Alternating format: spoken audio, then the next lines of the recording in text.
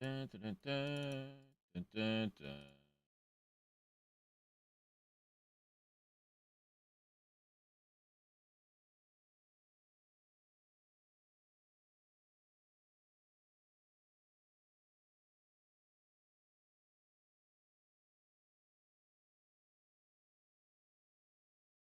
Dun, dun, dun, dun, dun. All right.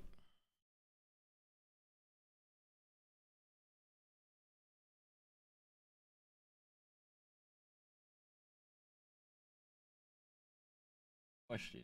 Did I put it?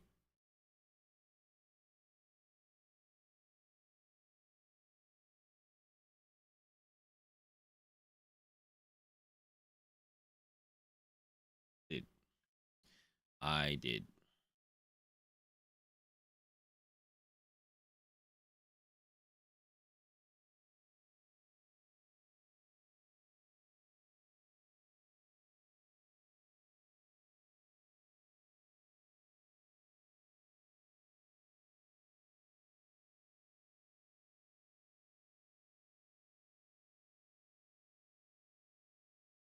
Memory duct.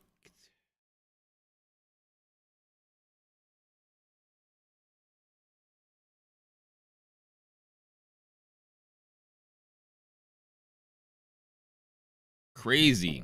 Happy birthday. What's up, Rat?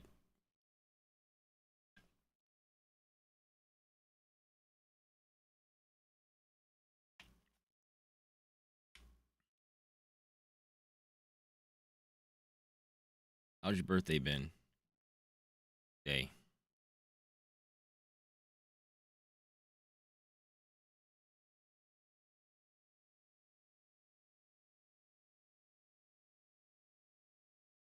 Let's see. Got a couple of videos I want to watch. My day is pretty good. My day is pretty good. I recorded some more Need for Speed Unbound that I'm going to post up. It's a new Need for Speed Unbound video. I'm going to post up tomorrow on my YouTube channel. And today we're going to be playing Valorant. Some more Valorant, whereas we're getting very close to the end of the act. And then next act, we're gonna hopefully try to push for silver 3, maybe gold 1. See what happens. But man, I've been watching some things about the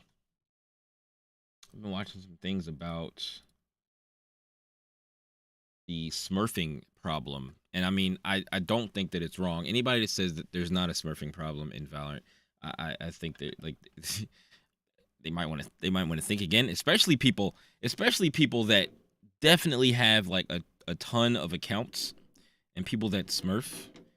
And there's just been a realization that there's just been a lot of either smurfing or cheating going on in like a lot of different games, and it's kind of crazy. Um, you hate when people hate on my playstyle? Yeah, I don't know, man.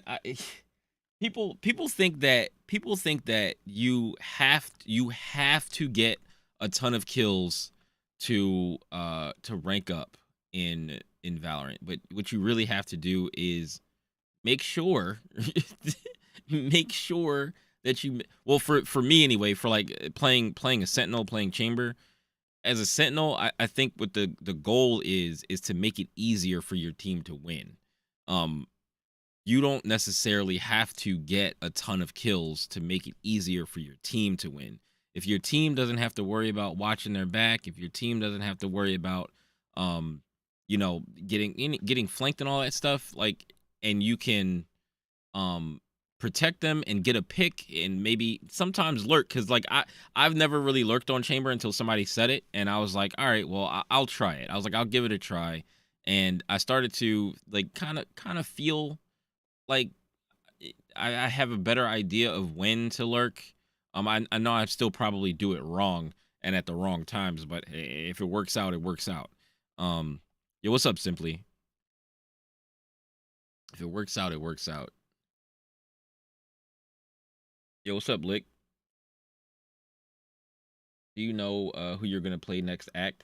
I mean, I've been of all the stuff that's been going on, like people telling me, play Killjoy or play Cypher. I'm gonna try one of them. Most likely Cypher, but we have that new agent, right? I don't know when the new agent is gonna drop. I don't know if the new agent is gonna drop next. Probably not next act, right? I wouldn't assume that they'll drop the Oni bundle and the new agent in the next act. Maybe act 3, possibly. But if they drop it in the next act, if the character is interesting to me, I'll probably be playing that character. But since it's a new character, everybody's going to be insta locking that character. But it's not going to be available in like competitive or anything yet. But everybody's going to want to play that character, so I'm going to have to play that character and probably another character at the same time, and like learn both characters simultaneously. Kieran, thanks. What's up? What's your rank now? Silver 2 right now. Let me open up Valorant. Actually, I got these two videos, I got these two videos I want to watch real quick. One, I don't know if I want to watch the whole video, but this one I want to watch this whole video. Why aim isn't holding you back in Valorant? No BS.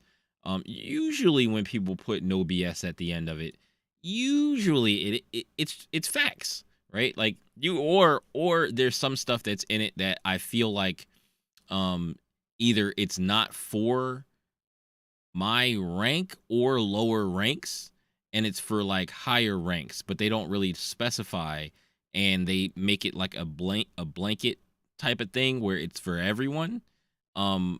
Usually when people say your aim is not holding you back, I beg to differ for certain levels of aim.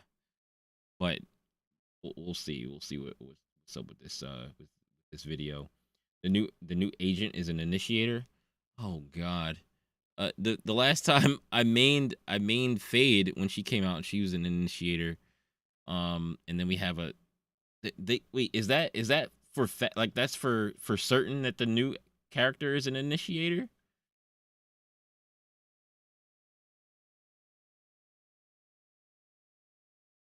That's huh. All right. Let me bring up boom. You mean Phoenix? I mean, the Phoenix stocks are up, especially with his flash. Like Phoenix gets a lot of mileage out of his flash. All right, let's see what this.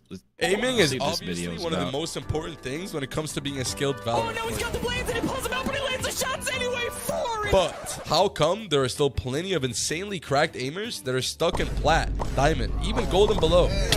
Insanely cracked aimers that are stuck in all the ranks. Because they make bad decisions. They push everything super hard. They have zero fear.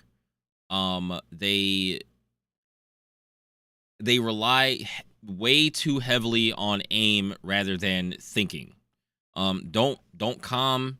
Don't work with the team. Only calm to blame the team for when things don't go their way. They tilt easily. They want to quit when their teammates aren't as good at aiming as them.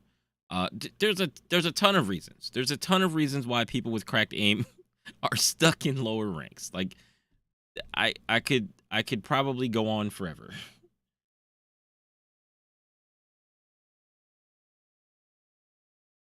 Oh, Plat 2 Phoenix. Silver and Plat are the two worst ranks to get through, in my opinion. So I've been watching some I don't know if you heard me say earlier, but I was watching a video earlier about the smurfing problem in ranks. I think I'm gonna rewatch the video again on stream. It was an Eggwick video, and he was interviewing someone who smurfs, and it was very insightful, and it seems to make a lot of sense. And it's somebody who had like 20 plus accounts, and I see that this is like a problem. Like it's definitely a problem.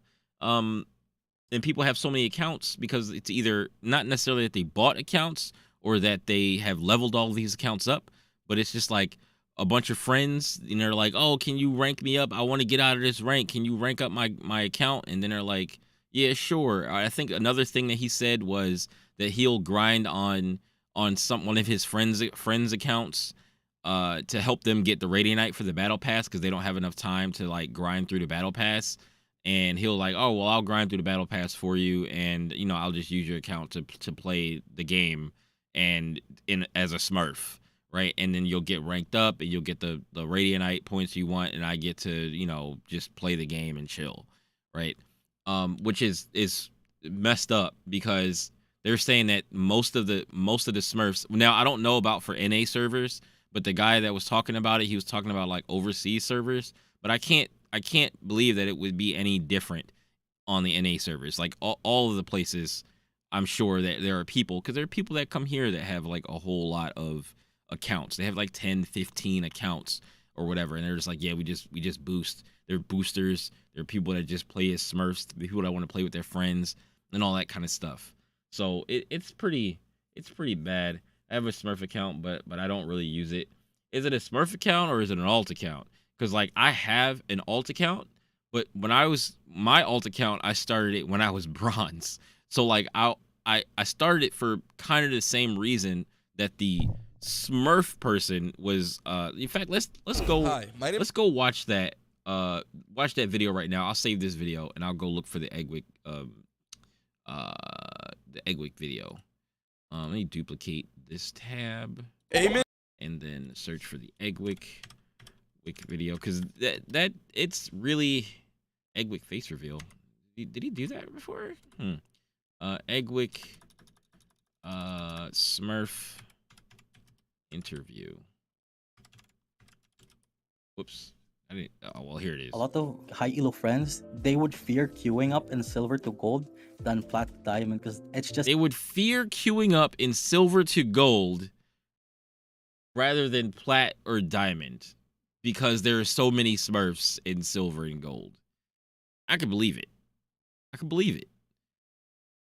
But whatever the case, if I'm still gonna play the game, I'm still gonna play the game. Because there's like, it's not like they're necessarily cheating, which it's still like bad ethically, technically, but it's not cheating, right? It's not actually doing anything that changes the game or aimbotting or wall hacking and shit like that.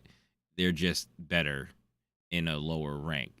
So like I don't necessarily have anything to be scared of. It's just annoying when my team is getting smashed on by these people that are clearly do not belong in the rank that I'm in, right? Because like if I'm playing in my own rank in solo queue, most of the time, like the game is fair, right? The game is fair.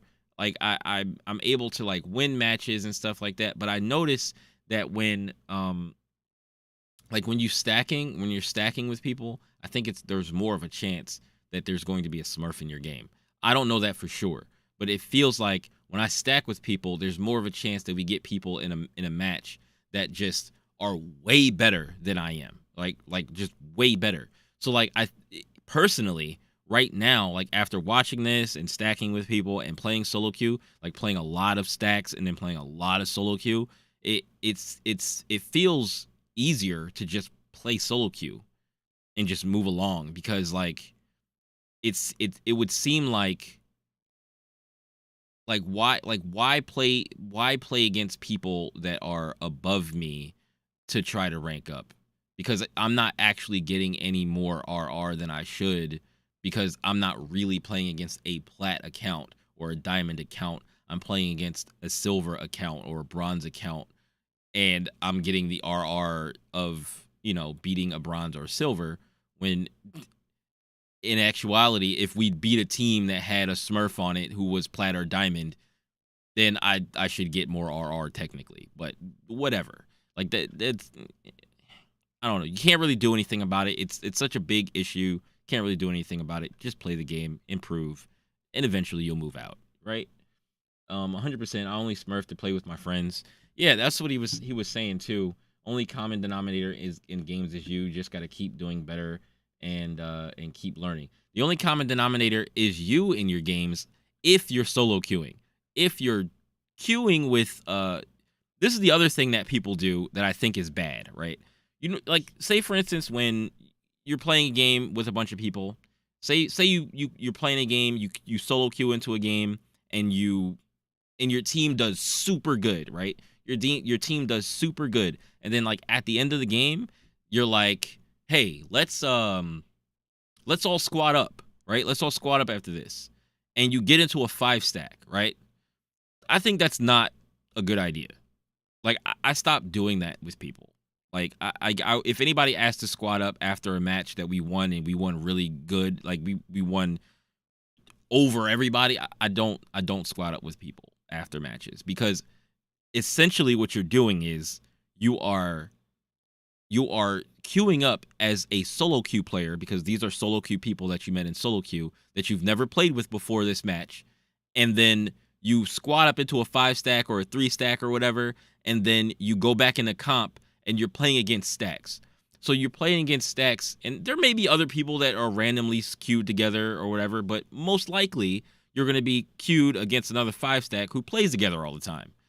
So like either you're going to get smashed or you might actually beat the crap out of the other team. But like, I just think it's not good. Like I think it's just not a good idea. If you're going to play at a 5-stack, play with people that you know and play with people that like you have like chemistry with, you know what I'm saying? Like, or like your friends and stuff. Like, I just don't think queuing with people from solo queue is a good idea if you really want to actually rank up. And they say that like if you're queuing into 5-stacks, there's more of a chance that you're gonna run into people who are smurfing on like lower elo accounts. It's just that like messed up. I think. Wait, And thanks for the really? follow. All right, team. So we're gonna be talking to our serial smurfer today. Hello, Mr. Dopa. So today you're our serial smurfer, right? First of all, what is your main account's rank? It peaked like Ascendant 2. Now it's Diamond 3. Oh yeah. Not just calling it baiting. I don't call it baiting, and I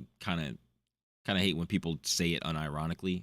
It's annoying. Okay, yeah, because of the rank reset, right? Yeah. Okay. And how many alt accounts do you have? I have alts with skins that can fill up a whole custom lobby, but all in all, I counted like around 20. Huh?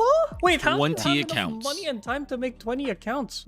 Is that all for smurfing? Not all, but like almost like half of it or like most of it. Because sometimes like a friend of a friend of a friend's account, they like let me borrow it. Damn, okay. I'm assuming that these accounts are like spread out with Yeah, in the like in ranks? almost every elo. So like I have alts in like almost every elo except Emo and Rad. Okay, but you don't own all of the 21 accounts, Oh right? yeah, like half of it I don't own it. Oh, so like 10 of them you own. Like, technically, yeah, I'd say so. Jesus Christ. Okay, and so this is the one of the biggest questions. Who needs to What touch is your grass? Motivation for smurfing. For me, it started off as like in a way of like a reassurance, because like I started off smurfing when I peaked plat in like episode 3. Mhm. I had some like rank anxiety and like insecurity issues, you know. So Mhm. like it felt like So this is the same reason why I made an alt account. Like I made an alt account while I was bronze, and I was like the first time I hit bronze 1, bronze 2, or whatever. And I was because you know I stream, so like I don't ever want to drop. Like I usually don't. Like that's the only anxiety I have, to be honest. Like that's the only anxiety I have is dropping ranks after I've raised a rank, because to me it feels like, oh damn, I might not be able to get back up to it. But I'm like, at this point I really don't care. Like I really don't care anymore, because like going of all the stuff that people come to my stream and they're like, oh, you're hard stuck silver. I'm like, yo, I've been silver for like 4 days. Like I hit silver on like Friday, right? And then like the next stream, which was Monday, right? I think it was either Monday or like Wednesday. Like people are like, oh, you're still silver? Yes. Yes. Like I haven't played that many games. So, but I do play a little bit more now off stream, because I do want to have the 100% being able to focus on the game and then try to, you know, rank up and stuff like that. Because I've noticed that like now that I'm actually doing well in my own rank in solo queue. So like people tell me, oh, you know, your 60% win rate on one agent doesn't mean anything, and I'm like, that's stupid to say. That's insanely stupid to say. But having a 60% win rate is insanely good. Like that's a good thing. Usually you only need a 50% or no, excuse me, a 51% or more to be actually climbing. If you have a consistent 51% win rate or higher, then you're climbing. No matter whether it's a slow climb or whatever, you're still climbing.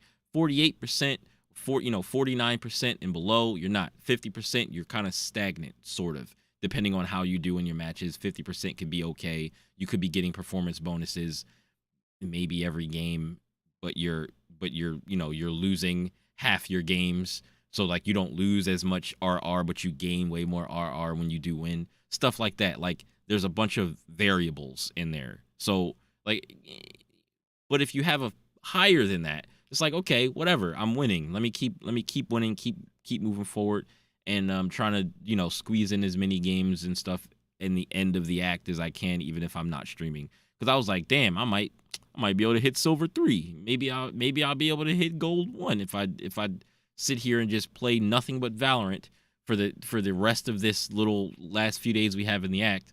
Who knows? But yeah, I didn't deserve my sometimes rank, really so like really I created bothersome though. some of the alts Mhm. that like I solo queued so that I could have like some sort of Gotta like play tons of ranked reassurance games to to say rank like, up. so to Maintain say a like, 60% win rate, and, maybe you'll I'm not pick up. that bad and that I What's up, belong in Saeed? that rank. Yeah, rank anxiety, Roop? I feel. But okay, is it more rank anxiety or more that you play with friends or you want to like, because I know a lot of the common reasons for smurfing is that their friends are lower ranked too, right? And okay. For me, it's more of like that's a big factor on Mhm. why I smurf too, but definitely it's more on leaning to like rank anxiety and just like reassurance about my ego, because like I'm a Reina player too, so like it's something about the ego. Right, okay. So is that how you learn to play Reyna? You smurf? You smurf? You get as high as you can, and then you smurf in a low elo with Reyna, and then that's how you learn to play her, right? Because all the smurfs seem to play Reyna, and they'll have like 30-something kills. Like we'll be getting torn apart, and it'll be Reyna with like 30 kills. It'll be ridiculous. But man, it's frustrating. Like my friend Fox. Like if y'all been here long enough, you probably have seen Fox in my games, especially like last act or the act before. He hasn't really played that much this act. I don't think he played that much last act either. So it probably was 2 acts ago. Where 2 acts ago and before, where we were playing a lot of games together. But the only time he could play with us is if we were 5 stacking. So it was like it would be him, and he was like plat. It would be Boba, and he's like silver around my MMR. And then there was Goated, who was gold, and I think Goated reached plat recently. And then there was like Gamer Bites, who he's like gold 1 now. Like he's been playing a lot, and I've been like looking at him, and he's like gold 1 now. When I started playing with Gamer Bites, he's an Omen 1 trick, and he was Iron 3 when he was playing with us, and I knew he didn't deserve to be Iron, but like he played a lot of solo queue, and maybe when you play solo queue and you don't really play with anyone, and you really don't have anybody to encourage you to do better, like sometimes that like I guess weighs on you, right? And you might, you know, feel bad about what you do in your games, and you might tilt a little more often, especially in Iron. Oh my God, in Iron. Iron was the worst experience. Like it was worse than any other portion of the game that I have been through.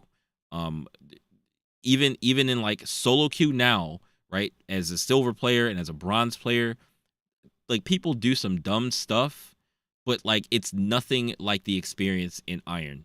Like Iron lobbies, there's a lot of my teams in Iron were very sad and depressed that they couldn't win, and it was just like, it's because y'all don't know what to do to improve, or you don't want to focus on the things that will help you to improve. so that you can start moving forward. And it was so depressing playing in iron. And like I wouldn't like you have to. I would say to anybody who's iron and trying to get out of iron, you have to just start watching a lot of like coaching videos so that you can learn and try to apply stuff to your own game and really try to work at getting better. You don't have to do some specific thing. Like you don't have to do aim training for a specific amount of time. Whatever you think you need to do, it's all about like fixing your mistakes and improving as much as you can. It definitely will require you to like be a little bit more disciplined with your aim. And as much as people say it to me and how much it gets on my nerves, like crosshair placement is crosshair. I shouldn't say crosshair placement. I should say crosshair discipline, because it's one thing to know about crosshair placement, as I do know about crosshair placement, right? But then sometimes you don't have the discipline to keep your crosshair up, right? Like the discipline and the muscle memory to keep it at a head height. And sometimes I may not do it all the time now. Sometimes I may have it at chest height and not realize it, and I try. And sometimes when I notice it, I try to push it up a little bit and make sure I try to have it at head height and pay attention to things on the map so I remember where heads are on when I'm looking in a direction. So I like remember all these like little landmarks on the map and stuff, so that I can try to keep my discipline to have my crosshair at head height. And sometimes I do. Sometimes I have it at head height. Sometimes I hold it holding an angle and somebody walks into it and I shoot them, and it feels really good. Sometimes I don't. Sometimes I get punished for it. But every time you get punished for something, you have to be able to look at what you got punished for and try to fix it the next time you're in that situation. Like you got to focus on that stuff. And that's what I try to do so that I naturally just grow as a player, right? And do you think that smurfing helps you with that Is rank Ascendant anxiety? considered Like when you good? go back to I play mean, with your I would main say account, is it's it an good, effective but way I'm to, like, silver, cope? so I mean, it's Ascendants definitely don't even think Ascendants beneficial are for good, me, or at but least I'd say it's at not least really some. that effective. But I It's think Ascendant is some high sort of like rank. something in your mental that you have to address within yourself. Mhm. And I don't think like smurfing is really gonna fix it, you know? Okay, so if that's the case, then why do you keep smurfing still then? For friends then? I mean, sometimes I play with friends. Mhm. There's this server, Mhm. like LFG looking for game server. Mhm. And then for me, like I sometimes like think that like Mm-hmm. I need to have like some people that deserve to be like not in like silver or gold or even No. See, this whole thing, right? With people that don't think they deserve, or you think that they don't deserve to be in silver, or they don't deserve to be in gold, they deserve to be where they are. Like, I don't care what their gameplay looks like. I don't care how good their aim is or whatever, right? There's a reason, right, that they're there. That's where their skill level is, right? That I'm silver. That's where my skill level is. Even though sometimes I may make I don't know, I may make good plays, I may have some like good aim or whatever. The culmination of all of the things that go into being a certain rank, they get better as you play in the rank that you're supposed to be in, right? The more you play in your own rank, you'll start to get used to what's going on in your own rank. You'll start to be able to fix the mistakes that you're doing in your own rank. You'll start to be able to exploit the things that other people are doing wrong, or at least that you think are wrong, and that you notice a pattern of people doing certain things, and you're able to like stop them and beat them. And as you get better and better in your rank, you'll slowly be able to be better than everybody in your own rank, and you'll start to move up. And that's when you hit like gold 1. You hit high silver or whatever, I guess like silver 3, gold 1. That's when you start to move out of that rank into gold 1, and you're like moving back and forth in that rank, in and out of that rank, right? So then once you're able to get used to playing with other gold players, you'll start to stay in gold 1, right? You'll stay in gold 1, then you try to push to gold 2. And then as you're in gold 2, same thing applies. You start to notice what's going on in that rank, and you start to get better and better in that rank, and then you move up until you touch plat. It's like it's just improvement. Like it's like slight improvement all the time. So like you belong where you are. Trying to get people and push them into another rank, you'll put them in another rank and then they'll just be there and then they'll drop down again, like, and then they'll feel bad because they're like, damn, I don't feel like I belong here. Like when I try to play in a rank way above mine, like it don't feel good. Like it doesn't feel safe. It doesn't feel safe. It's like I gotta prove myself, especially if I'm the only silver in a gold lobby. I don't feel like I belong there. People play faster. They have better aim than I do. They're quicker at doing things. They're used to things that I guess like silvers do already. So they're like I don't know, they're just better. They're just better generally.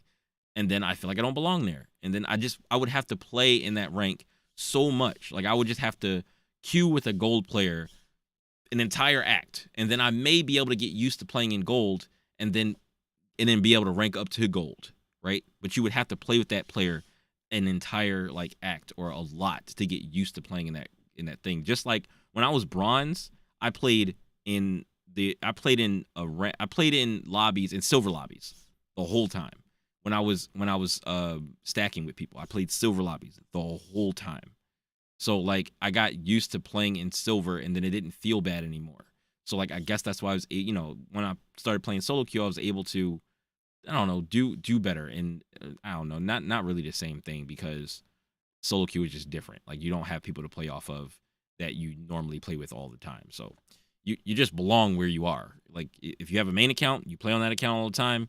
You don't really smurf. You don't play on an alt account. That's where you belong until you get out of that rank. So,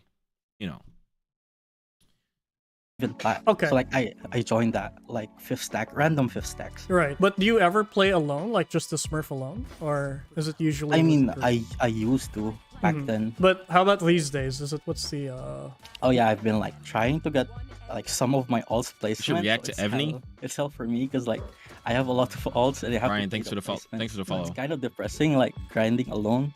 So like I rarely do it now, especially since like school is here. So like IRL stuff, it's there. I see. And okay, since you said you have like a lot of experience with smurfing, right? How Yeah. often do you actually fight other Smurfs? Like, let's say you're on your Smurf account, you're on Oh, your alt yeah. account. Like, out of 10, is it a common thing or? I'd say especially on fifth, I don't particularly like fifth stacks because like almost like every game you're gonna be like against a fifth stack and it's gonna be like against a lot of Smurfs and like washed up players. You know? Okay. So it's Washed up definitely no for players. me, but it depends if I'm just playing for fun. Okay, so if you're 5 stacking, that means that the rate of Smurfs goes up. Yeah, definitely. Like almost. Well, I could see that 5 stacking would cause the rate of Smurfs to go up, because people want to play with their friends, so they play on a lower. I mean, you don't even have to play on a lower account, but they'll play on a lower account to make it so that their friends don't have to play against higher ranked people. But like at the end of the day, like your MMR is like pushed super high because in the people that they match all against, because the good at the game friend is their MMR is through the roof in the wrong rank, and then the people who aren't that good at the game and they're with them, they're playing in their own rank, or they think they're playing in their own rank, and they just get smashed on by these people on the other team. And then also they might be Smurfs. Like there might be a bunch of Smurfs on another team, or there might be like two Smurfs on a team with 3 of their friends who are lower ranked than them, because everybody can't be super high ranked. So it's going to be more people that are lower ranked playing in 5 stacks with buddies or whatever. And then like, it just sucks. Like it just sucks. It sucks that it's so many Smurfs in the game. It just throws the rank system off. But then like I still have a 60% win rate with Chamber. So I guess I gotta be doing something right? Like maybe I've been beating some Smurfs. Who knows? Like Almost at every game. Really? Yeah, And would you that's say all from my experiences. It's gonna be we got stomped or we stomped them. and would you say that it's just one Smurf on the enemy team, or is it a bunch? you said, I have double sound. Let me check something real quick. I can't because I can't tell. But smurfing is fun. Smurfing is fun. It's only fun because you get to just beat on people who you just get to beat on people who aren't as good as The way you. I see it, especially I play on like Hong Kong and Singapore servers, Mhm. it's very apparent. I see it on my like Facebook timeline. There's a lot of like boosting, like Yeah, party Coyote. boosting. Yeah, that's- I coaching think type that's, thing. also- I definitely see it as more. I like either, staying a lot- alive. Just more than one, I'd say. Okay. Especially now. Since you say that, what do you mean by especially now? Like start of the act? Yeah, because I've noticed Mm-hmm. like there's a lot on my timeline. I'm seeing like different organization about like boosting, Mm-hmm. and it's very like cheap now. Like the prices. Like how cheap? Like $5 a rank or something? Yeah, something like that. And like to get the Radiant, it's around like $100 or something. Wait, what? Yeah. Like, To get to Radiant, it's $100. Like, why would you need to get to Radiant? Why would you want to get to the highest? Why would you pay to get to the highest rank just to be shit? Like, you're gonna be shit at the game in Radiant. You just to tell people or to tell your friends, yeah, I got to Radiant. Like, you went to school. Like, it's these kids. They go to school. Their friends play Valorant. They go in. They talking in at lunchtime, right? And then you're like, yeah, oh, I'm diamond or whatever. Yeah, Timmy's only bronze. Look at Timmy. He's only bronze. He's on his way to silver. He's so bad at the game, right? Basically what they be doing to me, right? And then and then Timmy goes and he takes his mom's credit card and he buys a boosting service to boost his account to Radiant. And then, like, he shows all his friends. He's like, yeah, I played a lot last night, and I got to Radiant. Or no, like, it's a couple of days. Like, it took him a couple of days, had a guy play on his account, and he got him to Radiant, or they boosted him to Radiant or whatever. And then, like, he's Radiant. Now he goes online, loads up a game, gets put in Radiant lobbies, Radiant Immortals, and gets absolutely dog shit on. And they're like, dude, how, like, what's wrong with you? Like, why would you do it? They're questioning everything that he's doing because he's not playing like a Radiant player. He's just getting destroyed. For what? Like, why would you even, like, why? Like, now you can't even have fun playing the game because you're not in your rank. Now you're going to be getting, like, literally shit on the entire time you're ever playing the game because you wanted to show your friends that you were Radiant. Like, what? Like, what? So dumb. Good players know when someone is boosted. Clearly, like, sometimes I be thinking people are boosted to silver, like literally boosted to like silver 1. Sometimes I be sitting there thinking like this person might be boosted to bronze 3, like and it be sages. Recently, it has been sages. Sages have been getting, in my games, have been getting like no kills. Like, the one sage in my game got no kills until overtime. And I'm like, halfway through the game, we're like, are you throwing? Like, no, like, it was funny because no one on our team was trying to like be mean to the sage about it. Like, no one was like calling the sage bad or saying mean things. It was just like, are you throwing, or like you haven't gotten any kills? Everybody's like, yo, just get one. Just get one kill. If you get a kill, we're winning this game. Like that, we were trying to like encourage the sage. And I'm just like, the sage is bronze 3. How do you get no kills? Like, not one. I don't understand. And then I spectated the sage one time while I was dead, and the gunfire.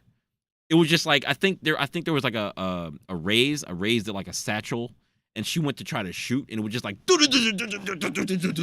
like they panicked, and I was just like, oh my god, this is why this person doesn't have any kills, because they can't aim their gun at all, like at all. There was one time it was me and the Sage. Sage planted the spike. The enemy Sage peeked. I killed the enemy Sage. There was another player left. I think it was like a Yoru or something. And then Yoru comes up and I get killed by the Yoru. And I'm like, yo, she was right there. All she had to do was trade me. And she couldn't do it. And I was just like, what happened? Like, I feel like you should have been an easy trade. And she died to the Yoru too. And I was just like, how, bro? They get boosted for just the gun buddy? For what?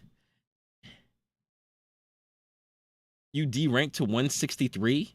You deranked to Radiant 163? Stop.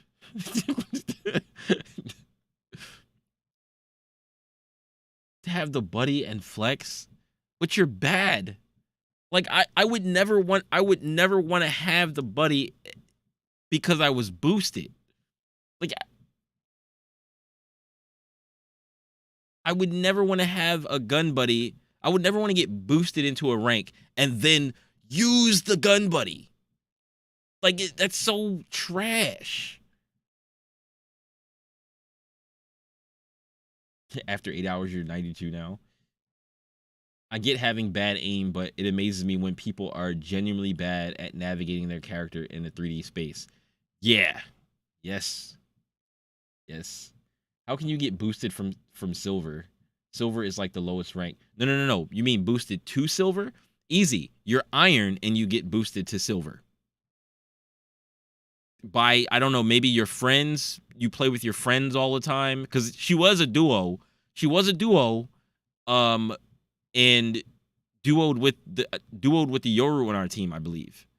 And I'm like, I don't know whether they like know each other or if they just duoed from another game or what, but they were duoed. How did she get into your game? Oh, yeah, she was duoed with another player. But no, she wasn't iron. Like, she wasn't actually iron. Her rank was bronze 3 or something like that. I think I was silver 1 during the game. And then, so, like, she was in my game with another player who was silver. She had no kills the entire game. And I'm not even sure if the Reyna was a Smurf or not, because the Reyna was like, I really want to win this game. And then, like, he acted like he really, really was trying to really win this game. And he had 48 kills by the end of it, but we went into overtime twice. And I'm like, I had 25 kills. I was in second place with 25 kills. He had 48 kills. And our Sage had no kills. Got 2 kills in overtime. And we were just like, because I saw her get a kill, and I was like, yo, Sage got a kill. And I looked at the leaderboard, and I was like, oh, she got 2 kills. Let's go. And then, like, everybody's like, oh, Sage got 2 kills. That's it. We win. We're going to win. And so that's what happened. That game was weird. Like, we won that game, but that game was weird. Yeah, I'm silver 2 now. I'm silver 2 at 40-something RR. I was at 69 RR yesterday, silver 2, but I was doing with people or off stream, and then we lost the game and we went to 40. I went to 49 or something like that. So I was like, all right, I'm chilling for the day. I'm not trying to lose another game. I'm gonna save this RR and I'm gonna just play solo queue tomorrow and see if I can push to silver 3. So.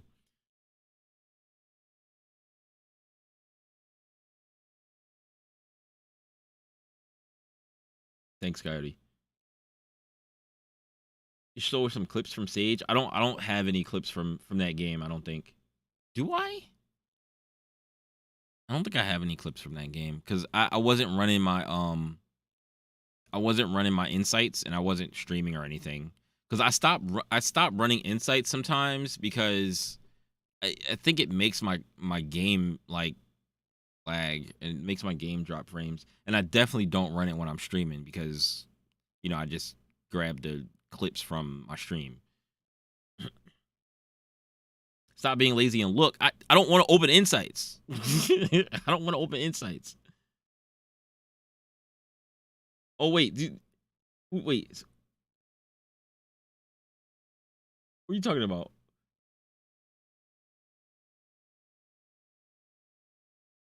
Goal 3 next week.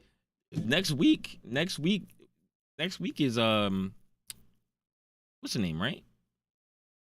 Had a gold in my game who duo with a plat 3. She went 5 and 24 on Sage. What is with these sages?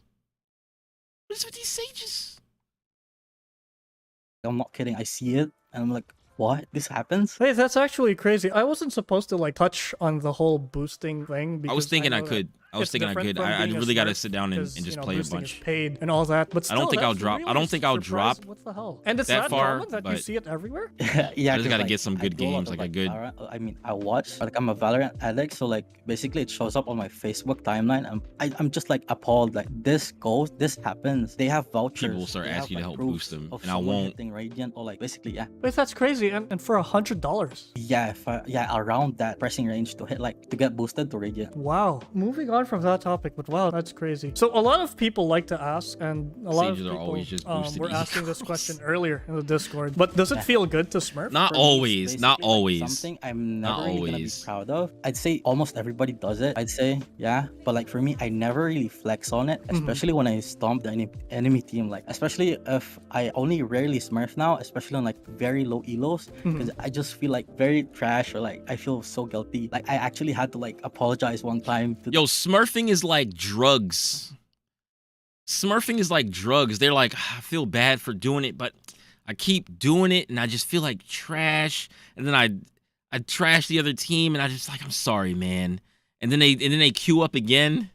the other team. But wait, when you mean that everyone does it, you mean that all your friends, or you just like what Like do you... in general, like in general. Oh, okay. So it's this is a common thing then, like smurfing. Yeah. Like I know a lot of people that does it.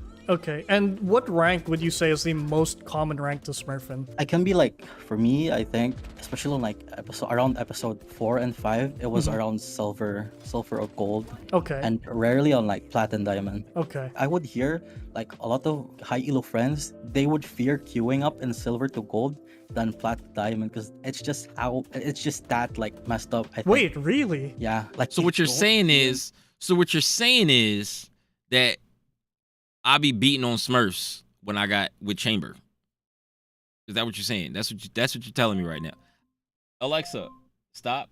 So you're telling me that I gotta fight through Smurfs all through silver and gold. And I mean it makes sense because like the diamonds, it's like probably like the diamonds and the plats and whatever that get to that rank, and then they get to the point where they're like, oh, I got to my gold rank. I don't want to lose it. I want to hold on to it as long as possible. And then they smurf on another account. Like, instead of just, I don't know, not playing the game or not playing comp for the rest of the act so they can get their act rank thing to put on their badge, to put on their card or whatever. But like I had rank anxiety for Street Fighter 5. I had rank anxiety because like I got to gold, right? I fought so hard to get to gold rank in Street Fighter 5 a long time ago, and after I hit gold, I was like, I'm never playing ranked again. Like I was like, I'll just play casual and I'll just learn in casual, because the thing about Street Fighter is that if you get to a certain rank in Street Fighter and then you play casual matches, it'll put you in those you have an MMR in casual, right? So in casual, it doesn't put you against anyone. It puts you against people of your own skill level, but you don't have to worry about losing, points. You don't have to worry about losing rank points, so you'll never lose your rank. So if you're gold, you can play against gold players all the time and never have to worry about it and learn whatever you want to learn. And then like eventually, maybe if you feel like confident enough, going back into ranked and then, trying to rank up from there. So eventually I did go back and play ranked, but like playing against like a gold players all the time, and you're going to stagnate eventually because, you gotta you get used to that rank, and then you'll never learn what other people of higher levels do, right? But then there's the people, the Smurfs in Street Fighter, or the Smurfs in fighting games, right? Where they literally will play maybe a couple of ranked games, get into bronze, right? And then not play anymore. And I don't know if they like necessarily do this on purpose, but they will get to bronze and never leave bronze ever. They'll learn the game, they'll be playing the game, but they'll never play ranked, and they'll play bronze forever. And then they'll sit there and post it on social media how many wins they have and how much time they spend playing the game, and they're bronze. And it's not like the same thing we're here where it's like, oh, we're hating on people for being bronze, but like they have the hugest ego that they have so many wins and their win rate is so high. Like if I went into Street Fighter V and played from a fresh account, I would breeze through bronze, probably 30 straight game, however many games it took for me to get from bronze to silver, or to maybe high silver. It would just be a streak. It would be a streak of games. I think like my highest streak was like 30, 40 straight games won, right? And it was like once I got to like 40 games and I was in silver and I was moving through silver, I was like, okay, how long is it going to take before somebody beats me? Because I'm not that good, right? So I was like, how many games is it going to take before somebody beats me? And then like eventually somebody ends my streak and it's like whatever. But then in Street Fighter, people will get streaks. They'll get long streaks, right? And then if you beat them, they'll just disconnect from the game and it doesn't end their streak. And then they queue up again and they try to go again and they'll just rage quit if somebody beats them because they want that high streak. It's so crazy. Like the competitive world of video games is so crazy. Not to mention in other shooters where they have like people hacking and aimbotting and wall hacking, and they do that because it's fun. It's so stupid. I was Diamond 3 last. How many guys are higher than Plat? It was Diamond 3 last time I played. Quit playing for 6 months after hitting gold. I haven't held a mouse in 2 months. I just placed gold 3, but the lobby had diamonds and they are different. I felt like I just started playing again because Ion inspired me to stream again. Oh, that's cool. I'm glad I could inspire somebody to get started and do some more streaming, because like I was streaming. I've been streaming for a long time and doing like trying to do content creation and get an audience for a long time. The last time I really had success on YouTube was probably like 11 years ago when I was playing like PlayStation Home, and I had like I think my old account had like 600 to 700 subscribers before I didn't have the means to make videos for that channel anymore, and I was growing fairly fast. And now on YouTube it is very difficult to grow a YouTube channel. Not that I'm discouraging anyone from trying or doing it, but like depending on what you're doing, like it could be very difficult to grow a YouTube channel. Like it's not like it was in the past. In the past, you could I feel like you could easily grow a YouTube channel if you just consistently post. Just like how TikTok is now, but TikTok is kind of moving out of that. But like when I started TikTok had explosive like engagement. Like it was ridiculous. Silver or gold, like they rarely do. That's crazy that the The only Smurfs thing that are changes afraid is of game other sense. Smurfs in So the silver. Smurf cannot Yeah. have fun. Damn, if okay, they that's kind of Emo wild. or And Radiant since and you playing say Fire, that you have like friends who are they're Smurfs only also, smarter, Yeah. would you better. know what the most common That's rank why for most Smurfs are? Smurfs Like, is it plat, MO silver, and Ascendant gold. players? Oh yeah, I'd say, true, like, true, Watchdog 100%. MMOs that are now ascendant, Mm-hmm. maybe around like gold to plat, or sometimes even I feel like you silver. get a lot of Since you viewers said on that you TikTok, fought at least. Smurfs, in Yeah, the past, yeah, I right? do get a lot. How do you I know get a ton of viewers from on one TikTok. Smurf to another? How do you know that they're Smurfing? Is there any like distinct behavior or any tell? Another type of thing is that their bottom fragger is like very toxic. Okay. And, like the vibe is just different, and then I can just like see how the game overall goes. Wait, so they're more toxic if there's a Smurf on the team? Usually, from my overall experience, especially the bottom fraggers, which The makes it bottom much more fraggers, ironic. Yeah. the people yeah, that are I not get good that. talk the most shit Wait, when they have somebody on their team Hey, doing let's see, amazing. what is the best agent Probably to duoed Smurf? with Or in them. your opinion? I know you're For a me, Reyna main yeah, and yeah. all, but I'd still say Reina, especially if like you're hard stuck in a certain rank, and Uh-huh. especially in low elo. I'd say Reina is like the best Love playing way for to hard skins. carry and to also improve. Just don't be toxic. I'd say. Okay, yeah, that's understandable. I feel like Reyna was also just built to kind of smurf on people, or just to hard carry games.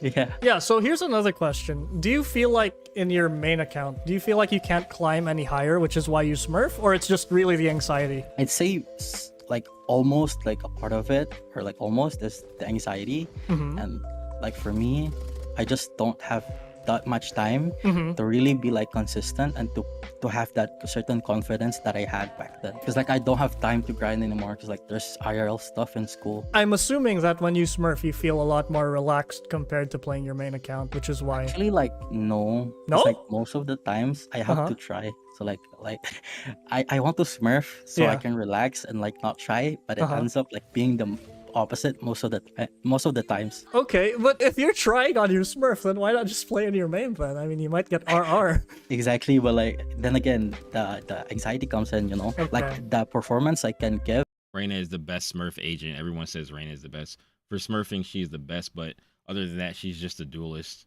That is what unrated is for. So like the crazy part, like unrated, right? I don't know what the difference is between unrated and swift play, right?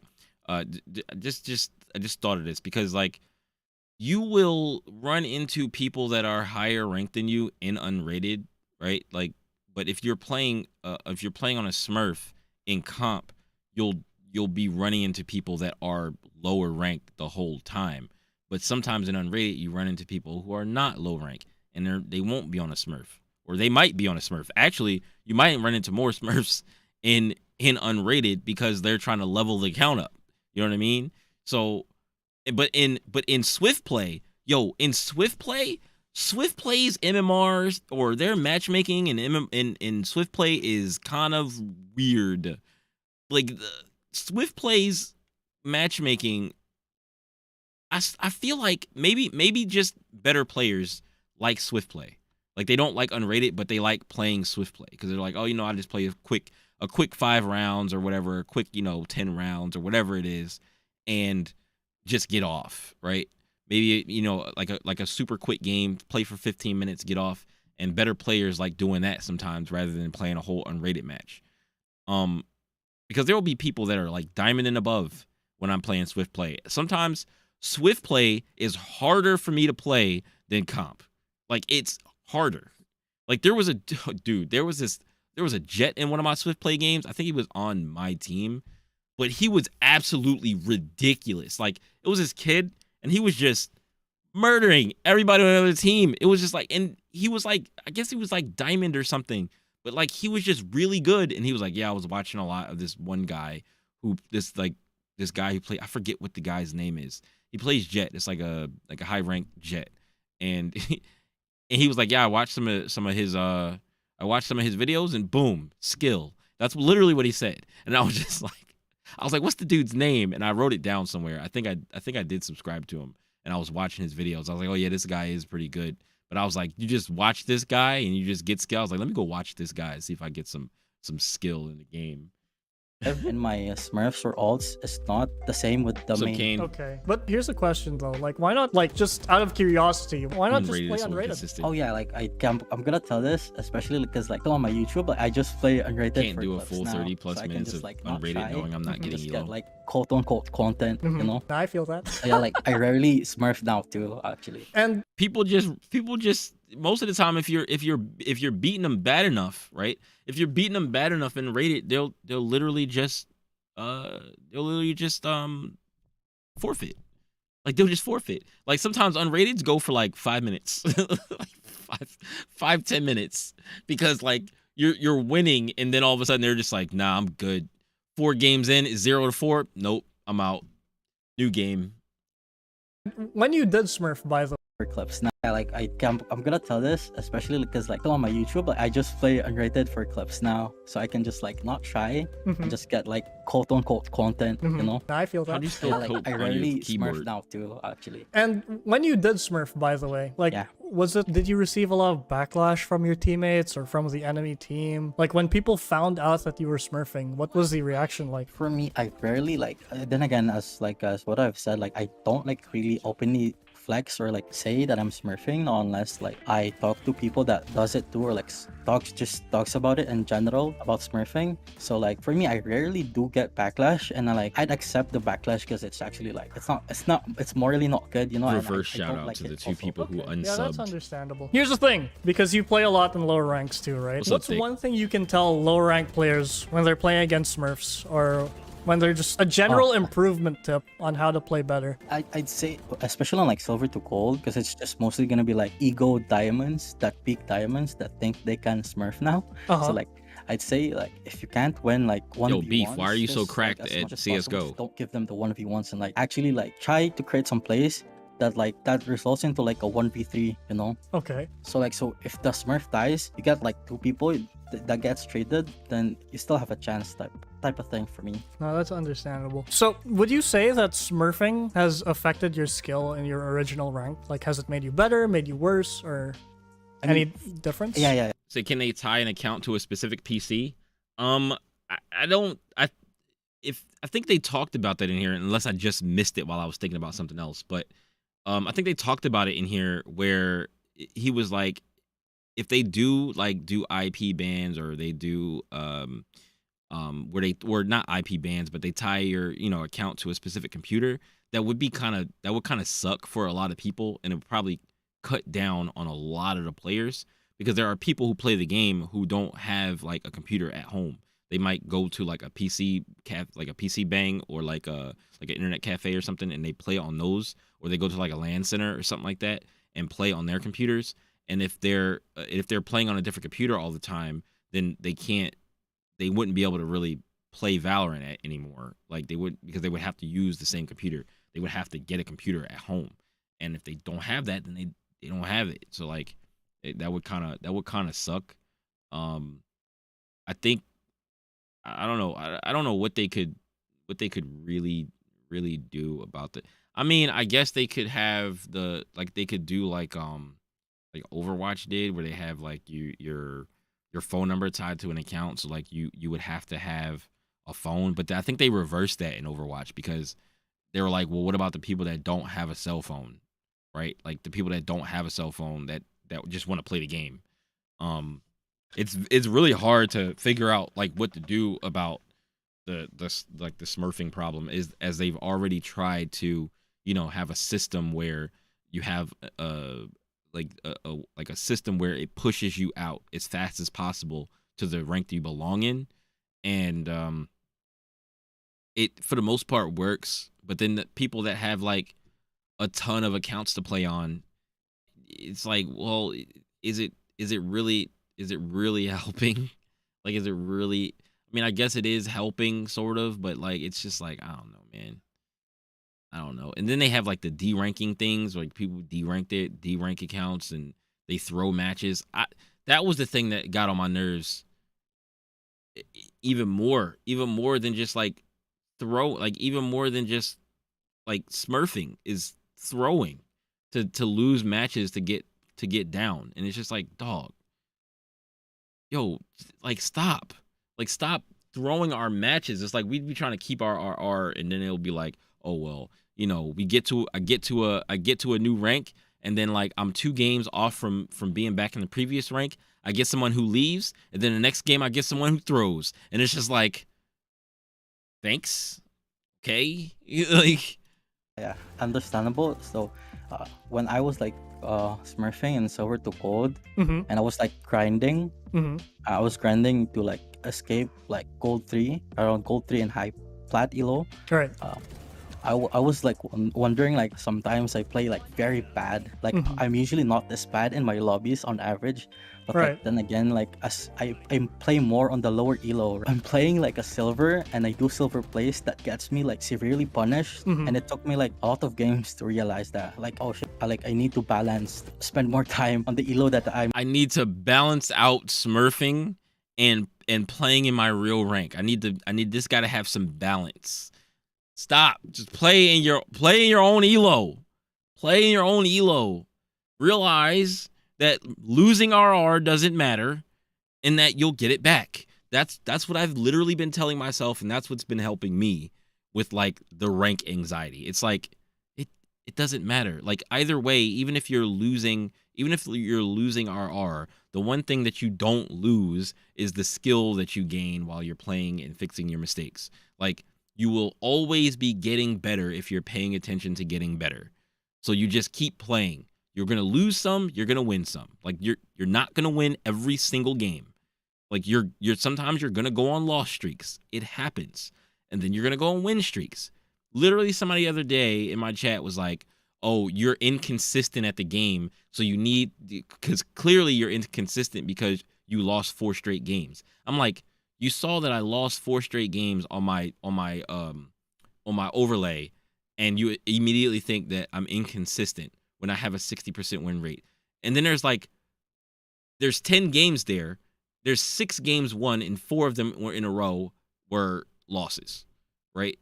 But there were then 4 next to each other that were wins, and then 2 on the other side that were also wins. So win-win, loss, and then 4 wins. Like you're gonna lose some games. Like that's just is what it is. That's how competitive works. Like you're gonna lose some, you're gonna win some. The higher you go, the closer to your ceiling you get, you're gonna lose more. If you drop down a whole lot because you had a really shitty day because you didn't know how to take a break or stop playing after you lost 3-4 times, you're going to drop a lot. You're going to drop down. You're going to be upset at yourself. You're going to drop probably into a lower rank. And then the next day you're going to get back on and you're going to be fresh. And then you're going to streak all the way back up to where you were. Who cares about the RR you lost? Like, it doesn't matter. You're going to get it back. It's like, just don't tank your RR. You're going to lose sometimes. Just don't tank your RR on purpose. Like, I'm trying to grind out for, Right. rather than like in alts or Smurf. Right, so you're not really The best they learning can do is too increase the much, time I it guess, takes to from make the playing account these ranked. lower elo hobbies. Okay, give Exactly. I hear it a lot I of my guess friends so. do, like, I actually guess that Smurfing would is, make like, sense. a bad idea, especially if you want to improve, because Mhm. But that like you're spending more time in the lower elo that you're not supposed to be in. right. Here's a question: when you make Smurf accounts, are you the one? maybe I think that would actually be fine. I think in the past that wouldn't be okay because in the past they didn't really have they didn't have game modes that I think people would care to play. Like, cause sometimes maybe you don't want to play unrated, but you want to play something else. And they had deathmatch. Deathmatch doesn't really give you that much, doesn't really give you that much experience or whatever. And then like people want to level up the account, so they're trying to play a bunch of unrateds. But now we have Swift Play. Swift Play is way more fun to play, way more beneficial in my opinion to play, because you get to play faster matches. You get to play faster matches, more maps in a smaller amount of time, and it's more fun. So you don't have to sit there for 30 minutes and play this long ass match that people might be throwing in, or that you might be getting beat in or whatever. Then there's Spike Rush, but Spike Rush is not like the real version of the game. And I think Swift Play is what the game needed. And then when we get Team Deathmatch, I think Team Deathmatch is going to be fun because I think they have the abilities active. So now you'll be able to play in Team Deathmatch and just be playing matches with 2 teams and still have abilities active. I think that's going to be really fun. I think that's going to be really fun, especially for people that are learning the game and trying to learn their agents and learn how to use abilities and like comboing abilities together. That's going to be a thing. You're going to be able to like just test stuff out all the time because you won't have to worry about losing a round in like throwing or whatever. Like it'll be fun. You'll be able to get to do a bunch of stuff and you'll be able to lose and not care. Like there's still definitely going to be people that care way too much about TDM and about losing TDM, because there is an Apex. Like I was playing Apex TDM just for fun. Like I just like playing TDM in Apex because I get to fight people all the time. I just get to jump into fights that I probably won't win and then try to win them. And then eventually you get better, your aim gets better, your movement gets better, and then you start to win a little bit more, and then it gets more fun. And then you get hit with Skulltown, and Skulltown is the worst fucking map in the entire pool, and I always hate playing it, but sometimes I play it anyway. But sometimes I just go play BR until it switches. But people just get mad. People will literally be like, "Oh my god, you guys are so bad!" At the end of a TDM match, like a TDM, you get nothing. You get nothing. We're just having fun. We're running around, shooting each other, respawning. Who cares? And people are like, "You guys are so bad. Oh my god." Just like, yo, relax, guy. One like leveling it up and all that, or are you buying pre-made Right, so accounts when you that have are games already where level people are 20? dropping 40s Here's the and the thing rest of though, the lobby is I 15 don't to 20. like buy accounts. Sometimes like some people would call me like a Radiant miner. So like there's this like friends that I know that has like a lot of skins in their account, but Mhm. they don't have the Radiant, right? So like I grind the battle passes that they like purchase, Mhm. and I just grind to get the Radiant that they want and just upgrade the skin. So it's basically like I get content with the skins Okay. and like clips, and they in return they get the Radiant that like they cannot like have the time to grind out for. I don't. I don't I play see. CS:GO. Yeah. I play It's kinda CS:GO like like a trade-off then, I guess. twice. Yeah, it's in a my good life. trade-off. I see. Okay. Do you? I know you've said that you kind of feel bad for smurfing, but Yeah. can you explore or explain a bit like your feelings? Like, do you feel guilty or bad whenever you play against others who are a lower rank, or if someone's being toxic to you, do you just let them have it? Especially like they're toxic, ended up like coming back, which happens a lot, like frequently happens a lot. I just spam like easy, like GG easy, especially on like the victory when the victory animation comes up. I just spam that. It's just something about the ego that helps me, type of Or a thing. lot of Right, 1v1s. So if they're toxic, I'm gonna let 29 them have bullets it. I'm in just my like mag. 100% try. But like if they're not, and especially if Know like for a it's a fact I'm gonna stomp, get I just feel armor bad. flash I baited. sometimes say like, oh, sorry, man. Gotcha. And okay, here's a question though. Like, when was the first time you started smurfing? From what I recall, when I peaked plat and when the Ruin Dagger came out, Ruin Dagger. That's like episode 1, right? episode one. Like, not Ruination, Even right? while You're talking moving, about you the get battle first pass, shot right? accuracy yeah, in the Battle CS:GO. Pass Dagger. Yeah, that's episode 1, Act 3. Oh, so Yeah, you've been so smurfing the entire That's time? crazy. when I peaked plat, so like maybe that's I didn't know around, that. maybe episode know that. 4, I'd say. Gotcha. I learned And something when here you're on today. the Smurf, actually, I forgot to ask this, but what's your win rate like? Do you lose often, or how's it looking? It depends, cause like I play on alternate accounts. Mm-hmm. The account I can play in for like a daily could like I don't know, maybe like around 45 or higher. Wait, 45% win rate? Yeah, because that was take note. I was just like hard stock, like peak plat 1 or gold 3. Okay. Smurfing and like silver, high silver, sometimes bronze. Wait, so technically it's not like a great win rate then, even if you're smurfing. Because Oh yeah, 45. because yeah, definitely, because like what call this? That was also the time where like, what's the good like smurfing agent? Because I was a sage main, and then like I just decided to I just decided to ego everything. Well, he can't know that for sure. Like he can't know that for sure because because he said he's playing on a bunch of different accounts. Some of the accounts are his friends' accounts, and he doesn't have a hard number on like what his win rate was.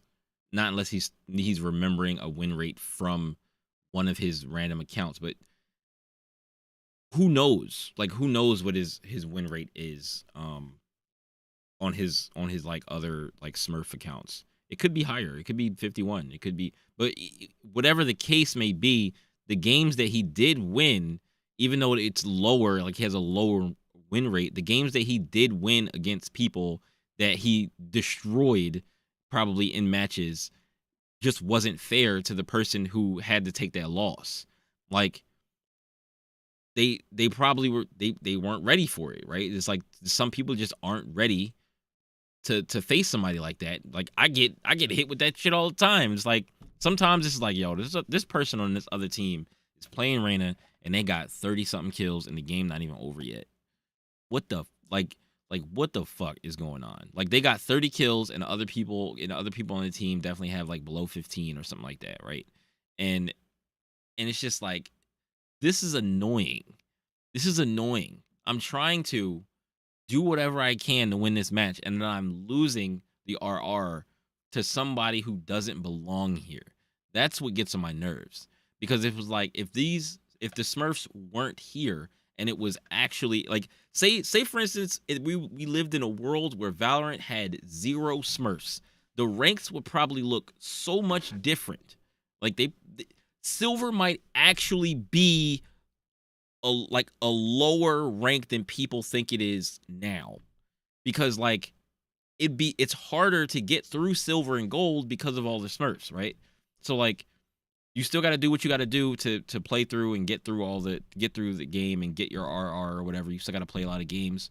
But I think people would, I think that the ranks would be further up. Like I, instead of me being stuck in, instead of me being like, I'm not necessarily, I don't believe I'm like stuck in silver. I just don't play enough games, right? So instead of me being in silver 2 right now, I might be in gold 2, right? But then like everything is moved up. Not to say that like I'm deserve to be in the gold that we know today, but like if there were no Smurfs, I would probably have won more games and then been in gold by now. And then like the people who are gold would be plat, so on and so forth. And then the, you know, like until maybe plat, not everything, because there's like a cutoff point where it's like it's probably the diamonds coming down from diamond or like the plats coming down from plat. So like somewhere maybe around gold, maybe I would be gold, or maybe like, I don't know, maybe gold 2 or something like right now. Maybe I'd be fighting to get into plat 1. Like, but you know, we won't know that because we don't live in that type of world. Like, I don't know if any of you guys saw the video about Escape from Tarkov, where the guy installed cheats on his computer so that he could go figure out how many people actually cheat in game. And he gave himself a set of rules where he was like, I'm not going to kill anybody. I'm not going to take anybody's like gear. I'm not going to do it. Like basically he just was walking around using wall hacks to test and see how many people were like other people were using wall hacks, right? And he would literally like just look at people through walls and see if they would look back or see if they were responding to how he was moving. And people would just lock onto him. People would just look at him through walls. And if somebody aims at you, like directly aims at you, their box would light up red. Like the box around them would turn from green to red. And it would be like, okay. So you know they're aiming at you, and they're aiming at you through a wall. And then like he did this thing where they like, oh, the wiggle. They wiggle back and forth. And if the other person wiggles back and forth back to you through a wall, you know they're using wall hacks. And this is like a thing where it's just like, okay, we're both using hacks. We'll leave each other alone. We have a truce. And then they go up to each other, and it tells them what their KD is. It tells them what their health is, what level they are, and all that stuff. And it's just like, yo, it was tons of people. The dude did 125 raids, and he found that there was like at least 60% of his raids that there were people hacking in his raids. At least 60% out of 125 raids. And it was just like multiple people in raids. And he was like, he couldn't test everybody in every raid. So he was like, it probably has to be way more people than that. Like the game is like effectively ruined, right? Effectively ruined. Because if it's that many people doing wall hacks and stuff, it's like you can't even be safe in that game. If like the whole smurfing thing with people with 20 accounts and 15 accounts and 10 accounts, whatever, like you know it has to be rampant in Valorant. But like I can deal with the smurfing. I'd rather deal with smurfing than dealing with literal cheating. Like I'd rather just deal with smurfing than literal cheating, because at least you have a chance to beat a smurf, right? You don't really have a chance to beat somebody who has wall hacks and an aimbot. Like you don't have a chance. But luckily Valorant fights that. Like they fight that, and we don't really have to worry about wall hacks and aimbots. Mostly, at least I don't think we do. Not to the level we do. Not to the level of like Tarkov.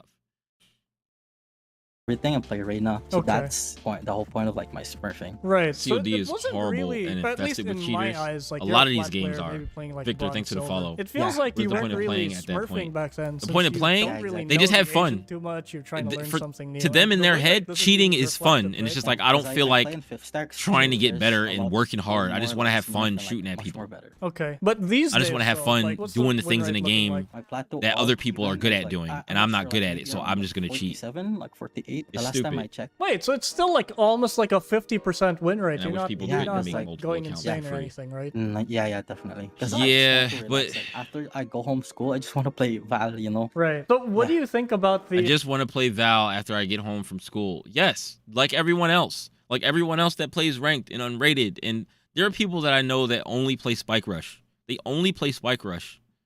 There's people that I used to work with that play Valorant and they don't play. Like I was like, oh well, I was like, because I just assumed that they weren't into competitive stuff.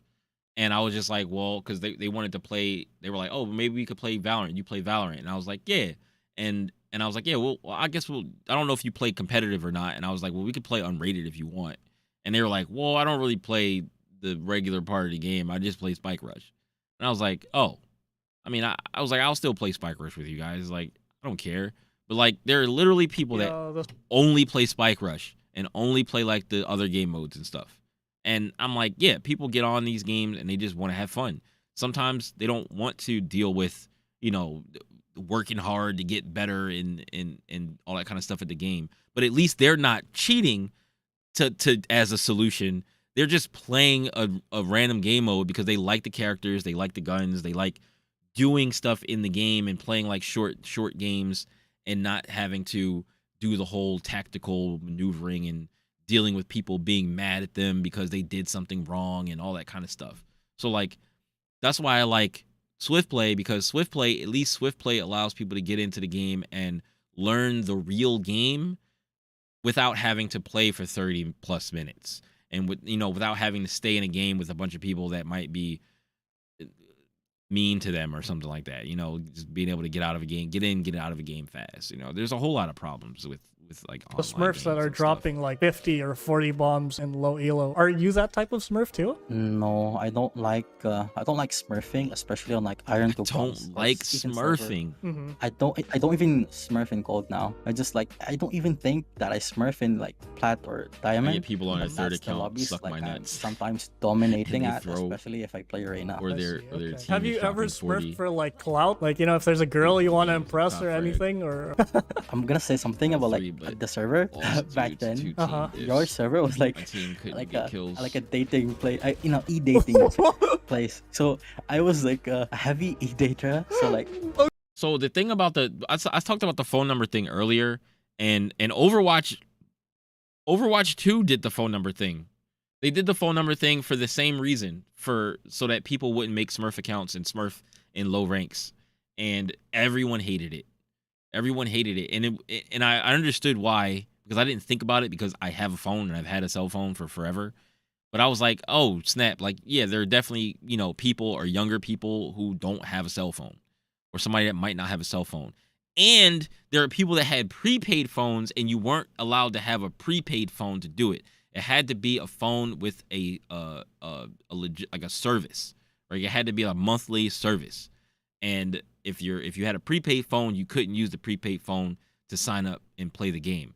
But there were I don't know if they still do it, because I think they vetted everybody who already had an account.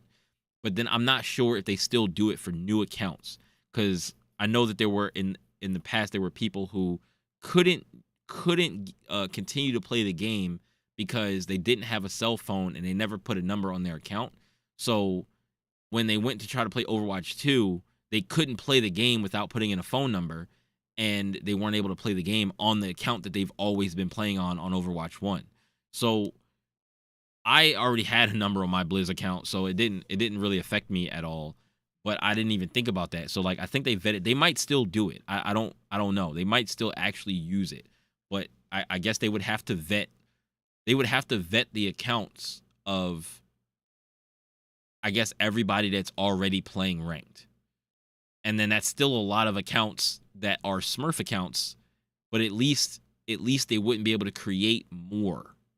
You know what I mean? Like they wouldn't be able to create more accounts if you had to tie it to a phone number. So that could be a thing, because then there would be like, you know, maybe it's two kids, a brother and a sister in one house, and they're younger and they both play Valorant, but maybe they only have their mom's phone or something like that, and there's like their mom can only put a phone number on one account.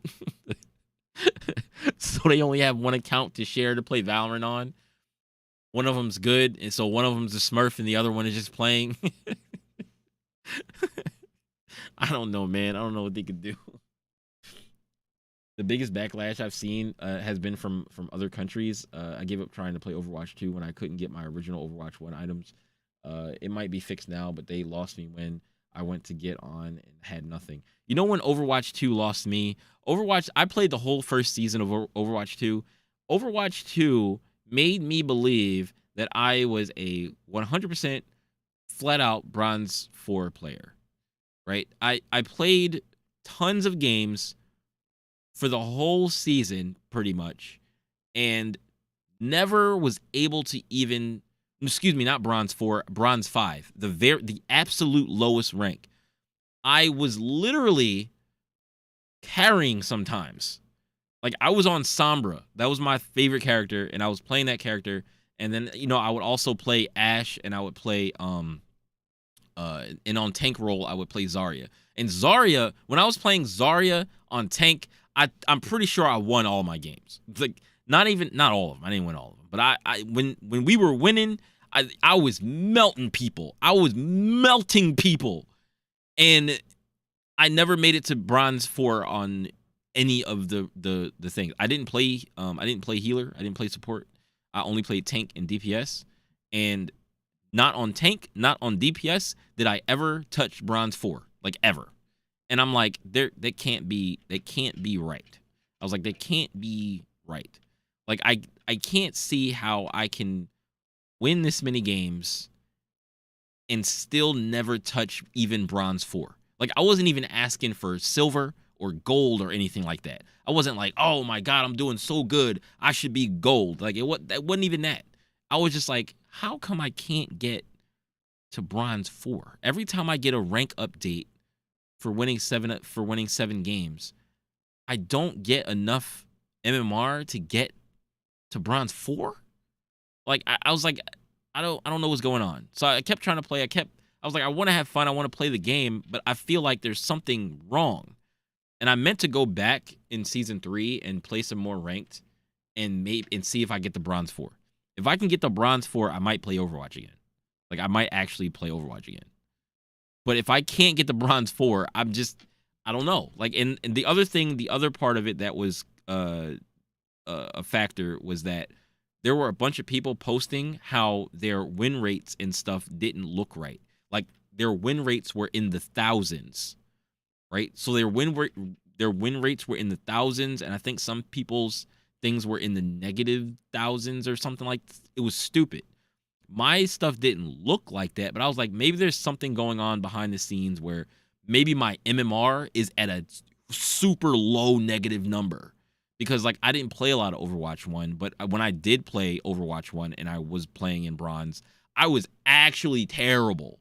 Like, there was a very marketed difference between the way I played back then when I was playing Overwatch and Ranked and the way I was playing Ranked to, like, in this first season of Overwatch 2. Very, very huge difference because I've been playing Valorant so much that my aim has gotten a lot better. So, and I was able to track a lot of things better. I was doing work. I thought about the game a lot different than I did back then. And I was winning games, and I know it was because of me that I was winning games. And I was never able to touch Bronze 4. It was confusing to me. And I'm like, you know what?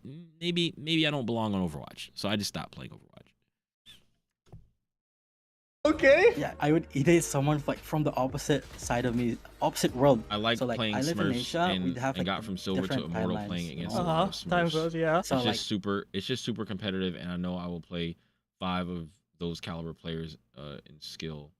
So I understand what you mean by, like, I like playing Smurfs because you get to play against people that are higher level, and then, like, you get to really, like, challenge yourself. But at the same time, it doesn't really help the community. Like, it doesn't really help everyone. Like, everyone doesn't learn as fast, right? They don't learn as fast. And at the end of the day, if everything is filled with Smurfs and levers or whatever, that's just something we got to deal with, right? So like at the end of the day, I don't care if I'm playing against Smurfs, as long as we can try to, you know, overcome whatever we're doing.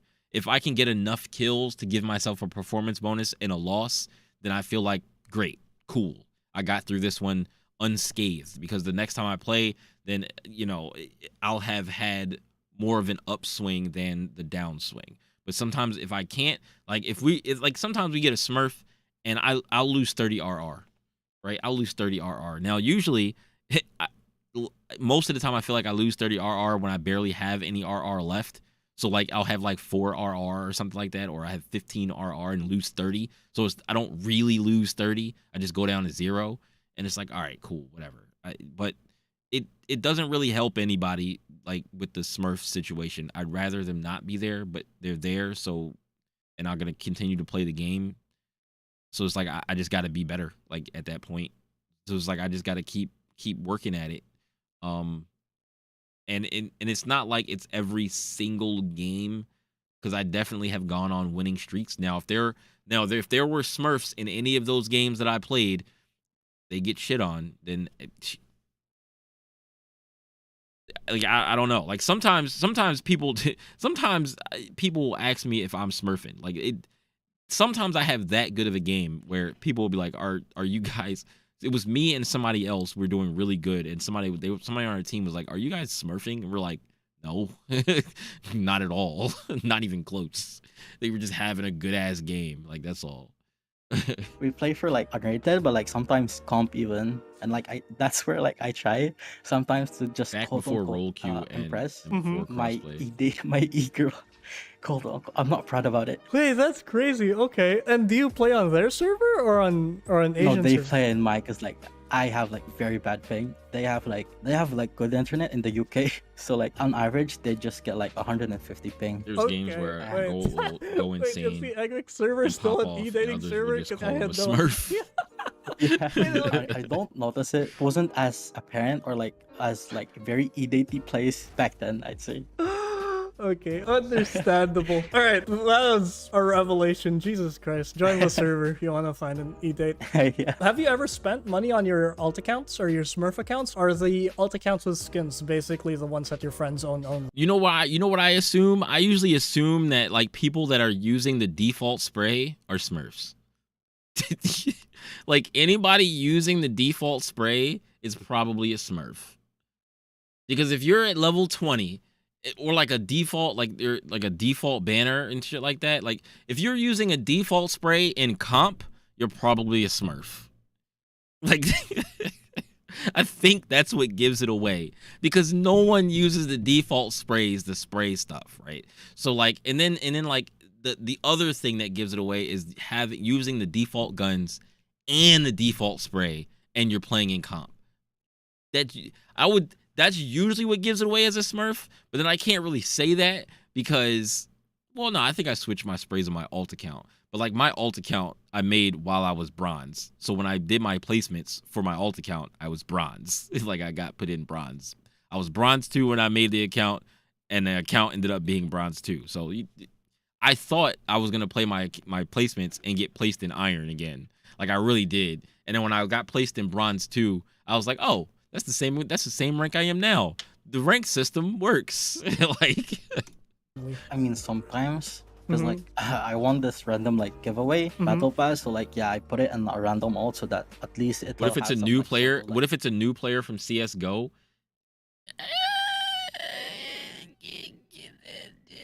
Possibly, but like that's probably not common, really. I feel like most of the people who play CS:GO, since CS:GO's not dead, like it's not a dead game, like plenty of people play CS:GO, like most of the CS:GO players are just going to be playing CS:GO because they've probably been playing CS:GO all their life. Or they're new players that play CS:GO, and like anybody that's good and plays CS:GO, I can't really see them, like I guess, switching to Valorant. But then like if their utility usage is bad, but they know how to shoot, that's probably a CS:GO player. Like, you know what I mean? Like they don't know where to put their smokes, they don't know where to or how to use their utility on their character yet, but they know how to like shoot and they have good crosshair placement. Probably a CS:GO player, right? That's ported over from there. But then if it's a person who knows how to use all your utility, and they're using their utility and they're killing everything, unless I guess it's a Reyna. If it's a Reyna, then maybe. maybe it might be a CS:GO player, but who knows? Most likely, it's probably a Smurf. Because I feel like if you had a main account that you've leveled up from 20 to play comp, and you were a new player from CS:GO, you would have probably bought some skins, maybe. Maybe you would have had some battle pass stuff. Maybe you would have switched up your skins, or not your skins, but your default spray, because it was your main account. Like your new account, it was your main account. You're like, oh, what's in here? How do I change all this stuff? Some people don't care about that stuff and they just want to play the game, but I can't feel like you played all the way until level 20 and never changed anything. Like, I have my alt account. I went on it. I played from level 1 to 20 to get to comp, but it took me longer because I have a main account and I played comp on my main account. And then while I wasn't playing comp and I wanted to practice, I would go on my alt account and play some unrated or whatever until I got to 20, and then I started playing comp solo queue on that account just to play. And I did have a bunch of default guns, but it was funny because they would put you against like during your placements, they put you against higher ranked players first, I think, to see how you do, and then like they gradually drop the players down. So like I would check the tracker while I was in my games, and I would have like gold players in my games or like plat players in my games, and then like if I didn't do well, like because clearly I'm not a gold or a plat player yet, then it seemed to like start to drop the players down. But like there was one time I was like in a gold silver lobby, and I was bronze, and I did okay. Like I think I mid fragged or something like that, and we won the game. And I was like, oh, you can do well, but most cases it probably was like, oh well, you didn't meet the requirements of a gold player, so we're not going to put you in gold. Like we know what your rank is based on how well you did and what your stats are and where you get kills and all that kind of stuff. There's probably a wealth of different things that they look at to tell what rank you are, like based on like other people in that rank, in some algorithm or something like that.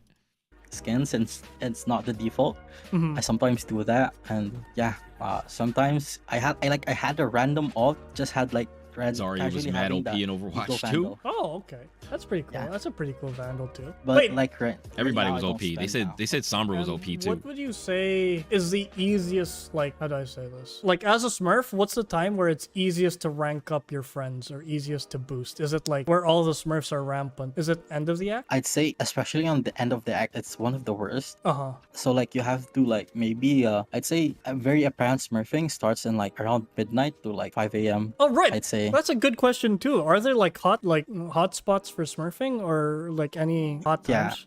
I mean, for me, like especially, I don't as much as possible. I want to grind and have Mhm. it like less Smurfs, prone to less Smurfs. Mhm. And this is on Hong Kong and Singapore servers. Mhm. I just play on like weekdays and like 7 a.m. to like maybe 5 or 6. Because after like midnight till the morning, that's when like apparent smurfing's gonna be, I'd say. Oh, that's interesting. Yeah. That's interesting. I thought. Wait, and do you know how old most of these Smurfs are, or is there like a common age range? Jamil, you sound like me, like, because like I feel like I'm pretty good, right? And like especially like when I was like bronze 3, like I just got out of bronze. Well, I got out of bronze 3 probably in episode 4, maybe the beginning of episode 5. No, it was probably the beginning or middle of episode 5 or something like that. I think I got the silver 2. I forgot. I think, is it up here? Do I have it up here? Performance. Silver 2, episode 5, act 1 is when I got to silver 2.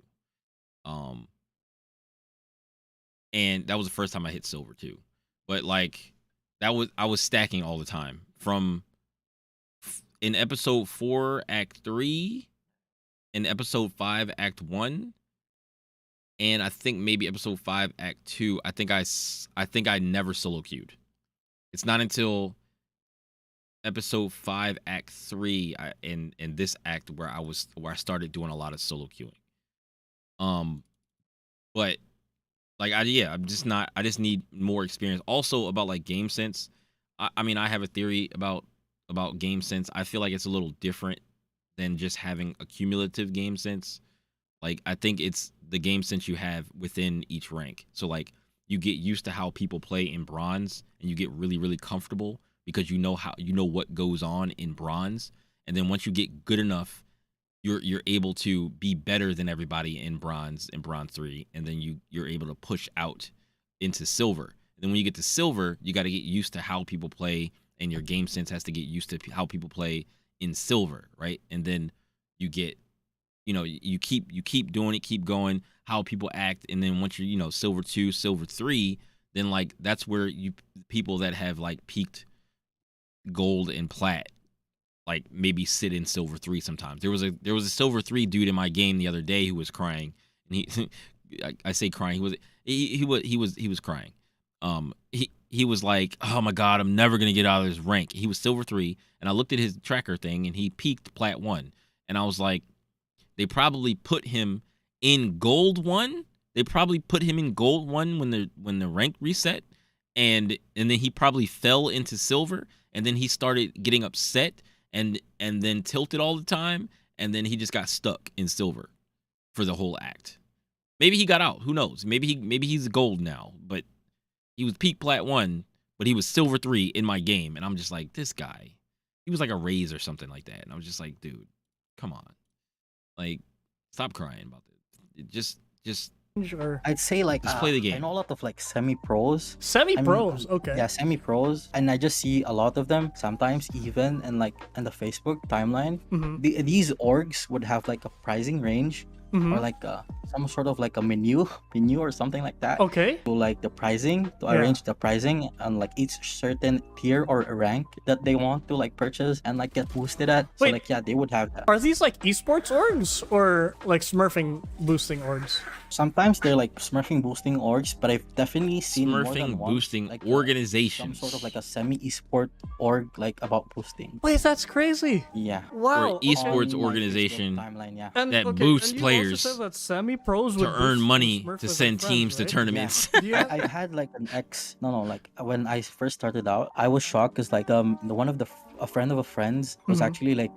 Rad or like Radiant in that certain episode. Okay. So I didn't know, but like yeah, they were just playing on their friend's account, and then we get Alright, I boosted, got or you. sometimes we lose and they'll get tilted because like Riz. I was a sage man. I was like Rizian. I was gonna be bad. Riz. I see. Wait, and do you Yeah. have any stories about these ex or semi-pros, pros, and all that stuff, or any Shadiest other juicy bronze? stuff? I'm not sure. Like I'm not bronze, I'm like, silver too. Live, Mhm. but I'd say they still have like the certain vouchers for this. But like maybe right now it's You don't not, need game sense it until you rarely hit plat. happens, That's especially on, not like, semi-pros, correct. 'cause That's it's not much more correct. apparent, and like it's much more like what do you call this, a lot Mhm. now. So yeah, basically from what I've seen, yeah, I've seen like semi-pro orgs trying to like introduce them to like boosting and stuff. Damn. And okay, I know you play on Asian servers, but do you think this is a thing on other servers too, or is it mainly isolated to Asia? For my They have experience, because like I just smurf, I'm not smurf, I surf on Facebook. Mhm. From my experience, I think only we're see it on Asia, I'd say. I don't know about like any other I just region. have it. Okay. Damn, dude, that's Situation. Yep. crazy. Oh That's yeah, and exactly actually, right. because like I Just wanted haven't to been in dig the deeper about situations this, to- like, to know what to smurfing do. Or like Mhm. And once you've been in a boosting situation a few organizations, times, Mhm. I've come across you like a you D-ranking get better service. at dealing with it. Yeah, a D-ranking service, and actually it goes for like it's fairly like expensive, I'd say. Wait, more expensive than ranking up? Not really. It's like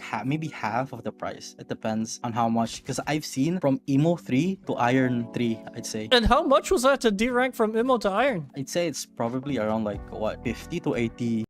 So you said, bro, I've been iron and bronze, and I've been ascended and immortal. I think I would know. I guess you. But so okay. So this is the thing, right?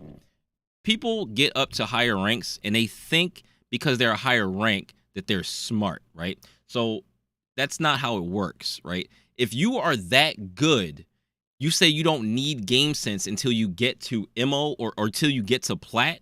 That's incorrect. That means that you were just good enough to breeze through there. That means you already had the game sense. It doesn't matter if you didn't run around and just, if you ran around and you literally just like shot everybody in the face and you never lost the game. Sure. But like, you didn't do that. I know you didn't do that, especially if you were new and you were like, oh, I'm iron and bronze. If you were iron, if you started in iron, then that means you were trash, right? There's no way that you could come from another game, start in iron, and not be bad. Because I was literally just there not that long ago. I'm not that far from iron. I'm only silver, right? So, you know, you think I would know. So if you're iron and bronze, you still need game sense. Like, you still need to understand how to play the game. You need to understand what you're supposed to do in each rank. You need to be able to understand where people go on the map, where people are going to flank you, where how people move around when certain things happen, how people react to things, right? If you know all that stuff, it helps. So, like, it's not that you don't need game sense. When people don't have game sense, that's when they get scared and they get jump scared and shit. Like, they'll be like, they'll be standing at one spot, or they'll be walking around, and then somebody will pop around a corner or swing an angle, and they'll just be like, huh! And it's like, that's because they have no game sense at all, and they didn't even think that somebody might swing that corner or be at that angle or be there. When you have the game sense, you understand that somebody could be where they are, or if you're paying attention to your mini map, you can understand how long it would take somebody to get from one point to another. So, like, you still need game sense to progress through the ranks. You still need aim and you need game sense to progress through the rank. I don't care what rank it is. I don't care what rank you are. And I don't know why higher rank people say that.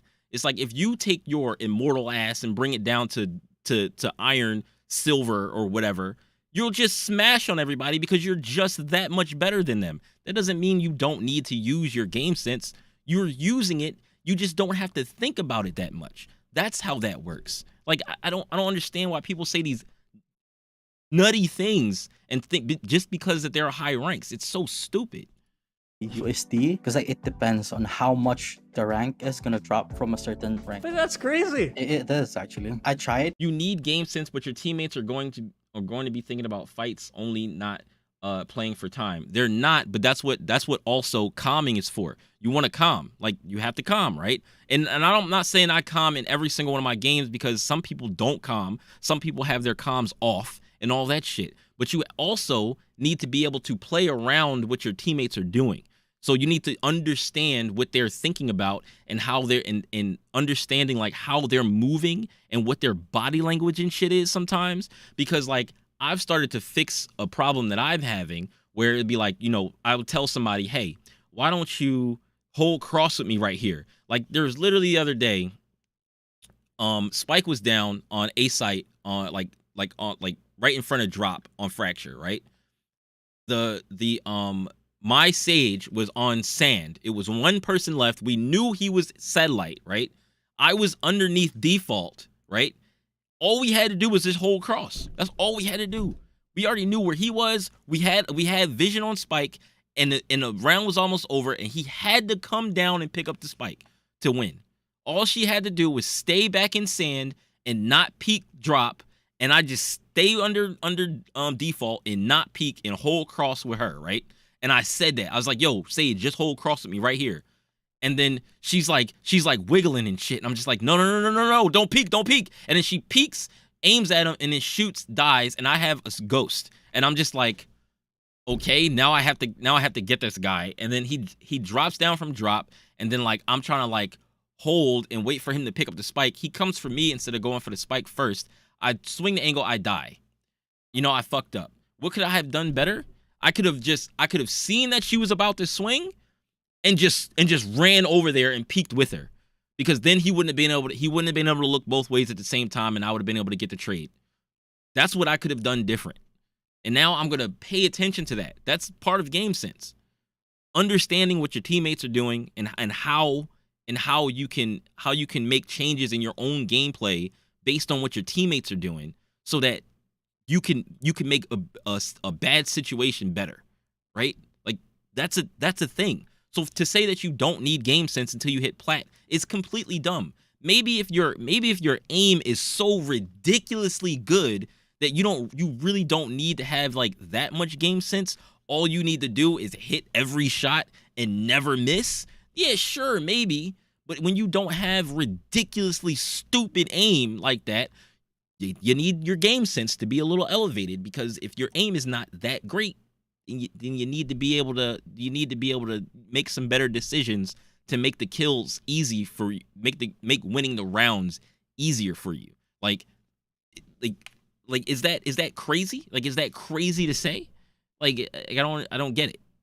and I've seen the pricing. Wait, so it goes you've around. tried it? No, I tried inquiring because I Oh. wanted to see if it's legit, and they'd have proofs, they'd have vouchers, they'd give me this some It sort feels of like most games something in like bronze. menu If or I'm like not the pricing alive, range, winning a which, round, like, you lose it. Jamil, you sound exactly you. This is the place for you. Here is the place for you. This is literally. You sound like you are preaching to the choir, dude. Like I've dealt with these exactly same things, and I've thought about it exactly the same way. It's like I feel like I need to be alive to make the situation better for my team to win. And in some cases, my team is fine, and I feel like based on the way they're playing and you know what's going on, they usually can take it, right? Especially if the team is talking to each other. Usually, I'm cool with the team. Like if I die, I'm like, all right, we'll probably still win this round. It'll be good, right? But if the team is not talking to each other and then I die soon in the round, I feel like, damn, I died. This round loss is my fault. I pretty much just blame it on myself because if I played better or if I made a better decision, I'd still be alive. Or if I didn't miss this shot on this person, I'd still be alive. That person would be dead. We'd have numbers.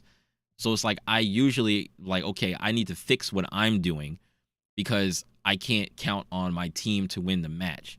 Sometimes I can, and that doesn't mean I try to be flagrant about what I do, but it's a little more reassuring when the team is at least talking to each other because then you know they're listening to comms or when people are giving good information and stuff like that, you know, you can get through the game. every other org will have about boosting, so they have it in the ranking. Damn, I'm pretty shocked at like all this info. Like when Yeah, talking about and what's more Yeah. surprising and funny is that Oh, it's he super has valuable. the ranking So services aim from playing, Asia, gotta NA, be- and gotta be EU. smart. all for the same Unless you price get for like blessed Maybe with not $50. the same price. team that I'm not understands. sure Yeah, about, like, having yeah. the same price. Sometimes you Maybe do. it Sometimes you depends get on blessed the with a team that region also, I'm understands, not sure. or at least Oh, talks. okay. Wait, I'm kind of like lost Yeah. for words here. I was like that too. That's actually crazy. Yep. Since you smurf a lot, how does it feel to when you get destroyed by other smurfers? Oh, it's definitely like more of like a humbling and sometimes like a learning experience for me. Because I'd learned like they'd play like very odd plays that just works. I was like, damn, I just like give respect. But it's not more of like a frustration thing. But Oh yeah, I rarely get frustrated, not unless I play on my main. Because like yeah, lots of like rank anxiety. That's where it comes. Yeah. I see. Okay, here's a question. What do you think Riot can do to combat smurfs? Like based on your experience, how do you discourage smurfing? I'd say maybe like I'd read something about like smurfing and like countering smurfing. So like maybe like if an account is like playing in a different places from like certain times, I'd say that's gonna be like an issue or like in suspicion for like smurfing or like account piloting maybe. But I'm not really sure about Account like, countering piloting. Smurfs. I see. Yeah, but that might be a bit hard to implement too, right? Yeah, exactly. Yeah, because I know a This lot of wall. people have like suggested for IP bans. never or seen that limiting wall one account per before. computer, and Yeah. that's Yeah. that's crazy because people can play in like PC bangs and Exactly, which I don't like agree very. Yeah, this is what he was talking about. Because like I know a lot of friends that play doesn't have like their own PCs, so they play on like these PC banks or like internet cafes. It's very big in the place where I'm at. Okay. And yeah, because if they did something like the IP thing, probably screw up those Yeah. those places too, right? Yeah, especially in like Southern Asia I countries. see. Do you have any like other info regarding Smurfs or things that you want to tell people about Smurfing or just in general about the topic? I'd say if you want like free elo, I'm not really free elo, but like if you're grinding and if you just have to like especially if you're a player from Hong Kong or Singapore, just don't play in Hong Kong. Wait, I Hong have Kong? like I have like it's the most like very NA server in like a very bad way. I'd say I've had like way too many bad experiencing, especially. in It's the most NA server, like our server. So you're telling me that our server is worse or very close to one of the ones that is the worst experiences? Hong Kong. Singapore is bearable. Mumbai, I play on it on like 120 ping, but like it's the best server. I'd say it's my main. Wait, why Mumbai? Is it like the easiest server or? I'm not saying it's gonna be the easiest. It's more of like convenient because like I rarely see Smurfs in Mumbai, especially. So like most of the Smurfs I'd say is from Hong Kong and Singapore, and I rarely see it on like Mumbai. Very rare. Oh, that's different from what my comment section says. But Oh, damn. Yeah, from my experience, like from my whole experience, I'd say. Okay. Yeah, I think that should be it for the interview, unless you have like any other things you want to tell the community or any like final words you want to tell people about yourself. Can I plug? Sure, I guess. You can search my channel or like Dope. YouTube on it's just dopamine, and like I actually hit a video where I reached 50k views. Like I'm very proud. That's crazy. This video was the 14th. This video was on Valentine's Day, and his account is Dopamine, and he had 36 subscribers. Let me see what he has now.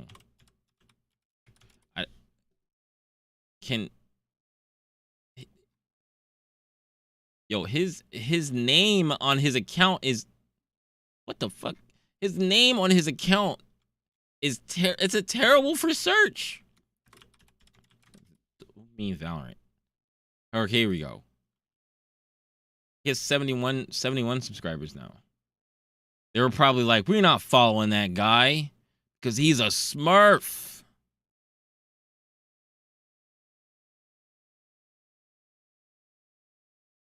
Plastic.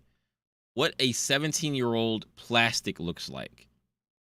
What a 17-year-old plastic looks like. Don't do it. Why you shouldn't buy Oni 2.0. Okay, wait. This one's only a minute long. This is 3 minutes. What is this?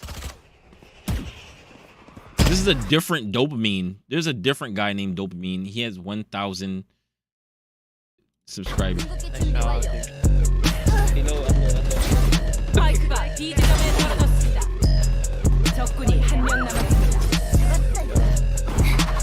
This shit is fucking noisy, man.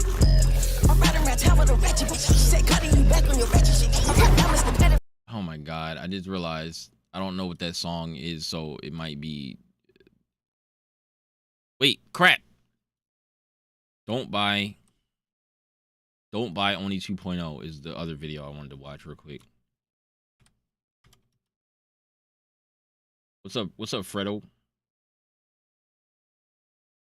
Frankfurt servers are nuts. Don't buy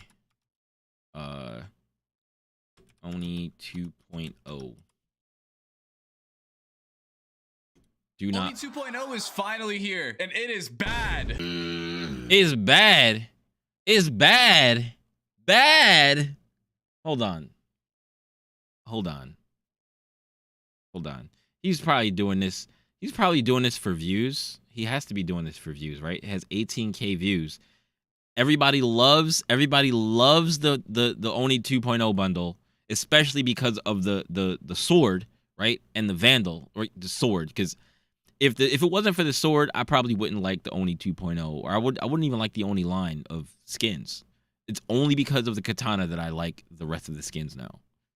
But the Vandal is specifically the one I want because I use the Vandal. I don't really use the Phantom like that. But I think I'm going to start using the Phantom a little bit more because I want to get used to using the Phantom and I like use it.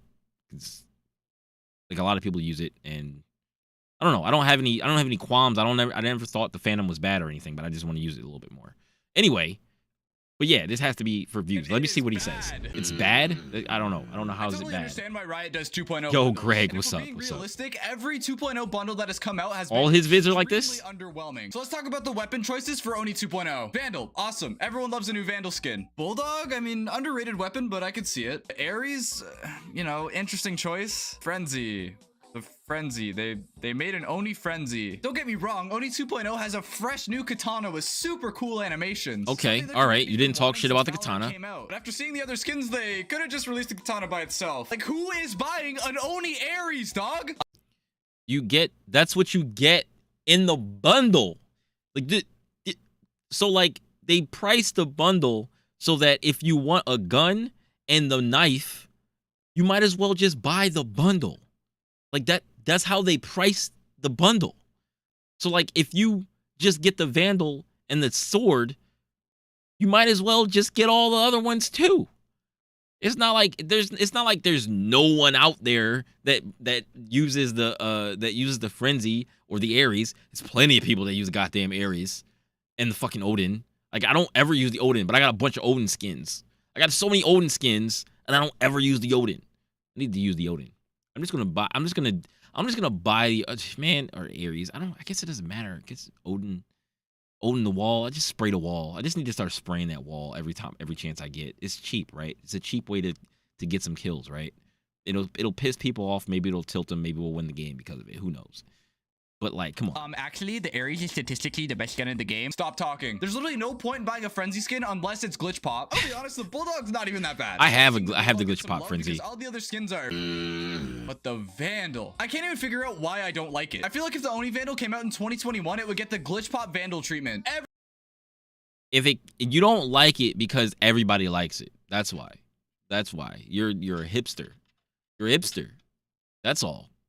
Like I didn't like the first bundle, but I wasn't playing during the first bundle. But when I see everybody is like, yo, the Oni skin is the craziest thing, I'm just like, I don't know. I don't really like it that much. I don't really like it that much. Like, I don't know what it is. I just didn't like it that much. But with the katana, if I got the katana, but I got the Vandal to go with it, or the Phantom, but I got the Vandal to go with it, it's gonna go hard. Like, it's gonna go hard. But I don't know. I don't know why. It's the katana. I think it was the trailer. It was the trailer. The trailer made me like it. Ass. If you're planning on buying the whole Oni 2.0 bundle, by all means, go for it. I've also made some poor financial decisions in my life. And if you're planning on just buying the katana, you're totally cool and unique, and everyone's gonna love you. Best gun in the game is the Phantom.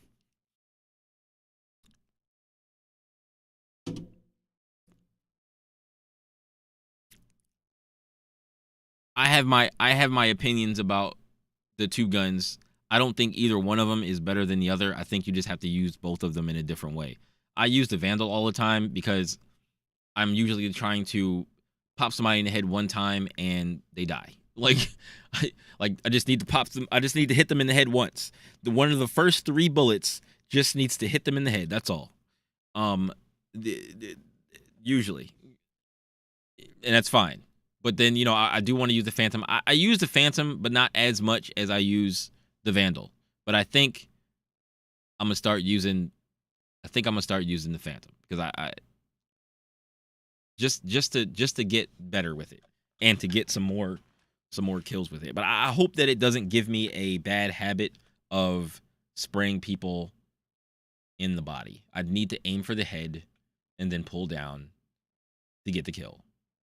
But still spray a little bit more than I do with the Vandal, but try not to make a bad habit of it. I think I won't have a problem with that. I've never understood the Oni love. It's only been starting to use the Phantom more, and I feel like I have been so much more consistent than the Vandal. I feel like it happens both ways. Like, I know there was a time where I used the Phantom a lot more than I used the Vandal, but then I started having the 140 problem where I would hit people for 140 too far away. But that was probably because I was trying to use it like a Vandal instead of just spraying like I was supposed to and recoil controlling. So I was like, I started using the Vandal because I was like, I keep hitting people in the head and they're not dying. I'm just going to use the Vandal. And then I started using the Vandal and I hit people in the head and they die, period. But then today I watched a video and it was like, look, the 140 problem is because you're just not spraying. Like, you're supposed to spray with the Phantom and you're hitting people and then you're not continuing to shoot. Like, you're bursting instead of like giving it a little extra, giving it a little more than a burst. And then you'll kill people. Because if you hit them in the head, all you got to do is hit them with like one more bullet. That's it. You just got to hit them with one more bullet anywhere, and they'll die. So like the fact that it shoots faster, and it has a tighter spray, should be easy. Should be pretty simple. If you can hit somebody in the head, I guess if you can hit somebody in the head with the Vandal, you should be able to hit somebody in the head with the Phantom, and then keep shooting. But with the Vandal, I just be like pop pop. Pop pop. You know, I just give it like a little short burst. Pop pop, pop pop. And then like one of the bullets hits them in the head, they're dead. Simple. But like, you just gotta be aware of how you're using either one of the guns. Phantom is superior everywhere except the map Breeze. Can you do this consistently? mean, yeah, because you're taking long gunfights, but you can definitely take longer gunfights on a lot of the maps. Like if I'm holding, like, say you just have to hold different areas. Like if I'm holding B main on Fracture. Fracture's a small map, right? If I'm holding B main on Fracture down the steps, and I'm holding it with a Phantom, and I burst, and one of the bullets taps them in the head, they're probably not gonna die because they're not close enough. So I have to spray, right? But if I'm using the Vandal and I'm holding and I hit and I go pop pop and they get hit in the head with one of the bullets, they're dead. It doesn't matter where they are, how far they are, they're dead. Like that's the reason why I would use the Vandal so often, because I'm like, I just want to use one bullet. I don't want it to take any longer to kill someone than it has to. That's why I use the Vandal. But I can see the benefit of having a gun that has a tighter spray and a faster fire rate. So I'm going to use the Phantom. Start using the Phantom more. I'm going to buy the Phantom more. Usually I'm scared to buy the Phantom because I use the Vandal so often that I'm just like, that's my comfort gun. But when I do pick up the Phantom, I don't necessarily do bad with it. I'm just not necessarily as comfortable using it because I don't buy it nearly as often as the Vandal. Is now a decent time to try to get into Any time is a decent time to try to get into Valorant. I'm let you know it's a very steep learning curve. Like as a new player, like you gotta be willing. Like you gotta be willing to lose. Like you gotta be willing to lose, and it's going to feel terrible because when you get hit, you go down fast. Like it's not like like Apex or Halo or like Call of Duty where you can take like half a clip of bullets and be fine most of the time. Well, you can. You technically can, but it's not. You don't have shields or anything like that. Like how you have shields in other games or where the time to kill is higher. Like you get hit in the head, you're done pretty much. Especially during rifle rounds, or somebody has an op, or somebody's good at hitting you in the head with like a mark, whatever. You're gonna go down fast in this game. You have to be aware. You have to be attentive to what's going on, and it can feel hopeless in the beginning sometimes. I'm not gonna lie, but if you're willing to stick with it and just play matches, play games, because you can't play comp anyway until you're level 20 with your account. But it doesn't really matter. Just play Swift plays because we have Swift play now. Before I would say play unrated, but I mean you can play either or. I would play like a lot of DM to get used to the guns. It's gonna be annoying. You're gonna get shot in the back of the head 50 million times, but try not to focus on that. You could play Escalation. Escalation would be fun to play. Like it's team deathmatch, but with every time like your team levels up to a new gun, you guys have to get kills with, every gun you guys level up to. So like that's like a different game mode where it's not really super punishing. So like you could play TDM or Escalation, which is gun game TDM pretty much. You could play that to get used to how the game plays and how you move and stuff like that. But you don't have any abilities, I don't think. I don't think you have any abilities. But Swift play, you have abilities, and the games are like 15 minutes long. Vandal is better for one taps. Phantom has better spray. Yeah. But that's what I'm saying. Like that I know, but I think people don't really pay attention to that as like the way you need to play the gun. So like they're like Phantom is superior in every way because of the maps, but it's like if I peek you from a long angle and you hit me in the head and I hit you in the head at the same time, I win with the Vandal. You know what I mean? Like if we pull the trigger at the same time and hit each other in the face with a bullet from outside the Phantom's distance, you lose. Like it doesn't matter what map you're on. If you're too far away, you could just lose. It just depends on your playstyle. 100%, definitely. I don't know. I really never ever have the 140 issue unless it's DM and I'm taking a longer fight than usual. Yeah, like if that's the way, like if you use Phantom all the time, you probably wouldn't have the 140 issue. Like I think it's because I use Vandal and I'm used to shooting like it's a Vandal and I only burst most of the time and I'm not comfortable with spraying. So that's why I was like, I need to get comfortable with spraying people. Because I think if I got better with the Phantom, I think it might make my stinger a little better. Yeah, I think it might make my stinger a little better. I found that I had to pull down with the stinger a lot more than I thought I did. So I was trying to also practice stinger. Because anytime I take the stinger, man, it's hit or miss. And I'm just like, I need to get better with this gun. Because I keep hearing everybody talking about, oh my God, the stinger is so broken. It's so good. The spray is so good on the stinger. You could run a gun with it. You could do this. You could kill people from this. I'm just like, I think the stinger sucks. But it's because I'm just bad at it, right? But my friend runs the stinger all the time, like sometimes 100% of the time, and he's sick with it. He's sick with the stinger. And I was like, I want to be sick with the stinger, but I don't want to be as sick as him with the stinger. I don't want to be stinger main sick with the stinger. I just want to be good enough to pick it up and do damage.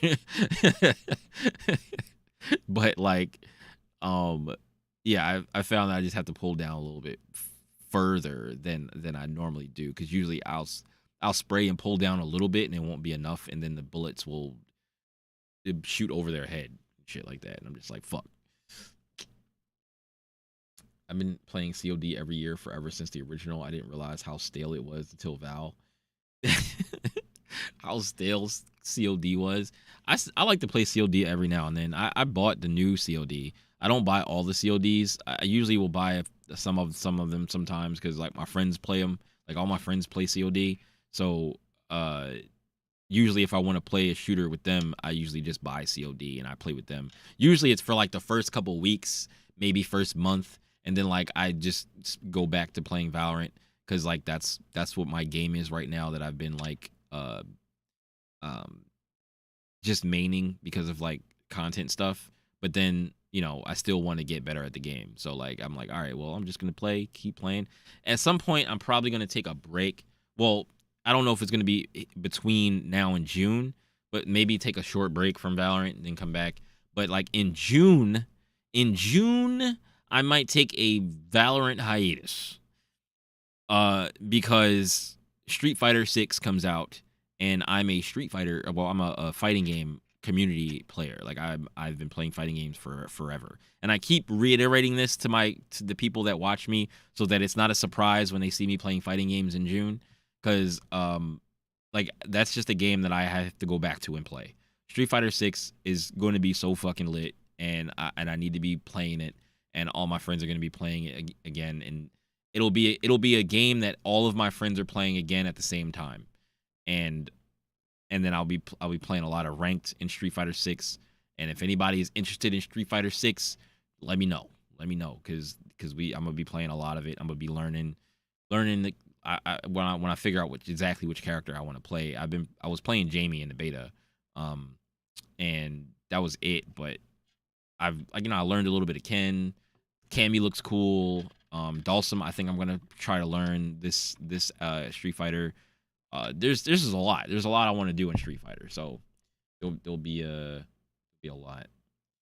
I don't think Stingers is worth it now because it costs 1,100. I'd rather go Sheriff. Possibly.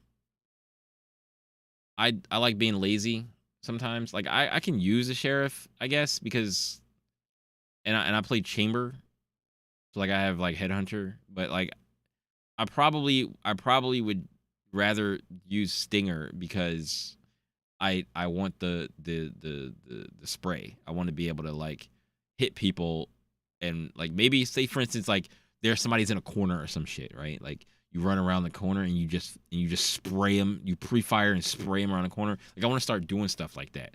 I was playing a DM yesterday, and somebody was running at me or running and stuff with guns and firing.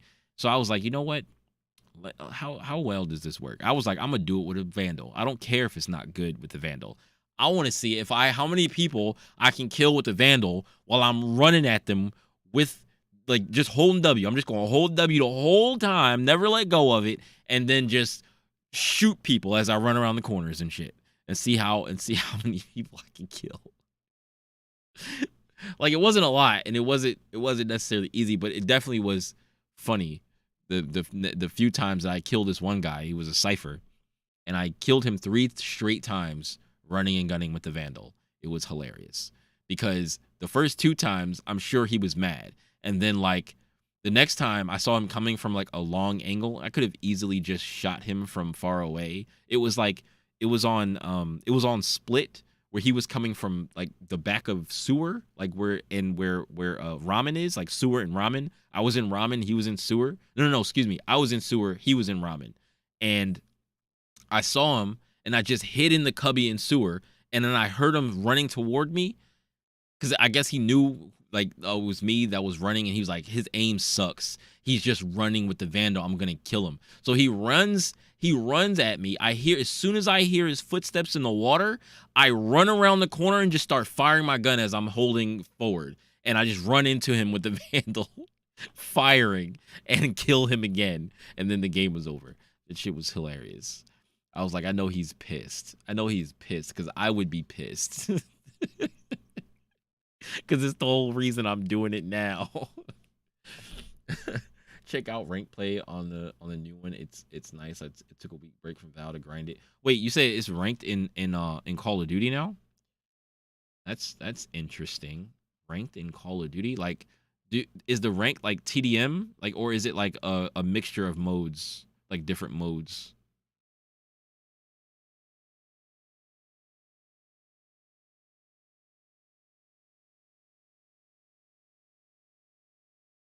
Tekken 8 is another game I'm going to be playing.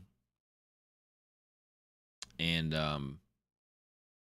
Valorant's fighting game. Can't wait for that. That's the holy grail right there. The holy grail. Valorant. I mean, not Valorant. Did I say Valorant's fighting game, or did I say Riot's fighting game? It actually did make sense. She was on Spike. No need to be so condescending toward him. Wait, what? Good job, KJ. Grab a Spectre, KJ. Or someone throw. It actually did make sense. That is, wait. Why I said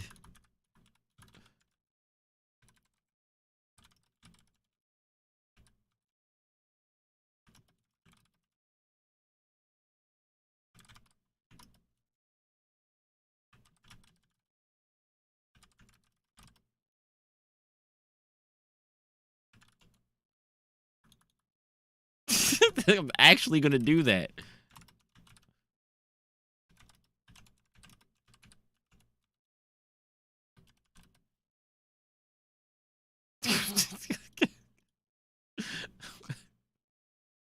Like what? Like what? KJ Spectre and take another one. That makes sense. That makes sense. This is the whole thing. Good job, KJ. Grab a Spectre, KJ. Or someone throw KJ Spectre and take another one. That makes sense. That makes sense. I like that calm. Throw her a Spectre and grab another one. I like that calm. That makes sense. I'm gonna remember that. Good job.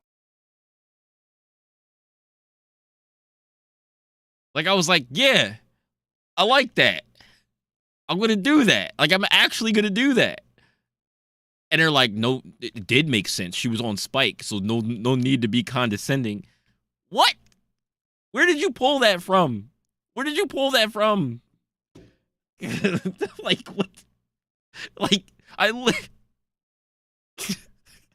like, I forgot. I cut the part out of it by accident where I actually pick up the Spectre and throw it to her.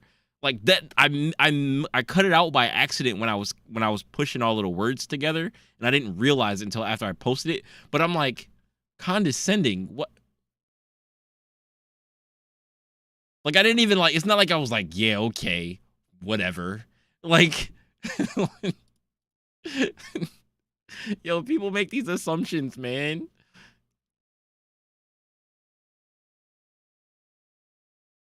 condescending tone. I didn't have a condescending tone. Well, maybe it sounded like that, but I wasn't actually being condescending. And I didn't even, it's not even like I said that in the mic. Like, I didn't say that in the mic. I was just like, yo, that makes sense. Like, it was just dawning on me that I was like, damn, that actually makes sense. I'm going to do that. Definitely. Like,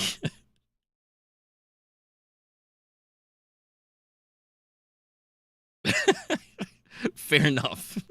Fair enough. The bad guy returns. How to create animated subtitles. I need to I want them to put animated subtitles or something to make animated subtitles easier to make in. Maybe I gotta figure that out. I gotta figure out how to make animated subtitles in Resolve, so I can just do that in Resolve if there's an easy way. I know I can do it in CapCut because I used to do it in CapCut, and I could just make the video in Resolve and then load it into CapCut and then just do the subtitles. That's probably what I will do.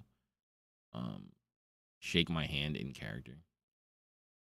Anyway, let me play some matches every day. Oh, yo, he uploaded a video. My man Stan JB, he uploaded a video. Galaxy AI Wars and Titanium phones. Let me add this to my watch later list. Add this to my watch later. That's a friend of mine. Started posting. I don't know if he just started posting again, but I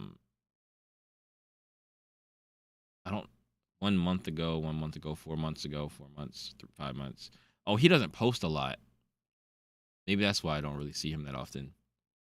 Like he posts stuff, but he just doesn't seem to post that often. I guess he just posts when like, you know, he has like something that he really wants to get off his chest, and he's like, you know what, I'm just gonna make a video about it.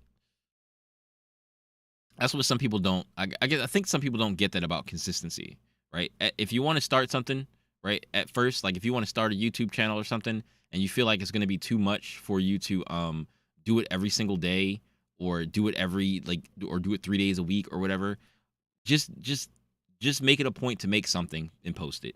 And then like whenever you get another chance or you get another idea, you get some time, make something else and post it. And just keep doing that.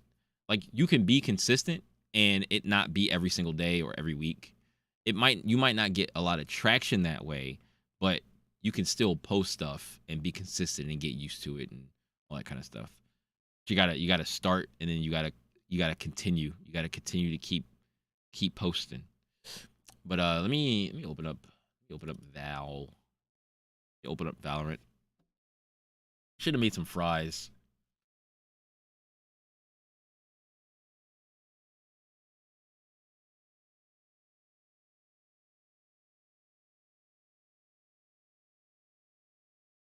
Destiny card.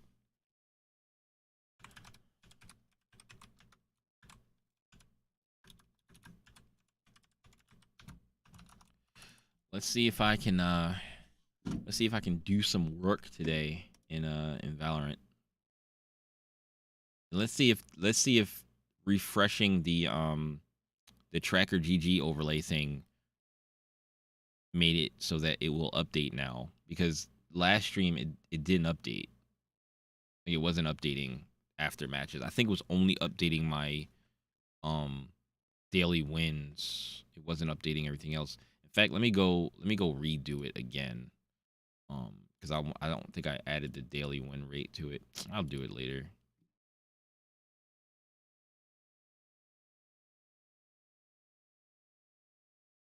The Ship of Theseus.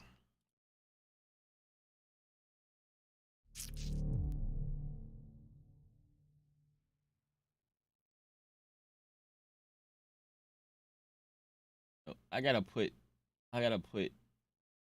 a background down there, or a please wait thing down there.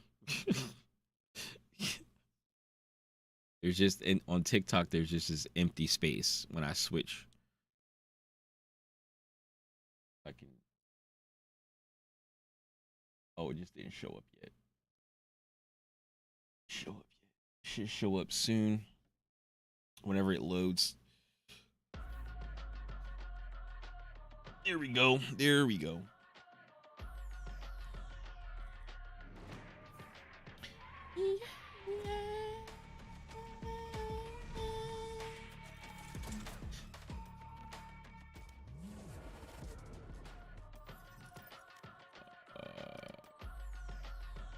Silver 2, 45 RR.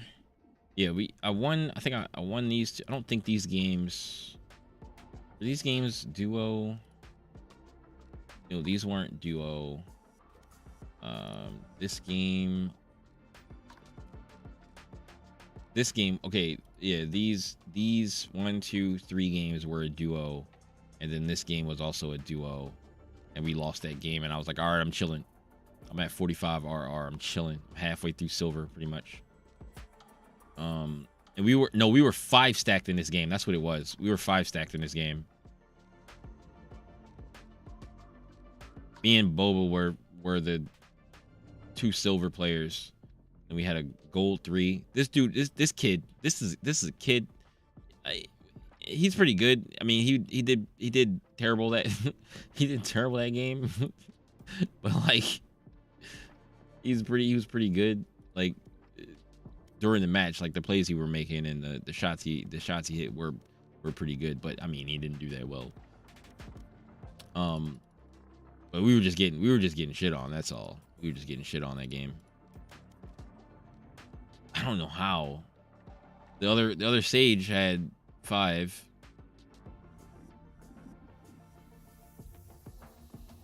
Their chamber was just better than me. He was silver 2. He was also silver 2. Nah, ain't no way.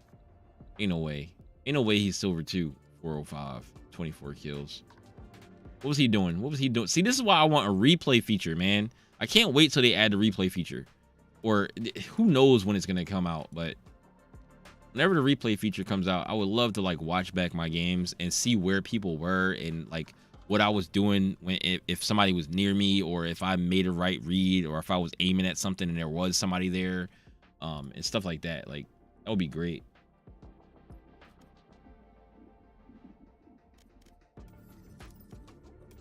All right, give me a sec. Let me grab like a little snacky real quick. I'm like super hungry.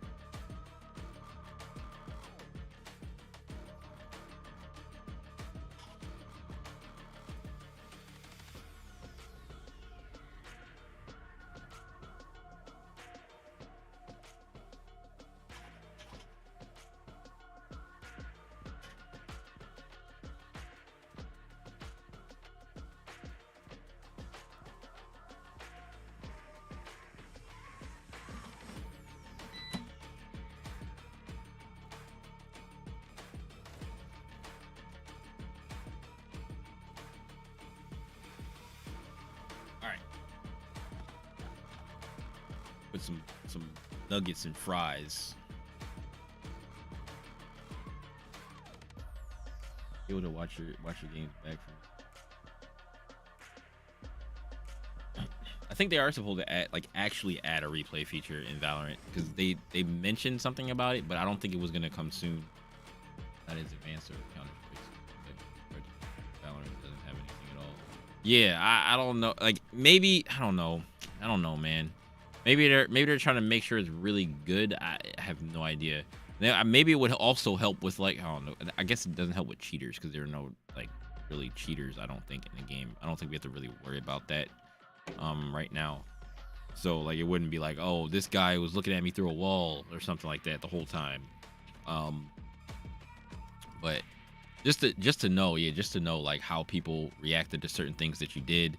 If somebody heard you, if somebody was following you and you weren't paying attention, and, like, just different little, like, mistakes that you were making. Like, it would be so cool to be able to, like, watch your stuff back and have the ability to see everybody through the wall and, like, see, like, how they are with spectators and all that kind of stuff with Observer, because I'm sure that they have it almost ready, but they're just, like, I don't know, maybe they're making it really robust or whatever.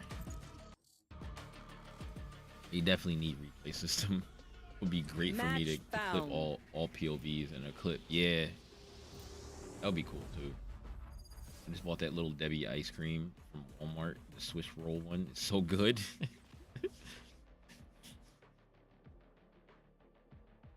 I haven't had ice cream in so long. I mean, maybe I'll get some ice cream the next time I go to the supermarket.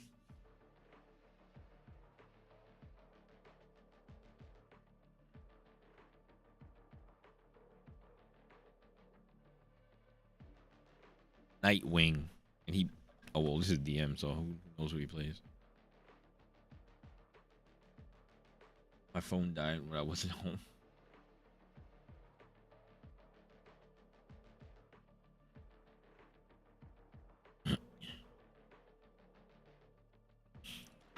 I'm gonna just play some DM real quick. I'm gonna play some DM real quick, and then I'm gonna eat my fries and nuggets. Maybe watch another video, and then I'm gonna play comp. Because I'm like super hungry and I don't want to play on an empty stomach. Like,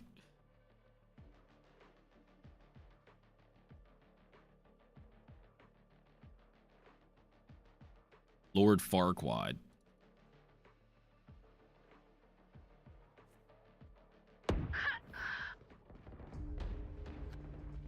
It's my raw Excel is not on.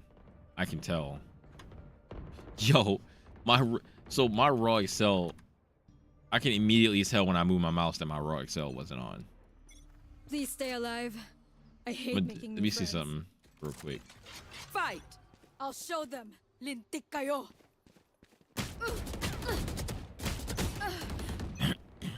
Like, it feels weird to not play with it.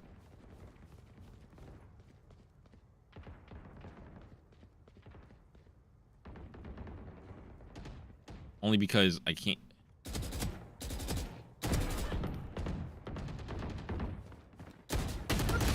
Because I can't. I need to turn it on. It's like a drug.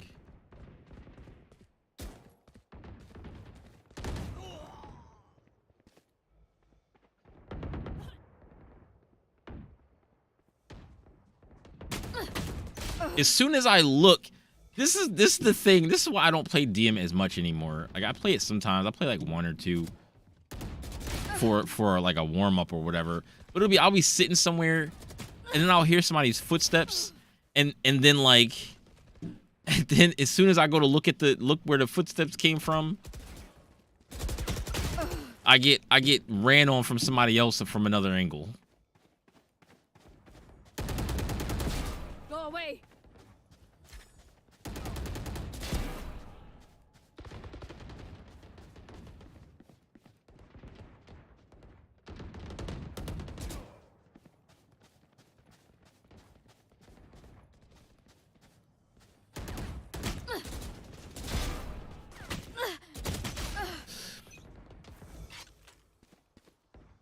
Dominating.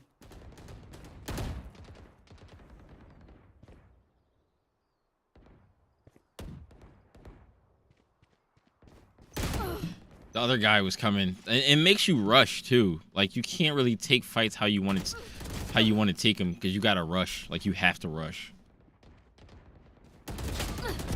See, that's the problem that I have. That was the 140 problem right there. I hit him. I burst instead of spraying.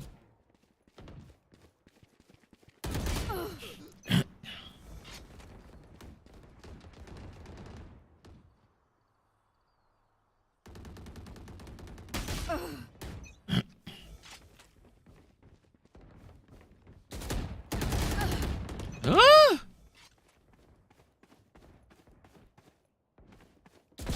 Nice try. I'm only soloing ranked, especially the rest of this act. What are you crouching like that for?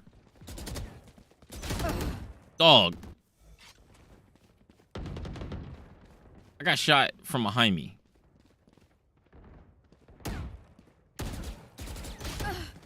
I can't. Can I fight? Can I try to fight this person?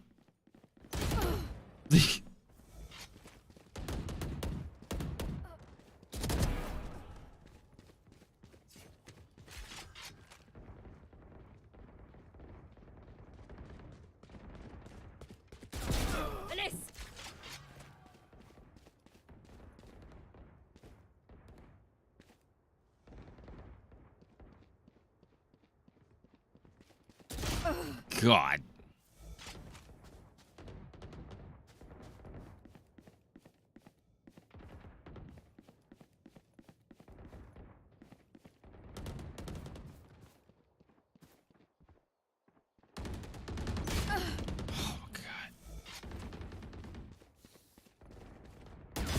Yoru's down.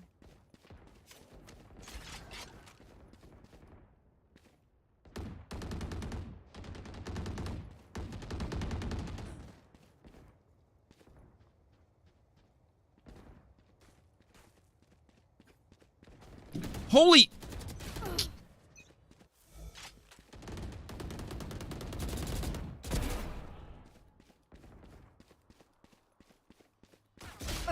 Okay. All right. All right. Then they spawn me right back here. They spawn me right back here. That's why I like the Vandal. See, I'm like, you do the pop, pop, pop. Back off.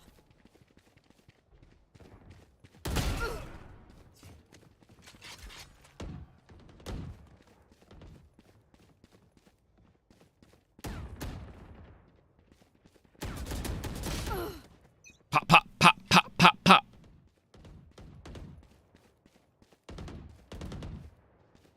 Oh. 10 kills remaining.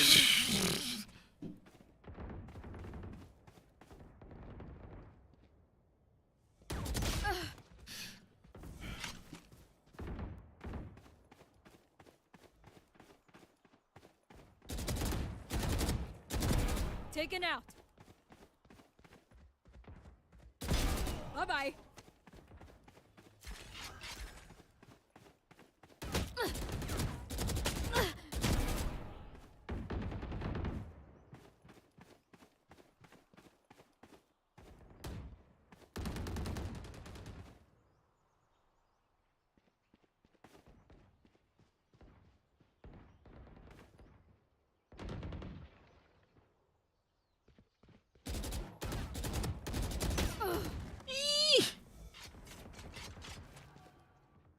You got 5. You'll have more fun and learn.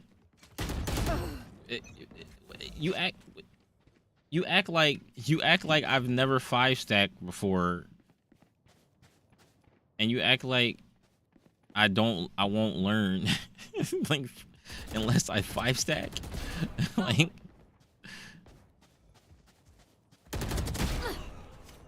5 kills remaining.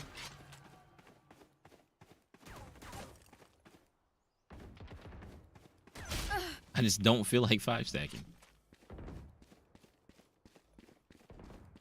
Especially if y'all not in my elo.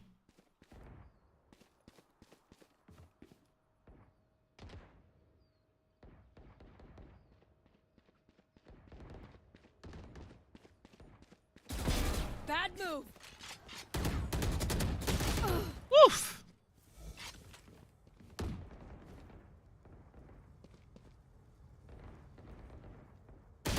Oh!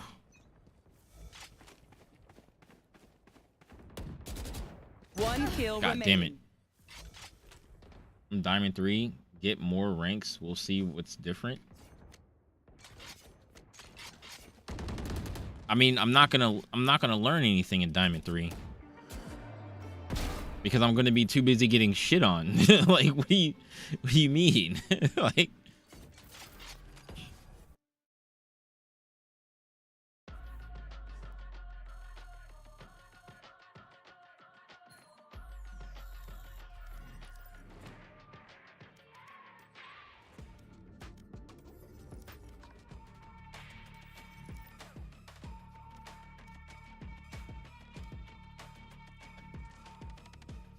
Mason, thanks for the follow. Appreciate that.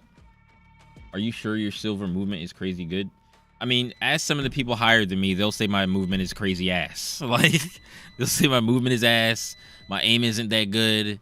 I'm just bad at the game. You know, I guess it's all perspective, you know. You're on the climb. Last time I saw you were bronze. Good shit. Thanks. I appreciate it. I'm trying, man. I'm trying. But yeah, I usually be winning. Oh yeah, let me put this thing on the screen. Let me see if it update. Show tracker. Show the tracker.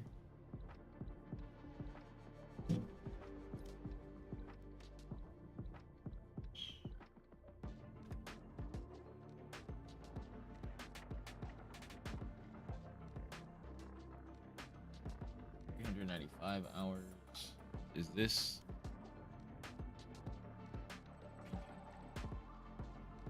still has not updated?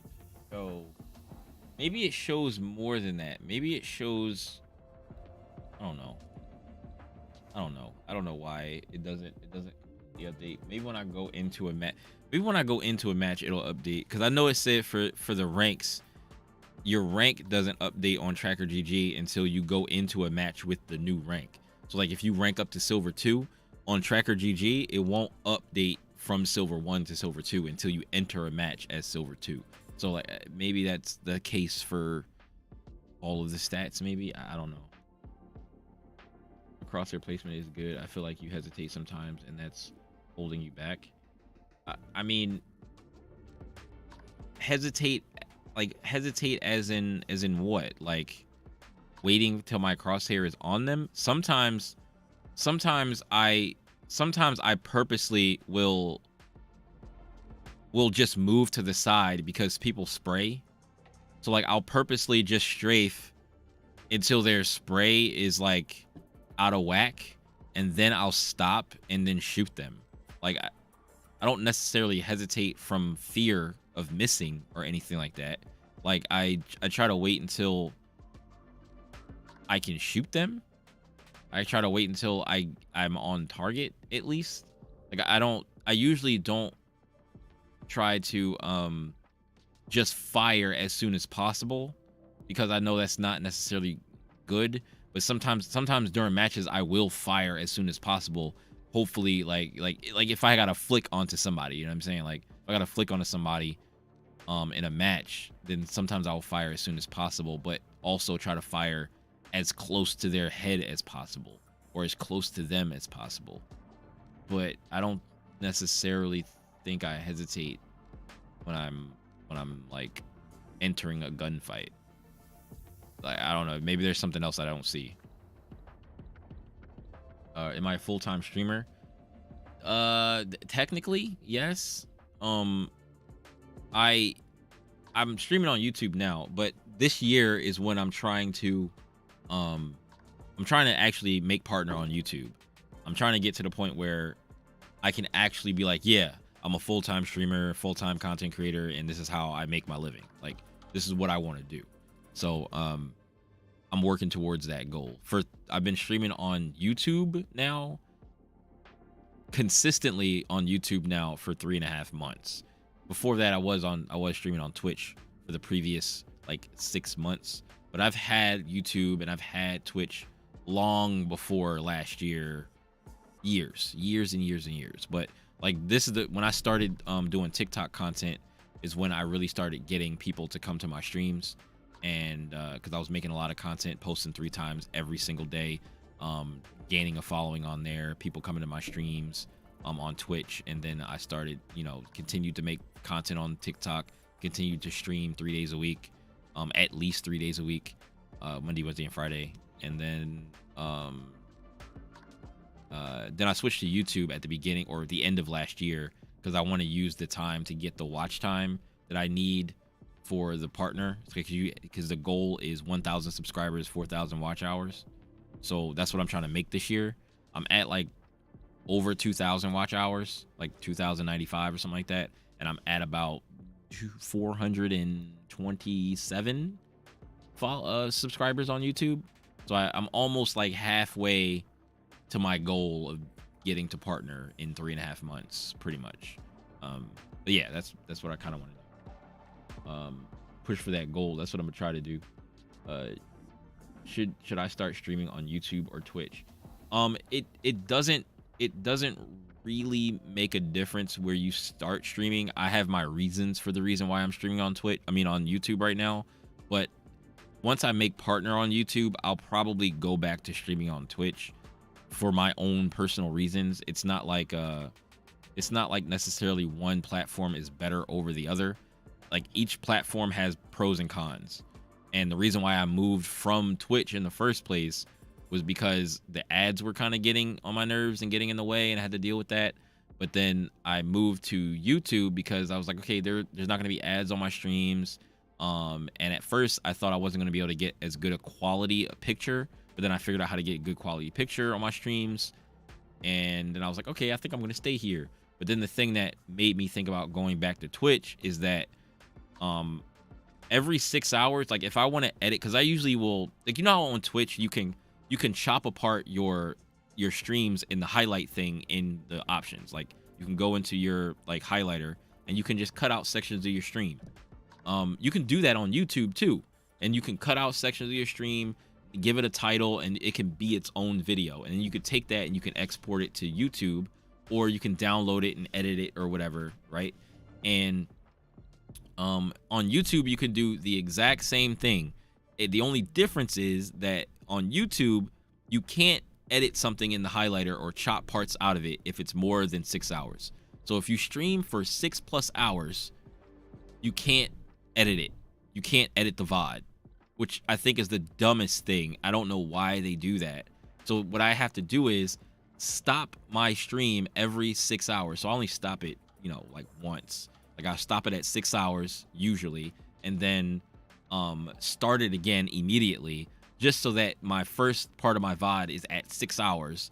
But that's terrible for like keeping people in your stream. If I had like 10, 15 people in my stream or something like that, and then I tell them, hey guys, I'm getting ready to restart my stream, just refresh, go back to my page, and then I'm just gonna start my stream back up, and then just come back to the stream when it starts back up in like 2 minutes. Most of the time everybody doesn't come back, so like it's terrible for viewer retention. So like I'm probably, after I get the watch time and the subscribers to get the partner for YouTube, I'm probably gonna go back to Twitch and stream, so I don't have that problem. Because like viewer retention is super important. So like, especially as like somebody who's a smaller streamer, viewer retention is important because you want to retain viewers. Ads really hurt viewer retention too, but I think completely stopping your stream and starting again hurts viewer retention way more than ads do on Twitch. So it's like, that's my logic behind doing things. But depending on where you want to stream or whatever, it's your preference. I mean, I guess if you start streaming on Twitch, I feel like Twitch is a little easier to get the sub button. Like getting affiliate is not as difficult as getting partner on YouTube. I guess they're called like two different things. So like you got affiliate on Twitch and partner on YouTube, but partner is probably closer to what partner is on Twitch. So they got partner and affiliate on Twitch. They have partner, and they just have partner on YouTube. But I think it's like I think it's like 3 different levels. So like I think you got your affiliate, Twitch affiliate, then you got YouTube partner, and then you have Twitch partner in like the hierarchy of difficulty. Like it's easiest to get Twitch affiliate, and then it's hardest to get Twitch partner, because you need 75 average viewers to get Twitch partner, and that's much harder than grinding to get 100 subscribers and 4,000 watch hours on YouTube. Much harder, because you need 75 people to be in your stream almost every day for like a month or more. So, excuse me, 75 or more people have to be in your stream every day for almost a month to get like to get Twitch partner. So like, but when you're an affiliate, you get your sub button, and when you get your sub button, people can subscribe to you, and you can make money, and you can get ad revenue from Twitch. And I've made, like a couple of $100 from Twitch, which is mind-blowing to me, because I thought I would never make anything, especially like as soon as I did last year on Twitch. So it's like I chose to kind of cut the cost of or cut the $100 earnings per month to come to YouTube to grow my YouTube channel, to get to partner, and then go back to Twitch. So that's the whole thing. That's the whole thing. Which servers do I normally play on? I normally play on NA servers and East Coast. I'm gonna play comp in a second. You were bronze like a week ago. Yeah, I was bronze like a week ago. My peak has always been silver 2, so like I just was working on getting back to silver. Now I'm at silver 2 again, 45 RR, and now I'm working on trying to hit my new peak of silver 3. And maybe when is Battle Pass over in 5 days? If I play enough games, I don't know if I'm gonna do it today, like in this stream. But if I play enough games within these 5 days, I could possibly hit gold. I feel like I could play enough games in solo queue to get to gold. So that's what I'm gonna try to do. But my main goal right now, right ahead of me, is silver 3. Let me get these fries and these nuggets and eat them first before I start playing comp, so I'm not playing on an empty stomach.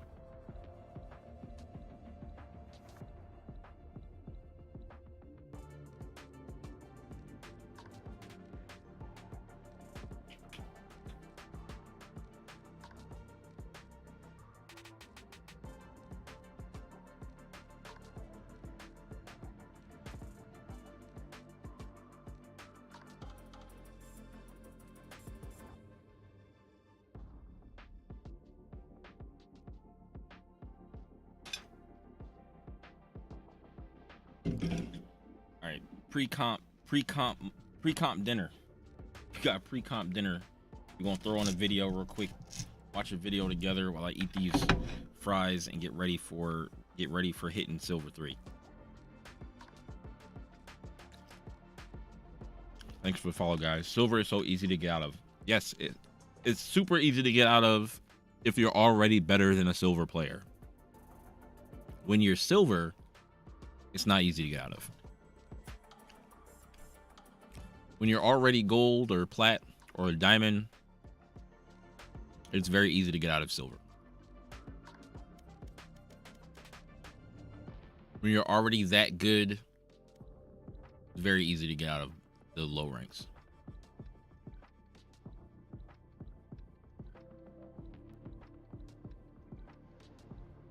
Do I ever play with viewers? Not right now. It's just too it's too hectic to try to play with viewers, and it's basically like stacking. It's stacking with random people, and then some of them are Smurfs, some of them are some of them are Smurfs, but then they're still random. You're playing with random people, and you're stacking, and then you're playing with other stacks. So like it get kind of weird. But then you might end up playing above your elo, and then you're losing games, and you're losing RR because you're playing against people that are better than you. So like I'd rather just actually just play solo queue in comp. This solo queue in comp, and like if I was going to play with viewers, probably next act maybe I'll play with viewers, maybe, because but I need a queue system, because I gotta be able to like be like, all right, well, you know, get people on, play 2 games or something like that, or play a game and then next people or whatever, because there'd be a lot of people that do want to play. It's just too many people. All right. When the Marshall only jet uses an operator, Marshall only jet. See, that's how you ridiculously good. You so ridiculously good at the game. Use one gun. Use one gun and just dump on people.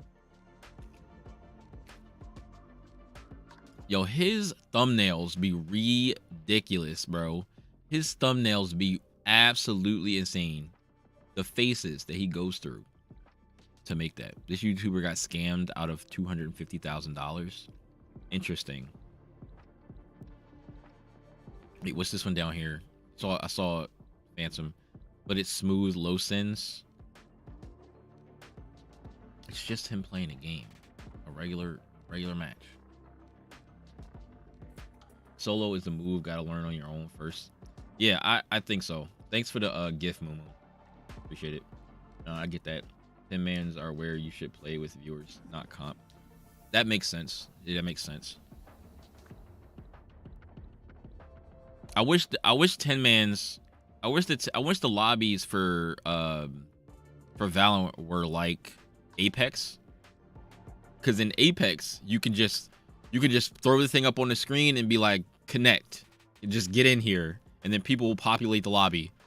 But then on Valorant, you gotta like invite everybody. You gotta invite everybody to your friends list, and then you gotta add them, then you gotta kick them. And I wish it maybe I'll play Apex with viewers. Apex with viewers would probably be way easier. Like Apex with viewers is way easier.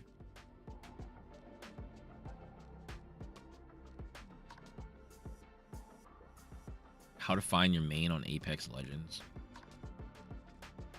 How to rank up from each. Mr. Lowlander. How to rank up from each Valorant rank. I mean, I always hate these videos. I'm not gonna say I hate them. That hate is a strong word. I usually find these videos just to kind of be clickbait videos, and I'm gonna click on it anyway. But usually it doesn't. Like the advice that you get from these videos to go through each rank is usually advice you should take for all ranks. They just label each tip to something that you could do in each rank. Like, but if you take the advice through all the ranks, then why wouldn't you take the advice through all the ranks? I guess it's the thing to focus on the most, but you know. He said that's what my YouTube feed looks like. We're the same.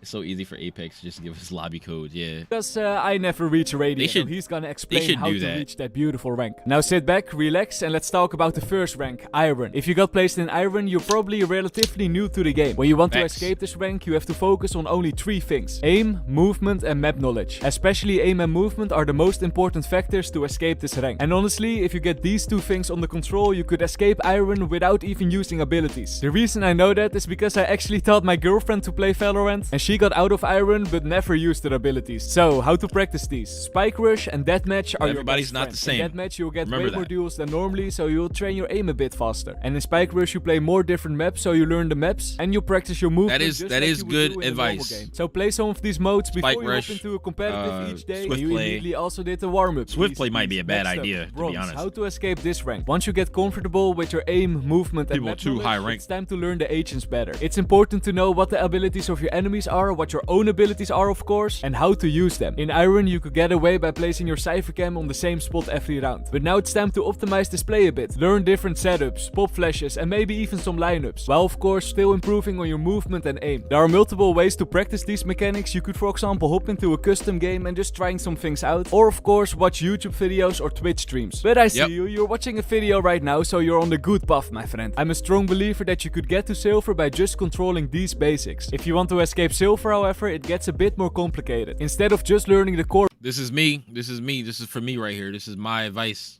Let's see what he tells me. basics, it's time to optimize your rounds a bit. First of all, we have the post plant. How do you play that correctly? Learn the different plant spots. Know that if you plant in this corner on Haven, for example, the spike is harder to hold in the post plant than if you are planting over here. Because now you could see the spike from long and from garage. This is just one example, of course, but every map has do and don'ts when it comes to the post plant. It's also important that you learn how to retake a site correctly. Know that you, for example, don't need to peek into 4 people, but just going back and then retake with your team. Don't push every round on the defender side. Don't rush B every round on the attacker side, you know what I mean. These changes might sound small, but it's the real difference between a bronze player and a silver player. It's not all about aim, movement and abilities anymore. And on top of this, you also need to learn a bit more about the macro play. And with that, I mean the economy. Stop buying every round, that's not I've known the economy since I was Iron. Because I watch a lot of videos. I've known how to buy my weapons since Iron. very smart. Learn how much credits you need to have for each round and optimize your buying habits. If you are struggling with this, I made a full economy guide in only 4 minutes. I will link it down below if you want to watch that after this video if you want to. And once you've done this, congrats, you made it to gold, my friend. You now actually belong among I have not made it to gold yet, but I guess I belong gold 1. You know? Right now I'm silver 2. So I'm fairly average. Gold, silver 1 through gold 3? Looks like that's where most players are. Silver 1 through gold 3. And then like plat is where it starts to drop. You get the plat 1 and that's where you start to drop down to where, you know, not a whole lot of players are there. Iron 1, it's hard to be Iron 1. It's crazy because I got placed there. I was that bad. I didn't feel like I was that bad. I felt like I was like, damn, I couldn't even get like Iron 2. I couldn't even get Iron 3. I couldn't get placed there. But I assume it's because I was so bad when I first started playing the game. So that's where my MMR was. And then, like, I didn't play again for another 2-3 episodes or something like that. And then, so that's where I kind of, that's just where my MMR was. Got the bronze, got the silver. Silver 2 was my peak. And then we're going to get the silver. We're going to try to get the silver 3 today. And then, you know, gold 1. Maybe. among the top 50% of Valorant players. This is a pretty decent accomplishment, good job. But we don't want to be in the top 50%, we want to be in the top 1%, right? So how to escape gold? This is the moment where game sense plays a bigger role than before. You could have the best aim in the world, even better than TenZ, but that doesn't matter if you get shot from behind because you didn't pay attention. I mean, just look how bad my aim was over here and I still got the kill.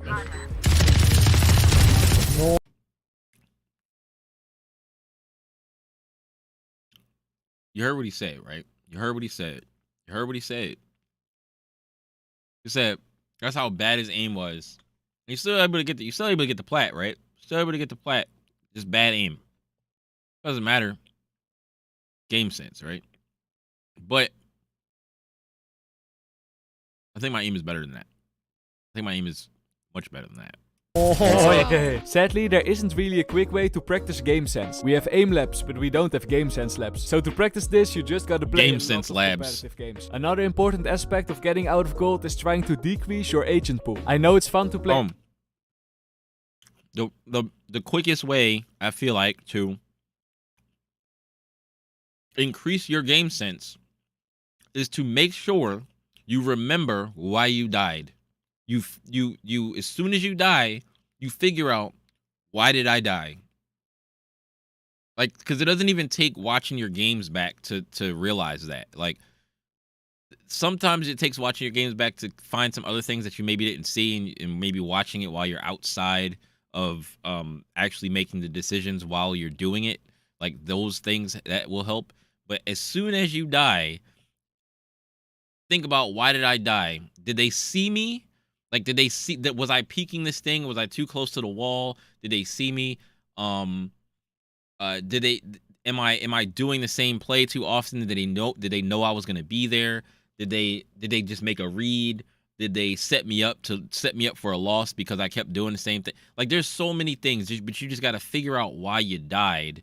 And then as soon as you figure out why you died, you make an adjustment. And then next time you're in that situation, you just don't do that thing. Don't do that thing. Or sometimes you might want to try to, I don't know, like, contest somebody who, they, like, you walked up mid, and then somebody was there and they killed you. And then you're like, maybe they might walk up mid again and try to get that same kill. Maybe you walk up mid again, but you do something different, or you hold the angle because you think they're going to probably flank. Because chances are, if they came that way once to get a kill, they might come that way again the next round. Maybe.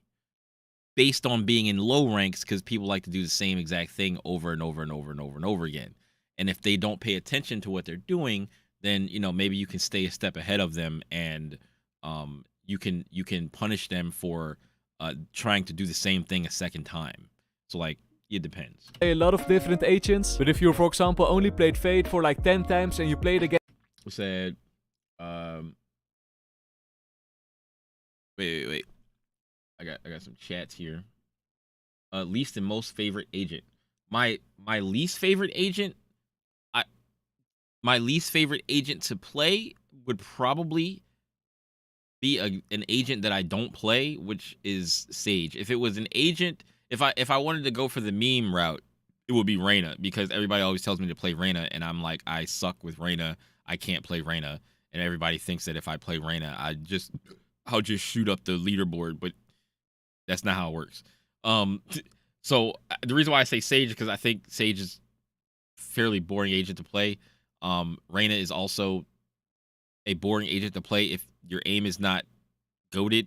So, like, my favorite agent to play is Chamber. That's who I'm playing now, and that's who I have the highest win rate with, and that's who I'm the best with right now. That's who I win the most games with. So it's Chamber, and he looks really cool. Thanks for the follow, user 485301. It all comes down to ego, positioning, or it got out of your hands. Yeah, you have to. Yeah, peeking and then the whole team is there. I feel like you have to play with a bit of ego, though. Like, play with confidence. Yeah, you do. I think you do have to have. You have to. If you are very confident in what you're doing, it definitely takes confidence. You have to be confident in your aim. You have to be confident in the shots you're taking. You have to be confident in the decisions you make. You have to be confident in the movements you make. You have to accept the decisions that you make when you make them. You can't, like, second guess yourself, because usually the times where you second guess yourself is where you die. Like, you know how when you get timinged and you feel like shit because you've been staring at this one angle for like 4 minutes, not necessarily 4 minutes, but, you know, you've been staring at this angle super long amount of time, and you're like, I don't think they're going to be here. And there's no reason for you to really move from that angle yet. And then you move your crosshair off that angle, and then they come running through the door and they shoot you in the face. Like that is, like, kind of, that is just getting timinged. But, like, I feel like if you're staring at an angle and there's no reason for you to really move from that angle, and you're just holding it, and you're just like, okay, I'm gonna, because even checking your mini map, sometimes you get timinged. Like, you don't, like, I'll be sitting there holding an angle with an op, or holding an angle with, you know, Chambers ult or whatever, and I'm like, I know they're gonna walk around this corner. I know they're probably gonna peek this corner because everyone is stupid. They're gonna peek this corner, and I'm going to destroy them. And then I look at my mini-map to see where the rest of my team is looking, to make sure they're watching my back. And then as soon as my eyes go up there, dude walks around the corner and shoots me in the face, and I'm just like, oh well. Like, oh well. It's like, am I bad for that? Am I bad for checking my minimap for a half a second and then dude walks around the corner and shoots me in the face? No. Do I feel like I'm a terrible player for looking at my minimap and then getting shot in the face? Yes. Yes, I do. Against the Fade main who played it for over 200 times, the enemy is probably gonna be a bit better than you. Try to learn like 3 agents, a duelist, a controller and a sentinel for example. And then you also need to have the ability to pick your fights wisely in this Playing a rank. duelist Don't would just help peek with middle solo because queue. you can, but peek middle Not to for go me, it for doesn't. mid control because you saw your teammates Not smoke for mid me. for example. Staying alive during the rounds is very important. It sounds logical, but a Duelists lot of besides people Reyna are require underestimating specific that. So type of pick your playstyle. fights wisely, my friends. With all this knowledge and tons of practice, you can make it to Platinum. And this is the spot where most people will get stuck. There are multiple reasons for this, but one of the main reasons, in my opinion, is the mindset. Once you reach Platinum, of course, you know the basics, right? So you know what's good and what's bad in the game. But because you now have this knowledge, I don't agree. I don't agree when you're Platinum, you know what's good and you know what's bad. I do not agree. You know why? Because there are a whole bunch of people, right? There's a whole bunch of people that they think they know what's good and what's bad without even questioning why it's good and why it's bad. They just hear somebody say, this is bad or this is good, but they do not question it. They don't try to figure out why it's bad or good. They just hear, Viper's good on Breeze. And they know the one wall that she's good on Breeze for. I guess that counts as knowing. But, like, I knew that in Bronze. Like, it's like, but people, you know, you don't know, like, that much. They just hear things that are good or bad, and they don't question why they're good or bad. And then it's like, if they see somebody using something bad, then they're like, oh, don't use that. It's bad because you're gonna lose your games and you're throwing. But I have a 60% win rate. Like, I keep bringing that up because, like, it matters. And it's just like, well, even if it's bad, if it's winning me games currently, this is what I'm gonna use. Because down here, the same things that are good and bad are not the same things that are good and bad in high ranks, like Immortal in Radiant. They're not the same things. The same things that are good and bad are not in Immortal and in Radiant are not the same things that are good in pro play. Like, they're just not. And people follow pro play so closely, but they don't play like pros. Like you don't play like the pros. You play ranked and you ego peak things all the time, and you don't really trade your teammates, and you don't do things that you should be doing, but you follow the pro meta. And it's like, play what you want in ranked. Play what you want in ranked, but just play it properly. Play it so that you win games, and you'll win games instead of picking something because you think that you're supposed to pick this agent on this map. That's another thing that people do, where they don't really know how to play an agent that well, but they'll pick an agent on the map because they're said that that agent is good on that map, but then they don't even understand why the agent is good on that map, and they might know one wall or they might know one thing to do on the map at all, and then they're like, yeah, this agent is good, and then they're bottom fragging, or they're not doing that good, and then they don't know any like lineups. They barely know anything about the character on that map. They just heard this character is good on this map, and they do it, and then they lose, and they're like, oh man, my teammates, like, you know what I mean? So like there's so many nuances to things in the game that people should question when they hear things about it, rather than just taking whatever they hear a pro player say as gospel. Because a pro player is just better than you. Like, they're just better than you. They might use a certain team composition because they're just better. And then if you don't know how to use that team composition well, you won't win. Like, it's like, knowing is only half the battle. You know what I mean? Like, you also see the mistakes of your teammates. And when you see the mistakes of your teammates, you're often gonna tilt and wait. Let me scroll up a little bit. Here.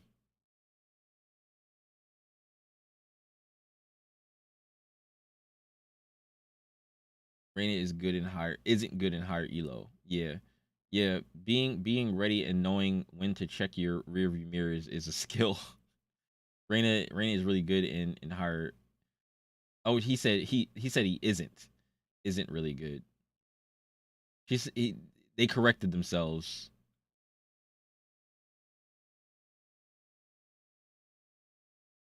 People know how to play against her. I'm peaked Diamond 3. I have friends in high emo, and people still use Reyna because her dismiss is OP.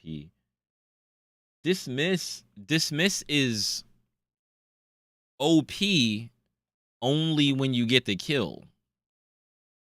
I mean, I guess they don't really have to worry about that because their aim is good. So they see somebody, they kill somebody, they dismiss, they get out.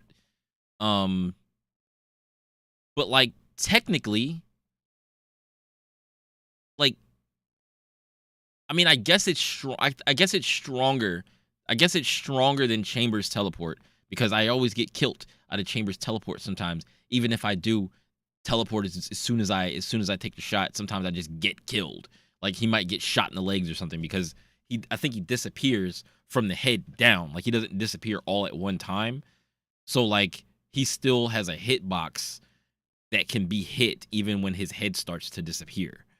And you can still get killed and then you TP and then you're gone, but you're still dead. I don't think Reyna's works that way. I think she just goes intangible immediately, her entire body. But like you have to get the kill.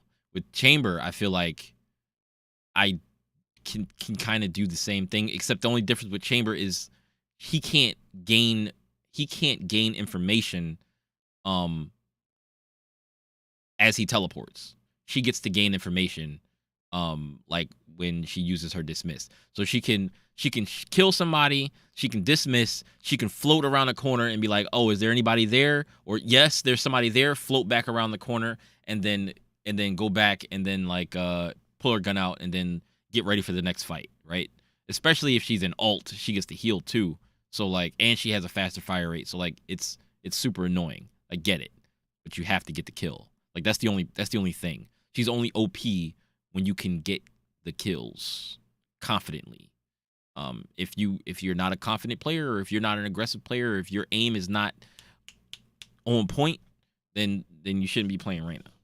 Like that's the thing. I guess if you want your aim to get better, you can play Reyna because that's what you have to depend on. Your aim is your skill, pretty much. Like getting kills is the skill, but you know.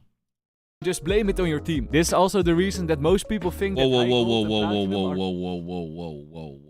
Her ult is a free ace? Nah. Her ult definitely gives you a higher chance to get an ace. But it ain't free. It ain't a free ace. It's not a free ace. Not at all. Very, very high chance. She's very scary in her ult, but it ain't no free ace. The only way it's a free ace is if somebody's smurfing. That's the only way it's like a free ace. Like it's some diamond player come down from diamond to bronze and silver to get a free ace in her ult.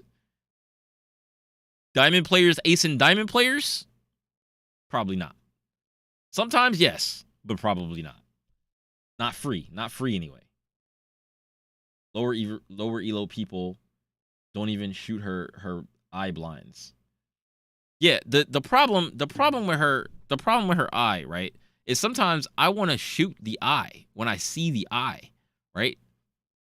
But I know that no one is going to be there with me to shoot her as I'm shooting the eye, or nobody's going to shoot the eye as I'm trying to shoot her. So like usually I just move. Like you just move. It sucks. It sucks. But you just move. Like I wish everybody would just shoot the eye. Like if everybody shot the eye, then we all could shoot her or whoever runs onto the site. But sometimes you don't even have to worry about that because the Reyna is off lurking somewhere. So then they don't even entry with the eye. And she's off lurking on another site while none of us have blinds and she's the only one that has a blind or a flash. Like, it's so stupid. Whatever, man. The most toxic elos to be in. So you need to stop focusing on the plays of your team and focus more on your own gameplay. A lot of players don't want to hear this, but it's never your teammates' fault if you're not able shot to you're rank saying up. Reyna Yes, is of that course. good? Some I games you refuse to will lose believe that. because of... Wait, Reyna isn't as good. Wait, who, me? But no, not me. I agree though. Reyna is good to get out of low elo. No, she's not.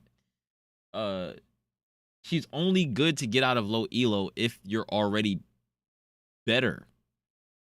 Like, if you're already better, then you can get out of low elo with Reyna because you're supposed to be out because you're, I don't know, your mechanics and everything are just far above where you're supposed to be. Like, I feel like if you're in a rank, that you're not supposed to be and you're just better, it doesn't matter who you use, you can get out.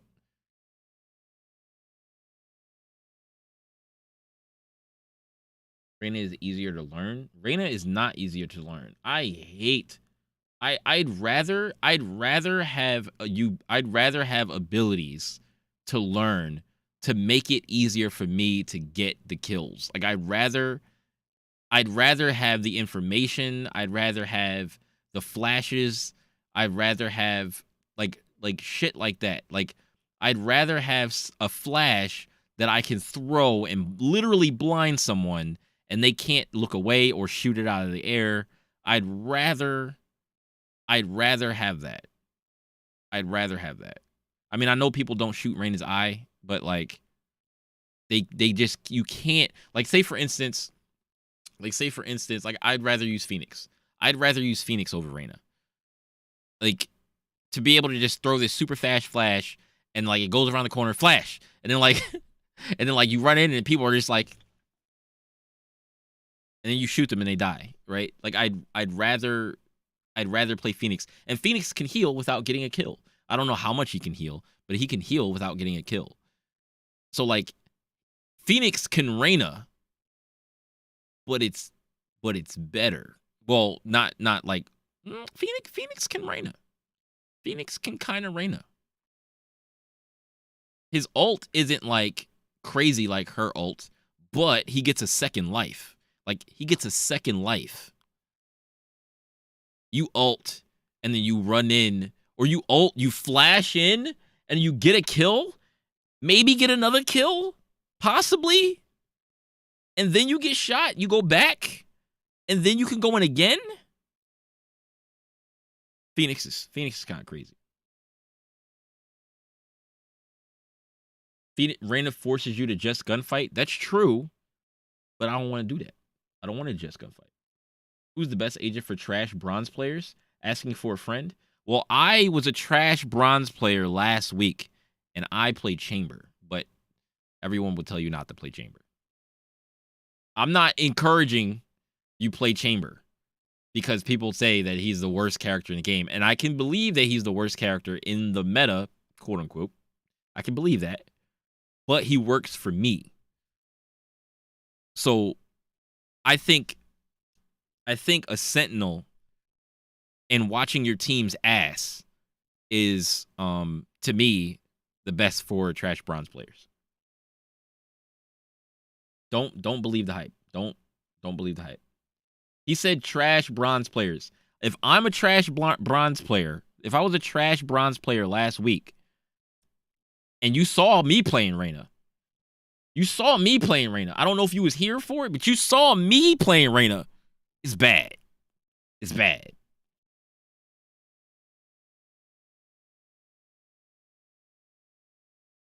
I agree with Christian. I think every character is good.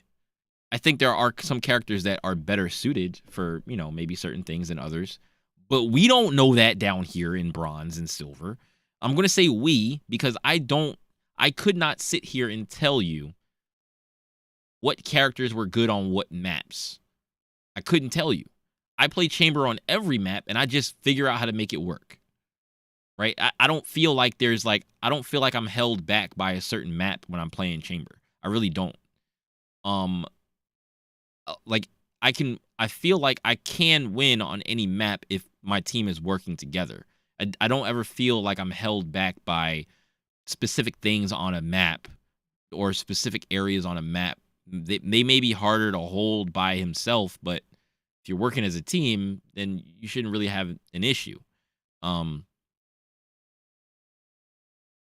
like, just play who's good for you. But in terms of if you don't feel confident in rushing in, I would either play like an initiator or play a sentinel. Play any other role besides duelist. Like if you're not really confident in your gameplay like right now and you just want to like kind of learn the game and like get your feet wet with the game, I would learn any other character besides a duelist. Reyna would literally be the last one on the list because like you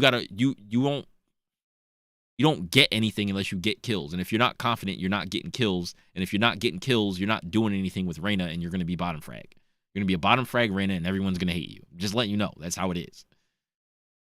But if you're a sentinel and you just place down all your utility, you learn like where you're supposed to put your utility on the different maps. You put your utility down, you let your utility do the work for you, and you make it easier for you and your team to get wins and win rounds. Because you got the other team walking through maybe tripwires, trips, getting shot by turrets, or all that kind of stuff, right? And you make it easier for your team to get wins and watching your team's back and all that kind of stuff.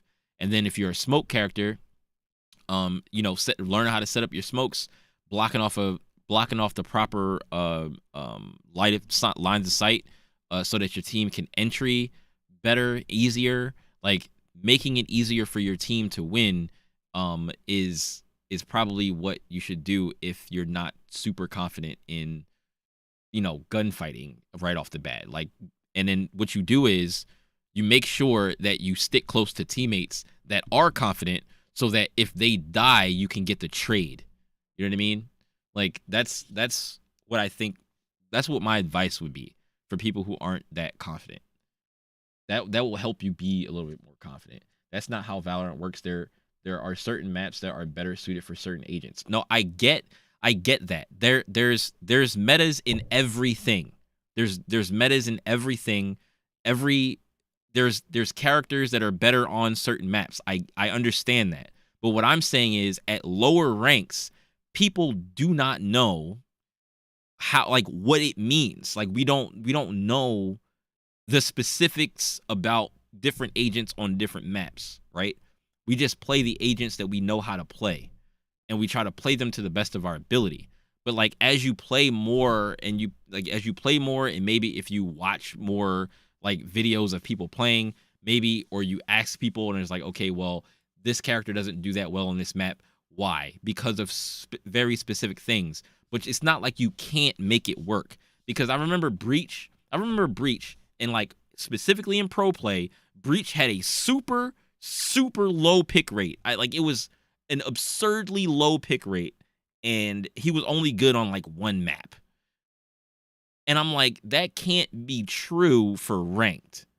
Like that can't be true. That can't be the same for ranked, especially low elo ranked. You can't say that, oh, I'm gonna pick Breach and I'm gonna just lose all my games. That's not true. Like that's not a thing. Chamber is the worst sentinel, not even considered a sentinel. Okay, that doesn't matter to me though, because right now he's my best agent.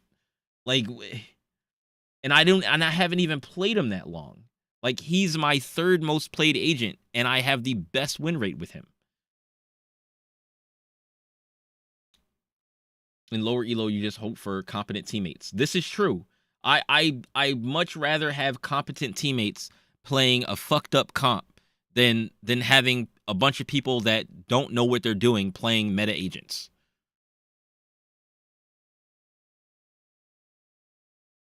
Have you seen Woohoojin videos? Yes, I have seen Woohoojin videos. I watch quite a few of Woohoojin, and I watch a lot of Joel's. Those are the two people that I watch the most. You should learn at least 2 agents from each group.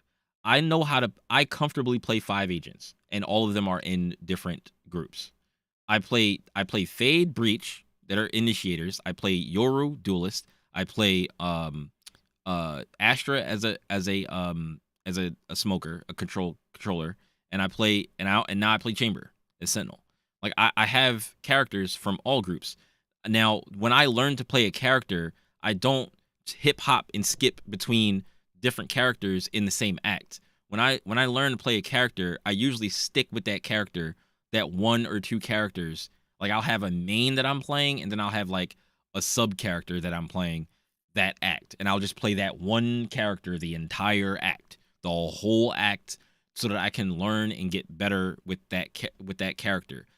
I don't think it's good to jump around to a bunch of different characters all the time, because then you don't really get to be comfortable on that agent and on any map.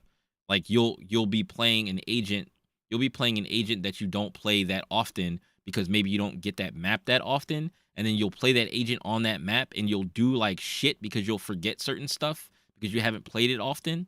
And then like when you could have just played the agent that you normally play and probably done way better and been way more valuable as a teammate, rather than trying to play the meta agents in some low elo or whatever and not doing well, you know? Like you don't have to play the meta agents on the map. Like you don't have to do that, because if you don't play it correctly, you're a detriment to your team, right? And if you half the time you don't need to play a meta agent because the other people don't even know to be scared of that agent on this map. Like it doesn't carry that much weight. Like the meta does not carry as much weight as people really think it does. Bro, you will not get past gold 2 for a long time. People said I would be stuck in bronze. Like I love when people, the only reason why I won't get past gold 2 for a long time is because I don't play that many games. Like I don't play that many games.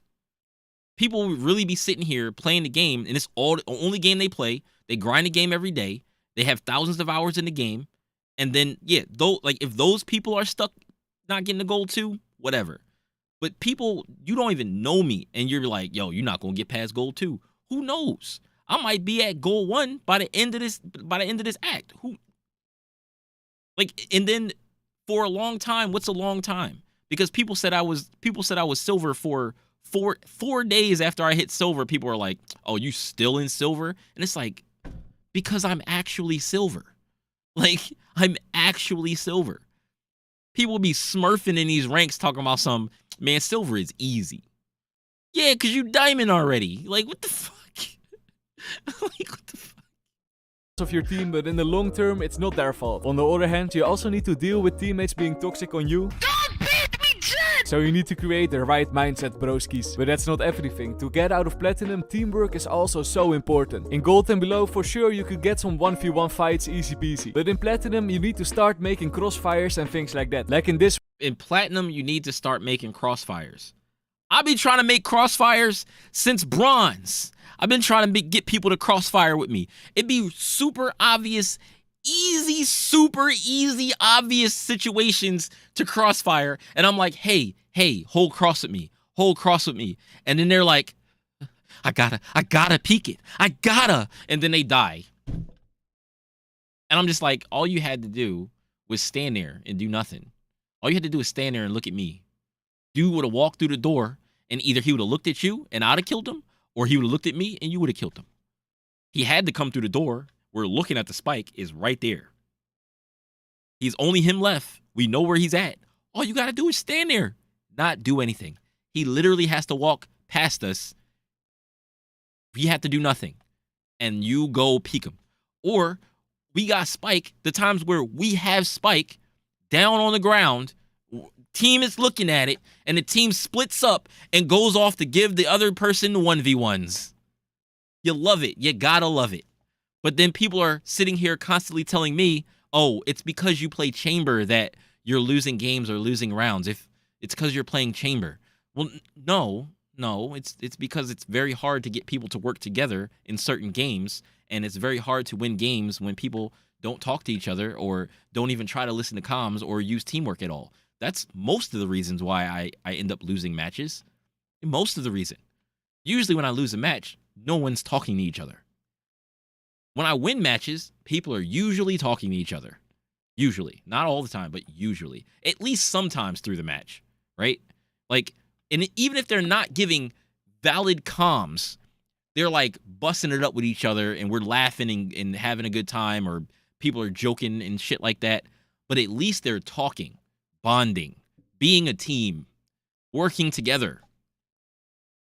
Somebody calls something. Somebody's like, hey, can you can two of you go A? Yeah, sure, we got you. Sure. Usually, when you work together as a team and you talk to each other, you're more likely to win. It doesn't matter about what character you're using. It doesn't matter about the meta on the map. All that shit doesn't matter if the team is not talking and working together. What does it matter if you're playing a meta agent if your team isn't doing anything to play off of that meta agent, the good meta that you got? Like, it doesn't matter.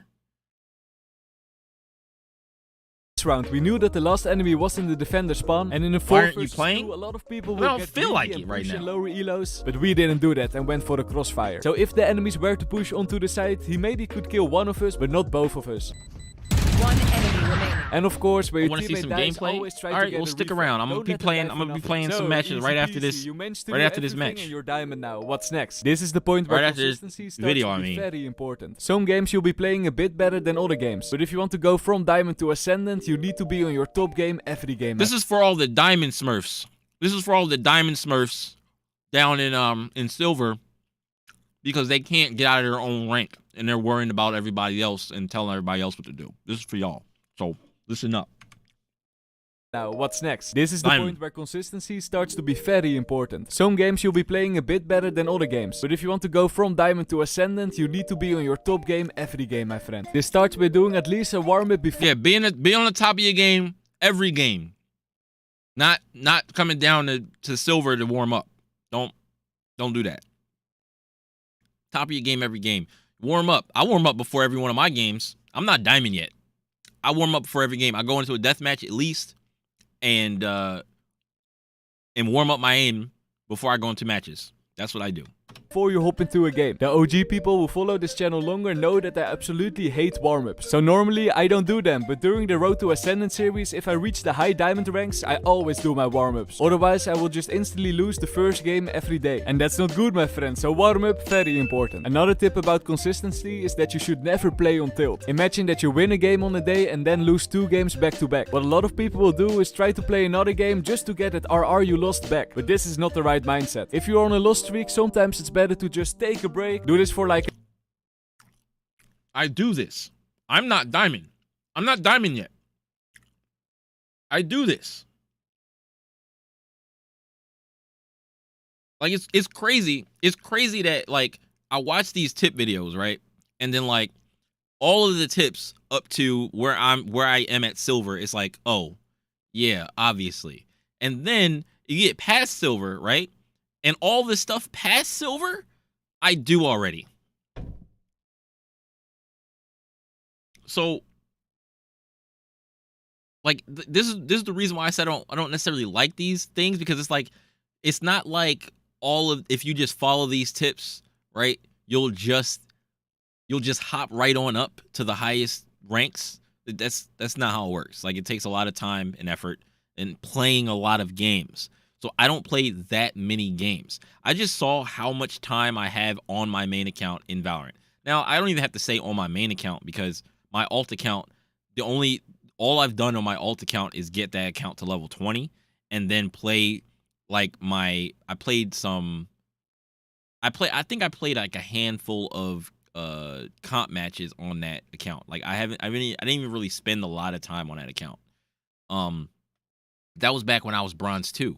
I was bronze 2. I didn't want to solo queue on my main account, so I made a new account, leveled it up to 20. It was bronze 2, and then I just played in bronze 2 comp on my alt account, just on solo queue to practice for when I was playing with other people in stacks on my regular account. But now I don't do that no more. I don't need that. I decided that I was like, all right, I'm gonna just play solo queue. Fuck it. If I lose RR, I lose RR. Who cares? I'll get it back. Like, that's the attitude I have toward it. But all this stuff, I do it. Like, I do it already. So let's keep going. Let's keep going because clearly some of these diamond players don't do that. They don't do these things. All they're worried about I do is fixing my aim and my crosshair placement and my movement and my positioning, which also needs to improve all the time. And there's diamond players that need to improve on that same stuff that they be trying to tell me to improve on, like I don't know that already. But whatever. An hour or maybe the whole day and then start again a bit later. About taking breaks, here's a golden tip for everyone. Once you're done with the game, don't hop into a game immediately after. Take a break for like 5 minutes. You need to rest your eyes, my friends. And look at that, after a lot of grinding, you made it to the ass rank. I don't want to be ass, how to escape this? Well, it's very simple, you just I don't want to be ass to the channel. Just kidding, of course, my friend, but if you like this video, I really would appreciate that. One day we might grow bigger than the ultimate goal, funny and cute kitten cat. One day, baby. But anyway, how to escape Ascendant. This might sound a bit strange, but this is the point where you have to stop playing casually. The goal of a lot of people is to reach Ascendant, and once they reach that point, they're most likely gonna backseat game. But this is where, in my opinion, the difference between an Ascendant player and an Immortal player comes in. Someone they're most likely gonna backseat game, like the people that do from Diamond in my chat.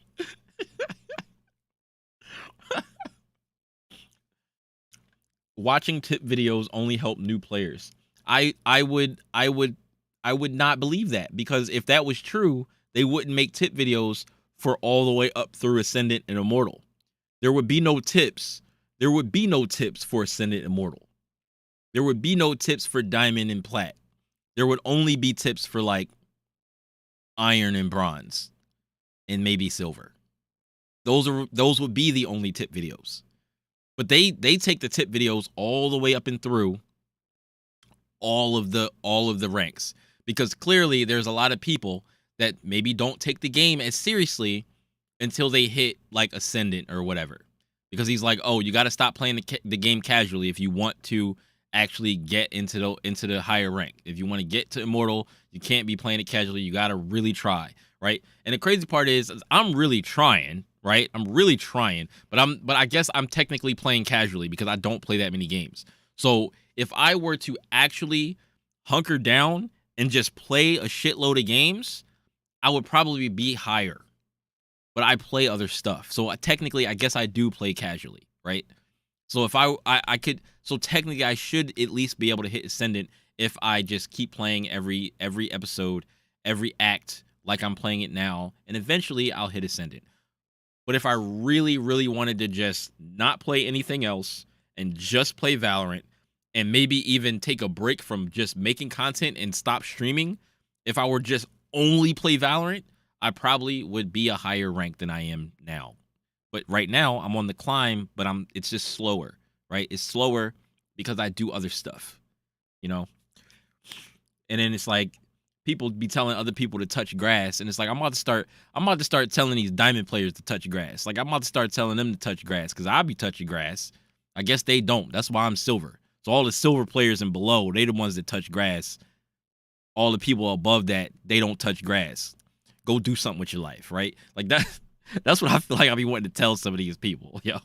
Who wants to get to Immortal is playing serious every game. For example, if there's no clear shot caller, it's time to stand up and call the... Yo, Matthew, let's talk. Every time you join this man's stream, that means you come to my stream often and you don't scroll past.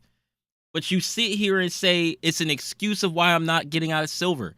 I don't have excuses about why I'm not getting out of silver. I am silver. That's it. I'm just working my way forward. I win games, I move forward. That's it. Like, I don't know what else you want from me. Like, I don't know what else you want from me for real. Like, if you don't like my stream, if you don't like me talking about things about the game, I'm talking about the game as I want to talk about the game. If you don't want to hear it, or you think you don't like it, I could block you, then you won't even see it anymore. So that way we could fix that problem. But I mean, like, so I'm allergic to grass. I'm a diamond and I touch grass. I exercise every day and I'm silver.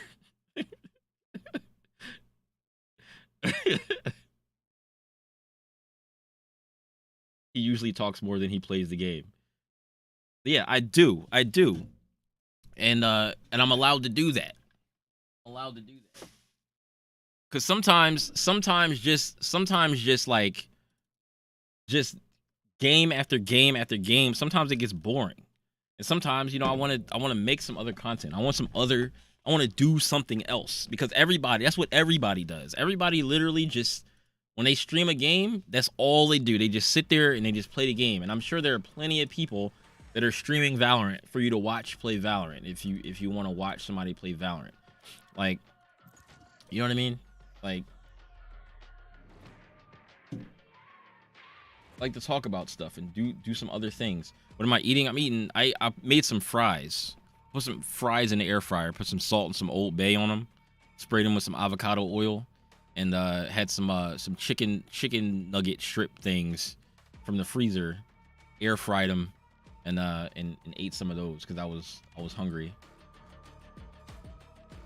Your lips look like they taste good. Match found. Wow.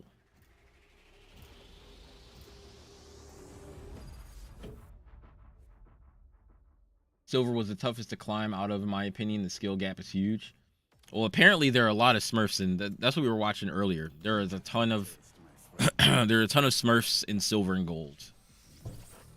And I mean, it makes sense, because like it would be hard for a diamond Smurf to stay in, like, they say if they got an iron account, right?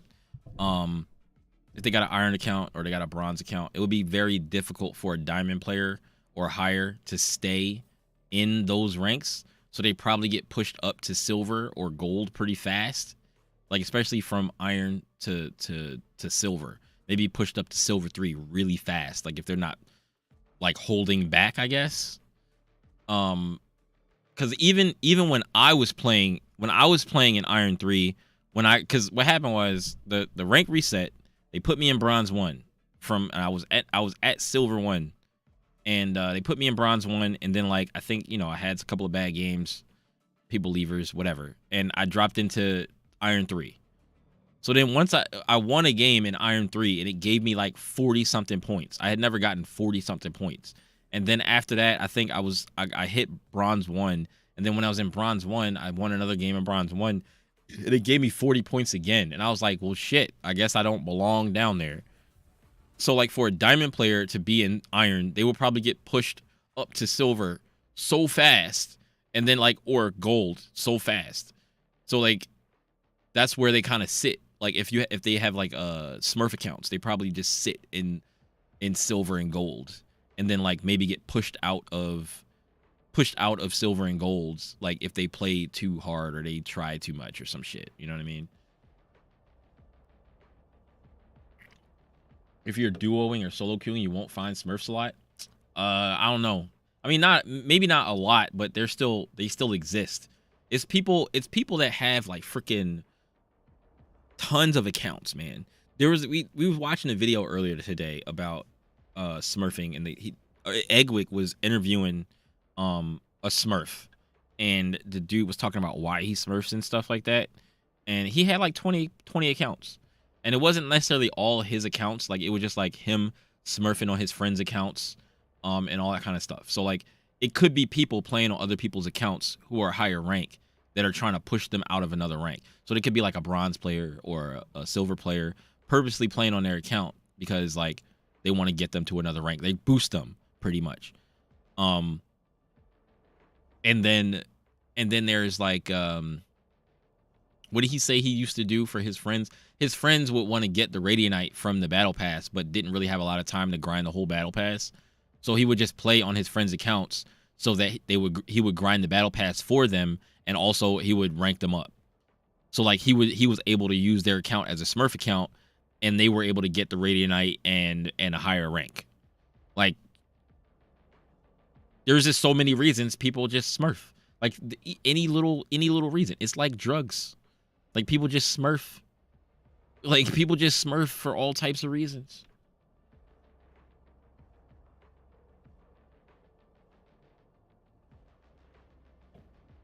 You have 9 accounts? Why? Like, why? Weather is not on. Anyone got a jacket? What's up, boys? All you low elo players do is cry about Smurfs. No, I don't cry about Smurfs. Clearly, you haven't been here that long. King 1 Billy. We can talk about Smurfs without crying about. I Smurfs. cannot hear you at all, bro. What? Really? What's wrong? There, that's better. That's better.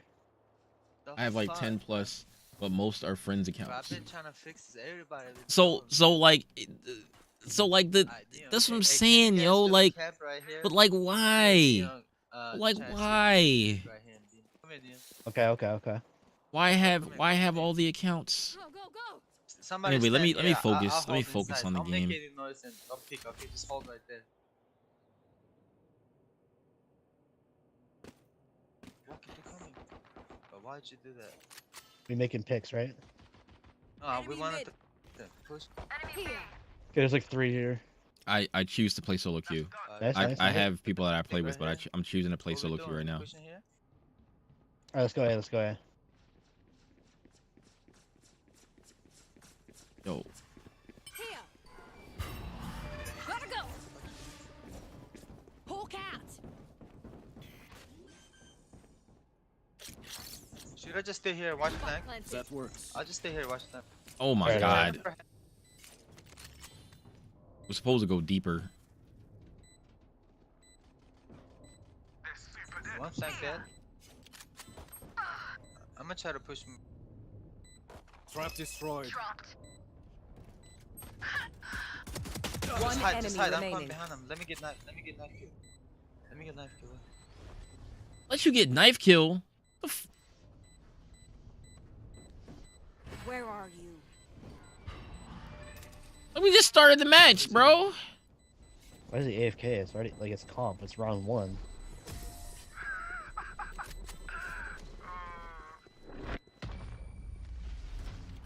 Do they still want it? DC, they might remake. Yeah, it's gonna suck. Gotta go. That's game sense right there. That's game sense.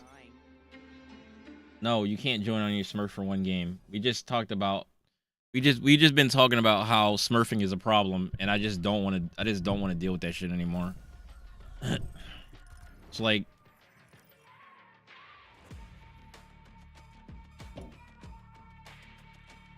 just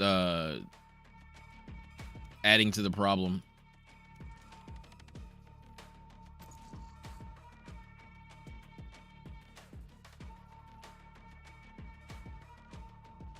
Match found. Solo queuing is so inconsistent. When I 5-stack, I won 3 games. What? So when I've been solo queuing with Chamber. I've been solo queuing with Chamber, and I've only been playing Chamber, and I have a 60% win rate with Chamber. Hey, you the Chamber from last game? Probably. The remake? Yeah. I bet. So I solo queue with Chamber, and I win 60% of my games. Ask me how I'm inconsistent.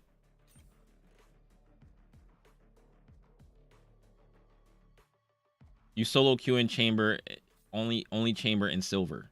It doesn't fucking matter. Like I'm so tired of y'all. Y'all always got some excuse. It's like of why what I'm doing is not good. It's like, sorry that I'm actually Silver and playing in my own rank and doing well. Meanwhile, you have Smurf that came into my chat to say that he wants to Smurf in my game to make himself feel better. Right? So you want to beat on the people that are in my rank. Why is me being Silver bad, but you not wanting to play in your own rank not bad? Like, I don't understand. Why do you Smurf? You're not doing well if you're staying in the same rank. So I guess you're staying in your rank because you Smurf, right? You Smurf, right?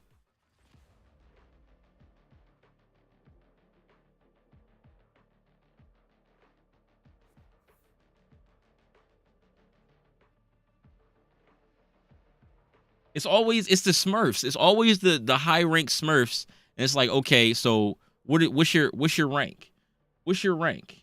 That's what I want to know. I'll Smurf occasionally, but I mainly play on my main account.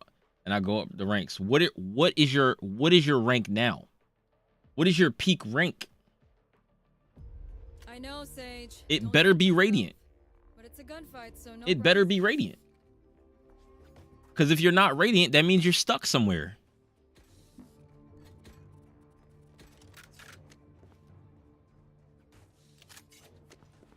If you're not high Radiant, you're stuck somewhere.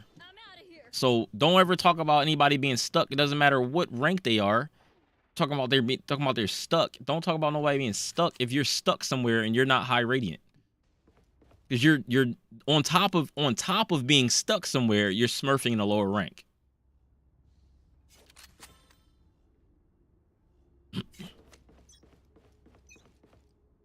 It's like I could play the game and do what I want to do when I want to do it, bruh.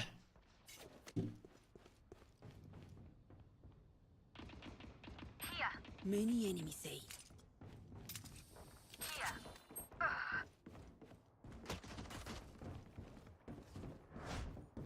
Bring them down. Spike A.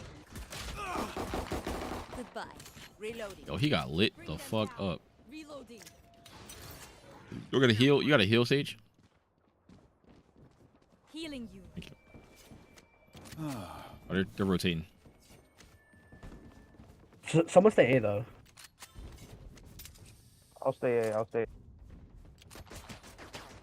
Many enemies mid. Here. I'll find you. Here. One enemy remaining. Reloading. Spike planted.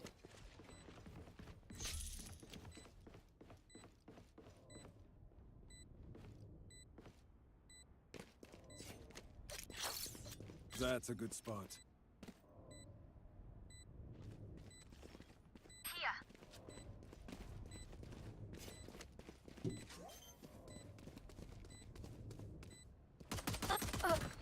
Teleport's ready.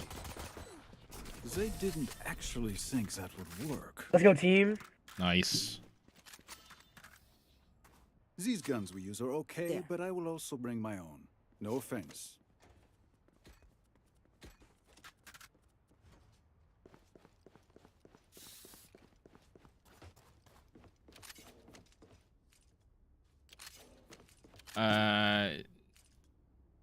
I have duos. I have people that I play with, but I'm choosing to play solo queue right now just because I just wanted to see if I could rank up without playing with other people in solo queue, because I had this really stigma against playing solo. So I was like, I want to try. And I have, and I've been able to rank up. Bring them down. They're blind with fear. Spike planted. Oh shit. I walked through the smoke, God, and there was I have a Spectre. what's the name there?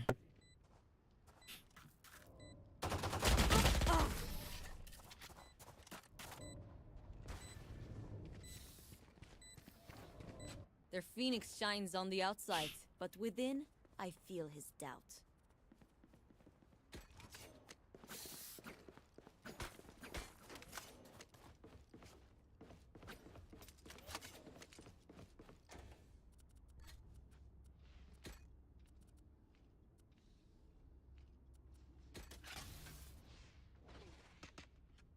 Let's dance.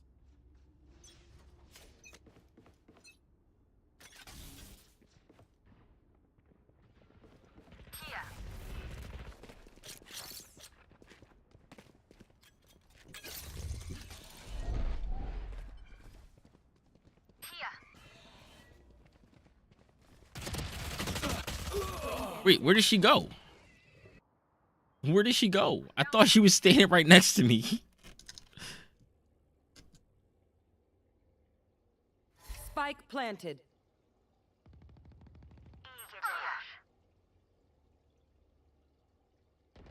I mean, I use it. It's fine. You just have to be willing to learn how to use a joystick, because I'm not it's not set to analog, it's set to WASD, and you just have to make sure that when you set the rotation for the joystick, Last player standing.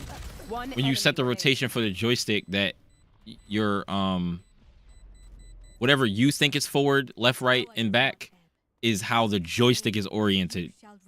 You don't want the joystick to be oriented in a different way where if you press what you think is forward, you're not actually pressing full forward. You're pressing like forward left or some shit like that. So like you just have to make sure in the software that you rotate it the correct way, and you'll be fine. But it feels natural to me.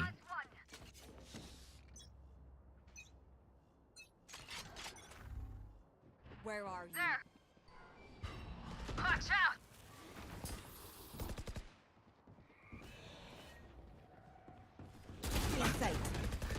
Bro.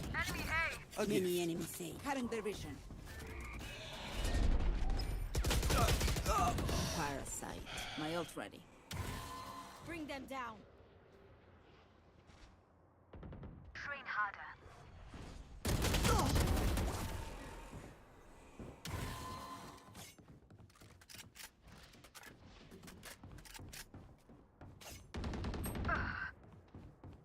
One enemy remaining. My ultimate is your duty is muscle. Joystick instead of WASD.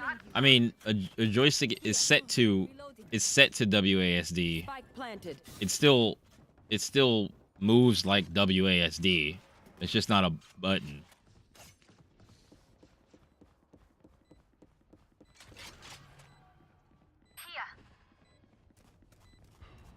You have to constantly move in gunfights? Wait, what? Reloading. I'm out of here. Here. Push a button. Save the day. Easy. Is it hard to counter strafe with the joystick? So are you talking about counter strafing or are you talking about jiggling? Chamber, you want this back? Sure. Do you want it? Need a drop. Thank you. Thank you. No problem. Like, I mean, I have a Phantom, but like I can do it better with the Vandal because you know you just gotta press, you just gotta click once, but. I'll find you. That works. Go, go, go!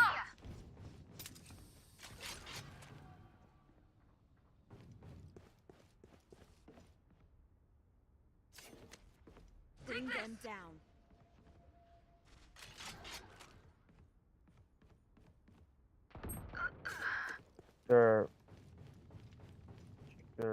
I don't even know what to say. There they are. Spike planted. For you. Where are you? Enemy bring them down.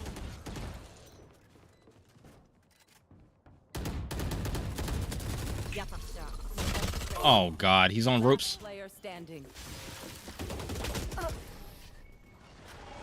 That was unfortunate.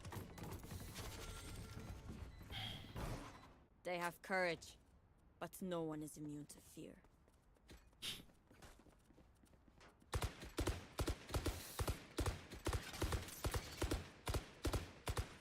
Reloading.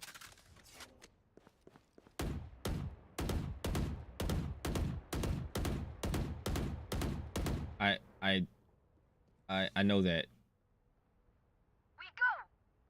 See, so the reason why I say counter strafing and jiggling as two different things is because people say counter strafing and like I called it counter strafing too. Like this is counter strafing, right? But like every time you say counter strafing and you do that, they're like, no, they mean pushing A and D at the same time to stop faster, and I'm like, that's doesn't do anything in this game. Planted. We found one. Here.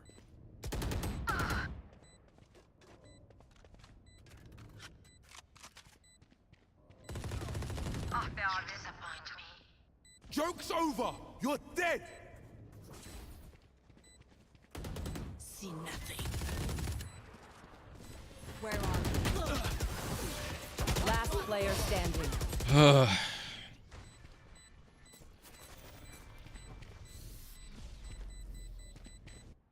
It's on Tracker GG. It's at the top of the screen. It should be like one of the tabs says overlay, like OBS overlay, and you can go there and you can customize it to what you want it to be. I use the flexible overlay, so you can add what stats you want to show, and then there's other ones, but you can't customize what stats show up on the thing. I just let go of A and tap D really quickly to stop momentum. Well, that doesn't do anything in Valorant. That doesn't make you stop faster in Valorant. Valorant, you stop fast if you release or if you tap D or if you press both. It doesn't. You don't. There's no difference in speed. Many enemies B. That's a good start. Just fucking smoke, bro. Spike planted. They're paid cold.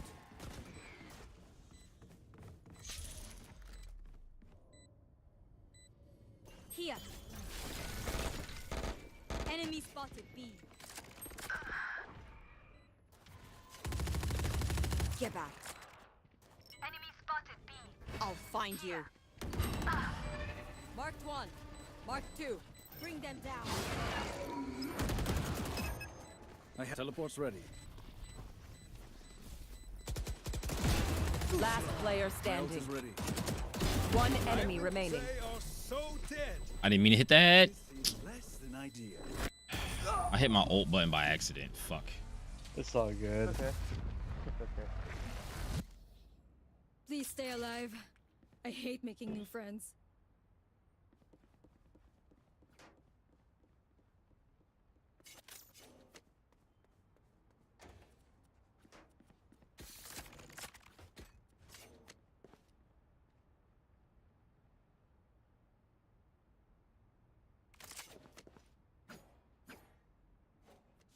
Could be worse.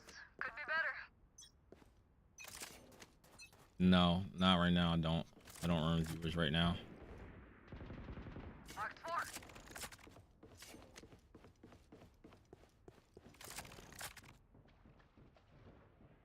Somebody's coming through sewers. My bad, my bad. Somebody's coming through sewers. Enemy spotted A.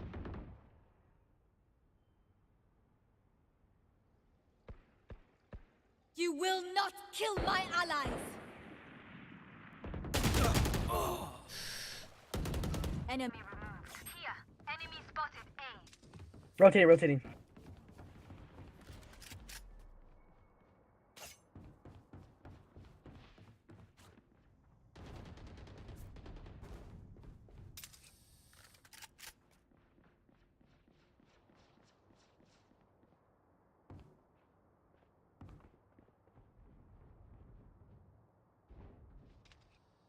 Right now, can you?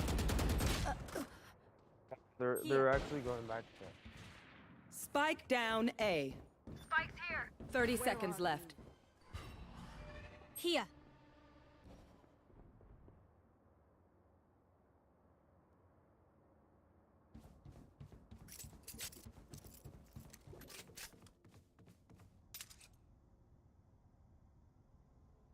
Scatter. 10 seconds left.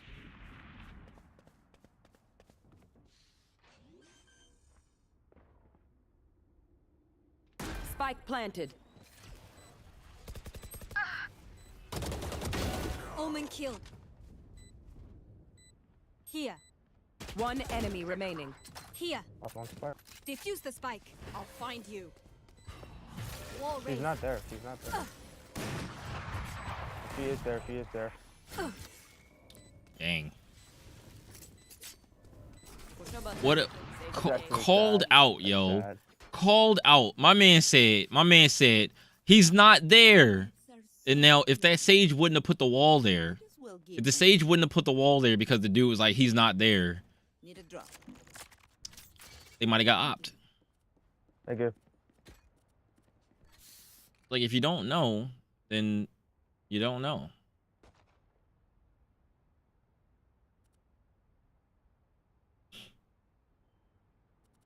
Does anyone have funds? Wait, buy me real quick. Okay, no? All right, great. Wonderful. Wonderful. Wonderful. Here.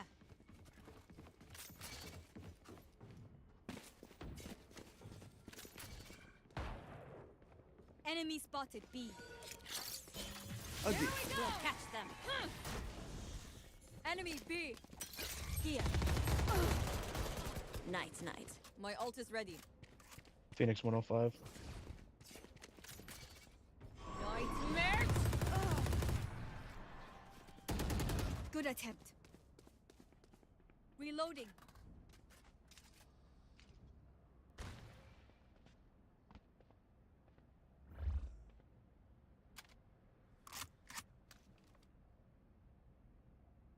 One enemy remaining. Oh my god. I didn't know if that was a Vandal or a Guardian when I first picked it up. Fuck. I assumed it was a Prime Vandal, and then I was like, shit, it's a Guardian. I should have just kept the Ares.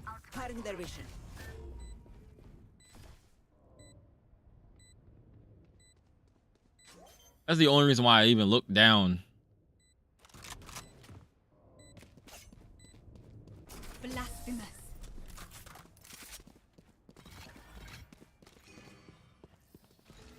What will it be this time?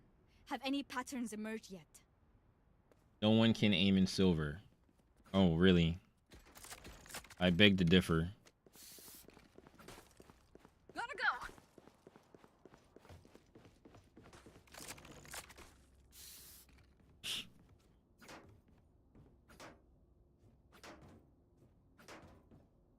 Forward.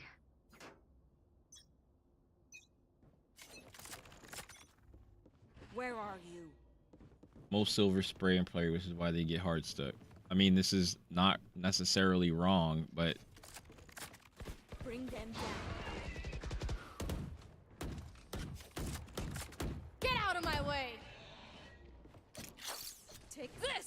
That works.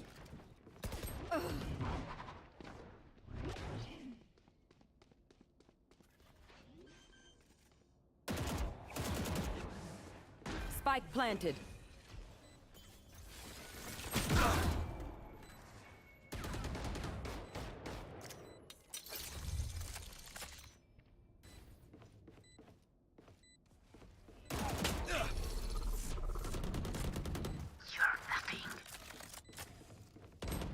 Your duty is not over. Here. That sucked. Gotta go. Opponent killed. Here. One enemy remaining. Go, go, go. Well, I will not die here. Good job, Neon. Go, go, go. I don't know how I killed her. Blasphemous.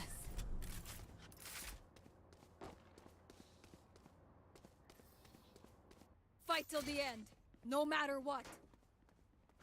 Dominic, thanks for the follow. Appreciate it.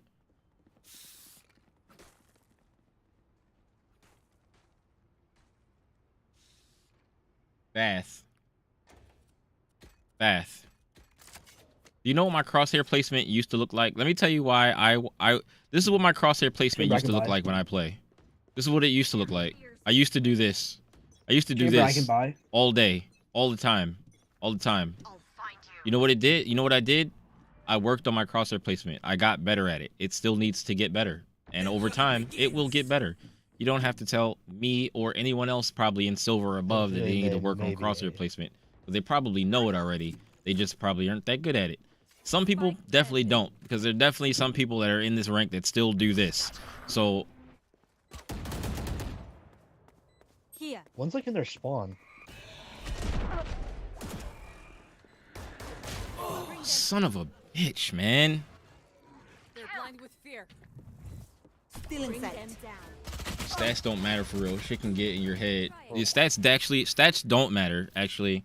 I mean, not certain stats matter. Like, let me tell you one stat that matters. Your win rate. Your win rate matters. Headshot percentage doesn't matter that much. Headshot percentage just shows you know you aim for the head. You aim for the head and you probably have very good crosshair placement.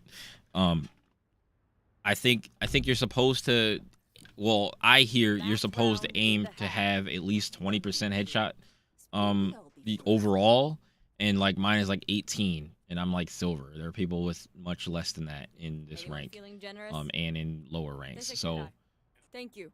You know, I think mine is okay, you know. It'll get better. It'll get better. It will improve. But it is what it is. I don't like that people play so close. I don't like that people play so close in garage like that.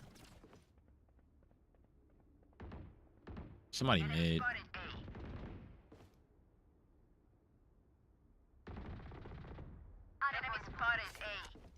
Nice.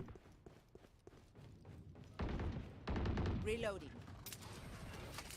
We found one. Cutting their vision.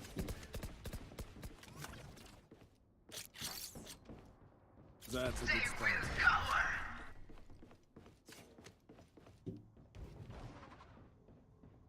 Jet is here on B.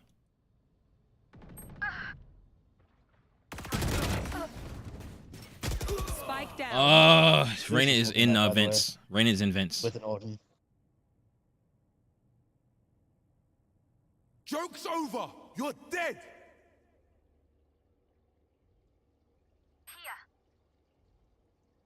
Spike planted.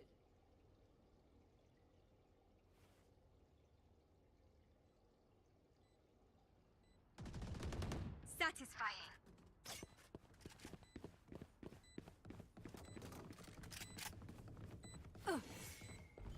Where are you? Win rate don't matter because you could be getting carried. Barlos, that is the dumbest way to think. That is the most stupid thing that you could say about win rate. Last player standing. Especially if you're playing solo queue.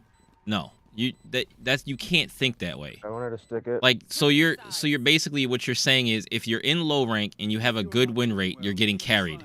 Otherwise, if you're low rank, you should have a low win rate. That's dumb. That's dumb logic. Like, that means that anybody who's low rank should never ever climb out of any rank ever, unless they're playing with someone. That means they can never get better, right? That is the stupidest thing you could possibly say.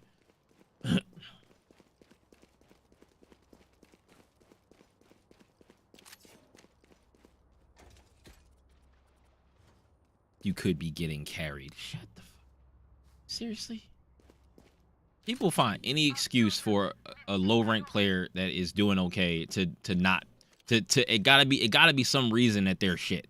It's like, oh well, if you're low rank, you're shit, and there's no possible way you could be doing good. Like, that shit is cope. Here. Bring them down.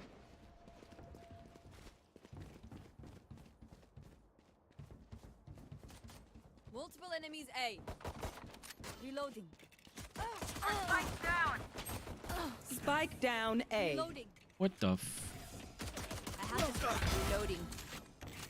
Here.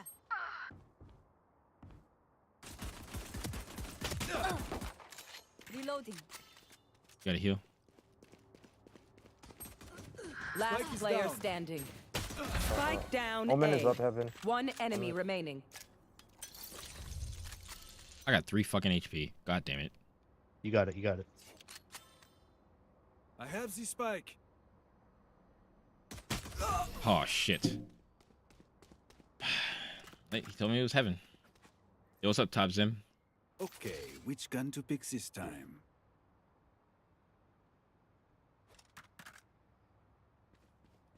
What do you guys say we just save? Alright. You're at a 57% headshot rate with Sheriff. I mean, if you're talking about specific guns, that's fine. We're talking about overall. So, like, how many shots have you taken with the Sheriff? That'll tell us whether your 57% headshot is bullshit or not. Because if I use a gun 4 times and I hit, you know, Reloading. like what, 50% out of 100 shots, I'll have a 50% headshot rate. Gotta go. A gift. Spike is down. Spike down B.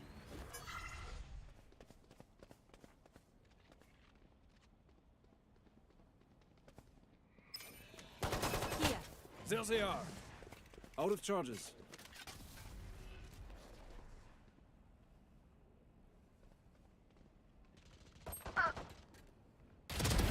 You lose. Do better.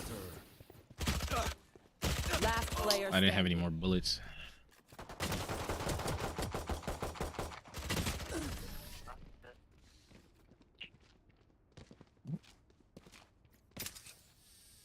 I'm the last thing they'll see before they die. Lucky them. This right here, this surrender shit right here, this is why we lose games, right? Because someone on the team is like, we're gonna lose. We're gonna just surrender. Like that's why we lose games. I can't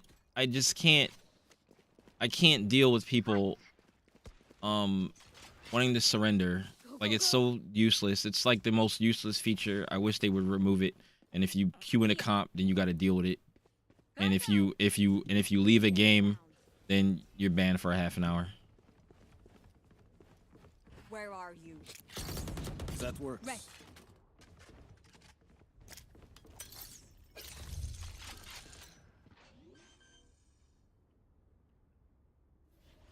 Trap destroyed.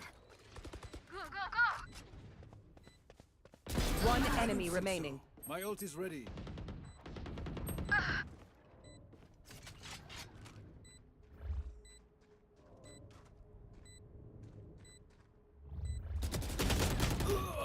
Was I not standing in my TP? I thought I moved back into my TP. You were pitiful.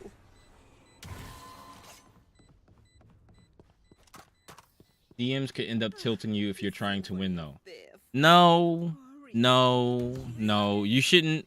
If you're just warming up, you shouldn't let DMs tilt you. If you let the only thing that I do get annoyed at DMs, like, don't get me wrong, I get annoyed at DMs because I be getting shot in the back of my head like 800,000 times sometimes.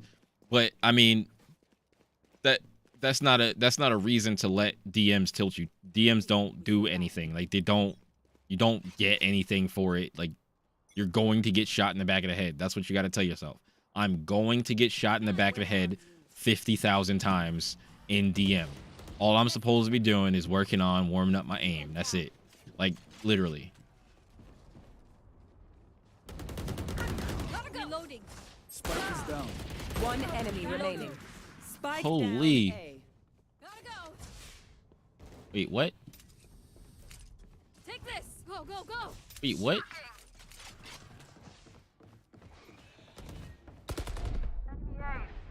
Reloading.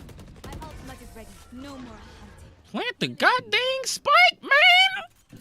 It's sitting right here! Together, we will. That's another thing, yo. They need to be throwing money in the trash. They be throwing money in the trash. Like, I forget sometimes, too, but, like, if I have it and I know I have it, I'm planting it. Like, it's on the ground. Grab it. Plant it.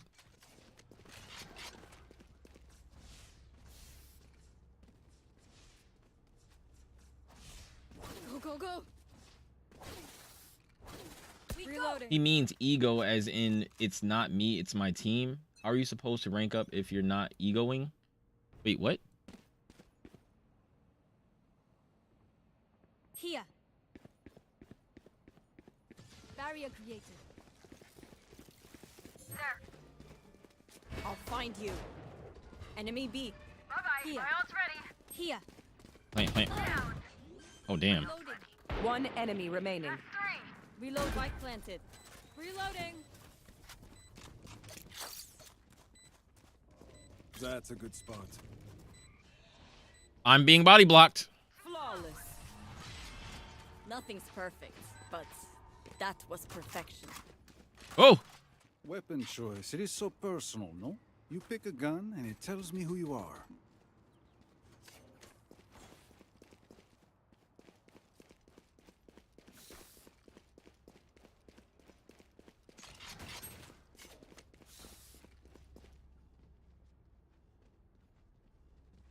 They are so dead. I might as well use it. Let's go.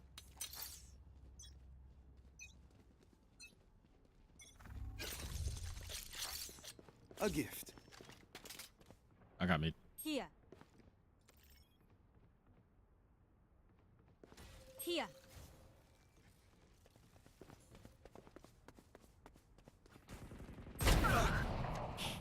That, you know what that's called? That's called game sense. That's called game sense.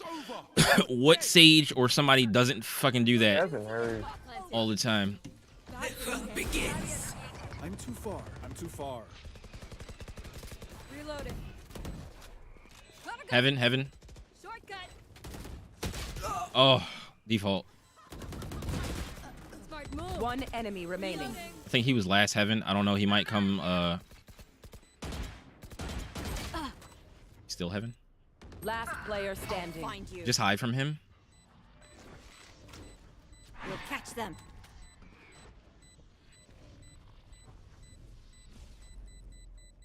Dog. Dog. Dog.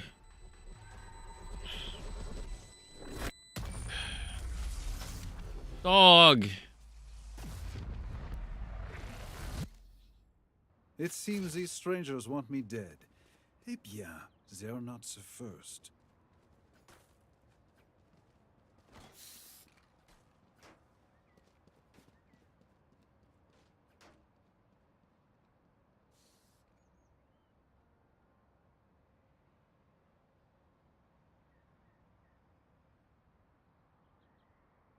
Quick feet, quick trigger.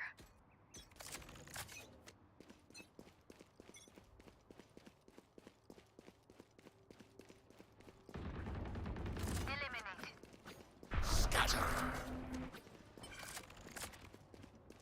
Get out of my way. Here. That works. Enemy down. 40 jet. One zip. Spike planted.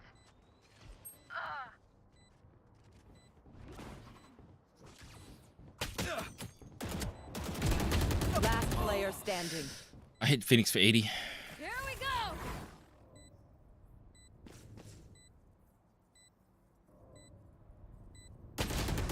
Shit. Why didn't you just run around? I didn't run around like a madman.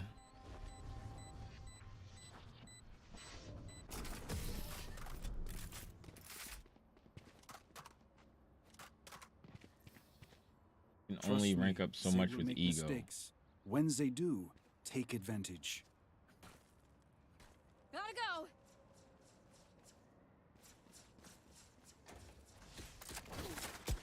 Reloading. Gotta go. I'm out of here. Where are they? Where y'all going? Where y'all going? Where y'all going? A?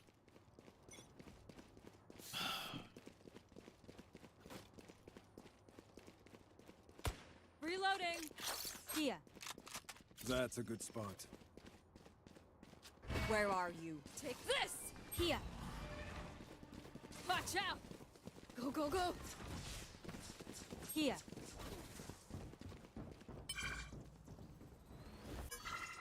Nightmare, take them. Bring them down. Bring them down. Spike They're planted. blind Go with away. fear.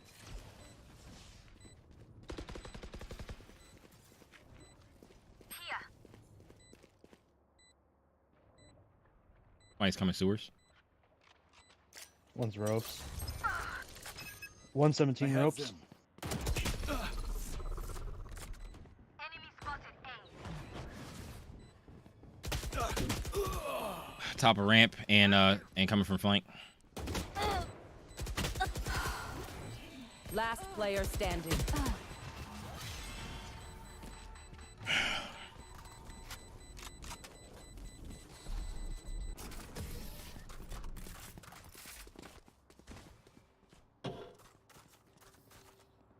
Time to stock back up. I'm out of here. Anyone feeling generous? Reloading. Reloading. Here.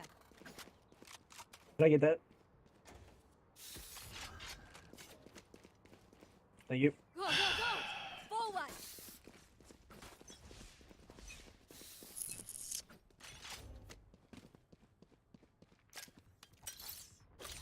I think I hear someone up top mid. What is that, you, Chamber?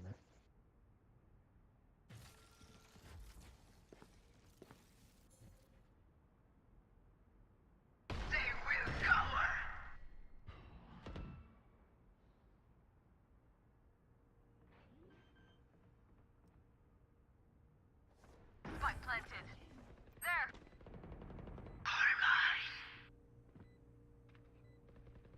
Nice try. One enemy remaining.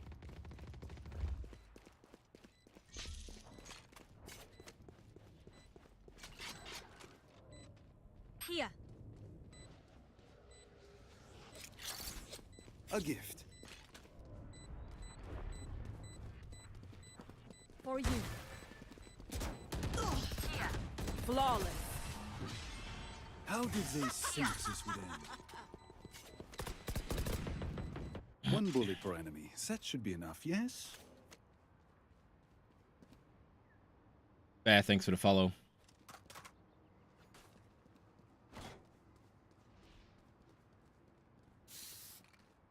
Y'all want to go mid? They wall off mid and then usually peek over the wall. Jet will probably jump over the wall, or Sage will probably jump over the wall, so be careful. I'll just wall, like, have... Never mind. Alright, that's what I told you they was gonna do. MB. You go loud B, get a pick, and leave.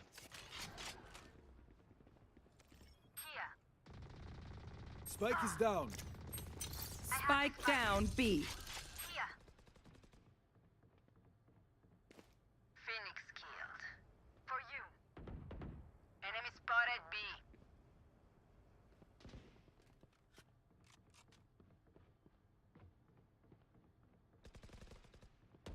Enemy spotted B. Here.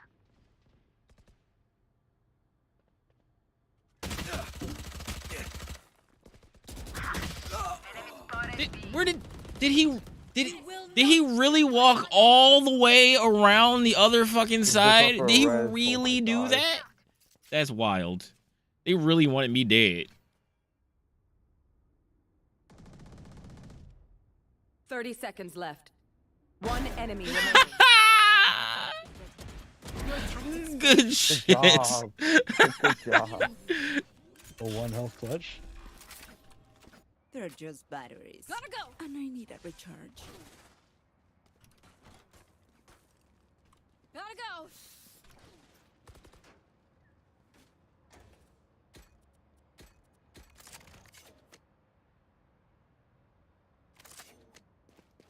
Does anyone play Apex?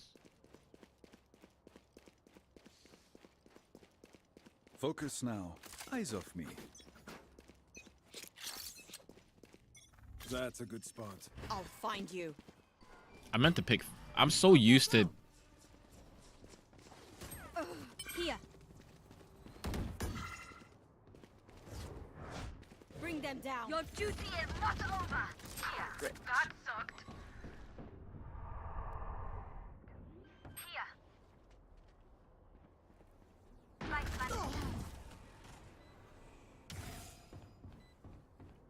Reloading. One enemy remaining. My ult ready. Oh shit. Well, this suit is ruined. Do I peek well enough? Do I peek well enough? I don't know, man. Match point. I back up from the wall. I inch over. My crosshair placement was almost there. You know what I'm saying? Like, I don't know. It almost looks like I'm trying to know what I'm doing.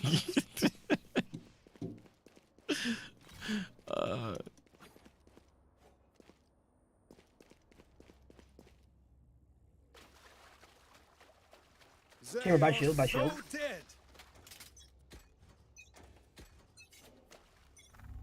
I'll wait for you, chamber. A gift.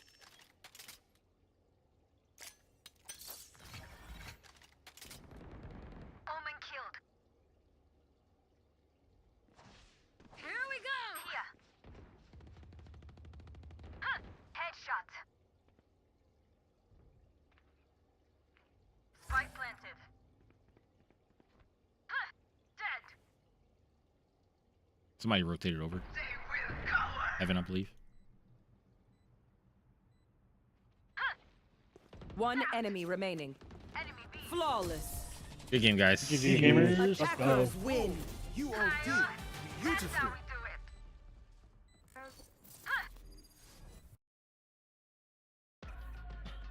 You peaked too slow. How did I peak too slow?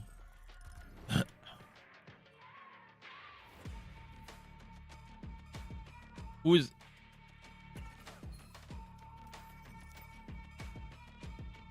Yo. Yo, yo, yo. Are we doing? What are we doing? I'm ready to go. I can't play one deathmatch. Yeah. Hey, look. The person that I normally duo with. Match found. The overlay, you can get it from Tracker GG. It's you just go to the website, and at the top of the page there's a tab that says like OBS overlay or something like that, and you just click on that, and then you can edit it. Like you can there's like a window on the side, and it'll you can pick from what theme you want. The one that I use is flexible overlay or flexible theme or whatever it's called. The flexible one allows you to set what stats you can see, and then you can rearrange them. All the other ones have like a set number of, or a set group of stats or some shit like that. By their first action. Check Fight. me then, eh? I am with you. We are strong. I'm already so much better in Aware. I'm so much better than in Aware than I was when I was Iron 1. I just keep learning. I keep learning from my mistakes. I try to fix things.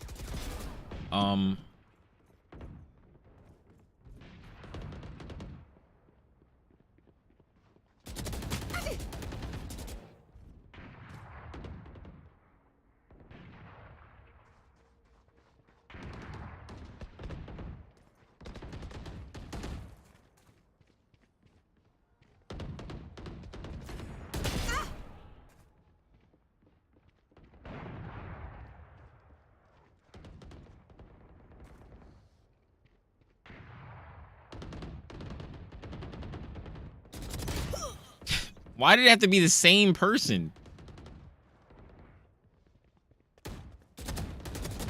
Better luck next life.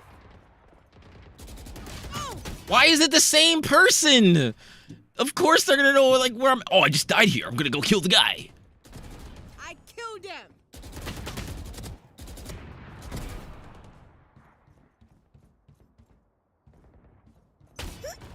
I'm gonna go kill the guy that just killed me because I spawned right next to him.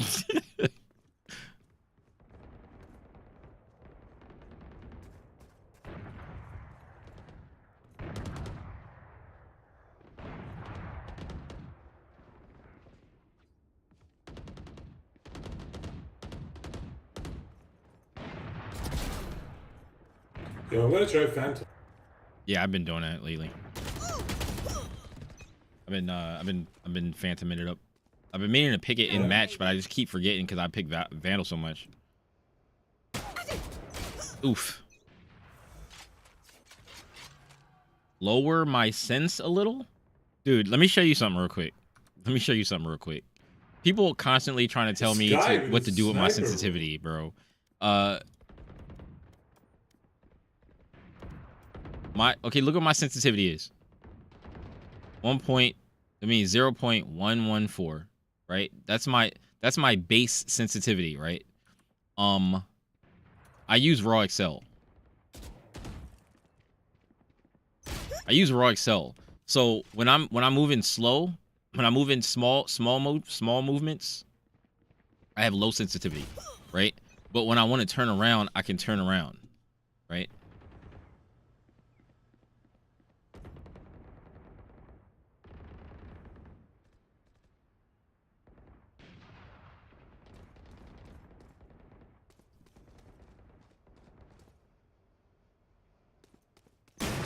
Oh, she had an op. What a fucking loser.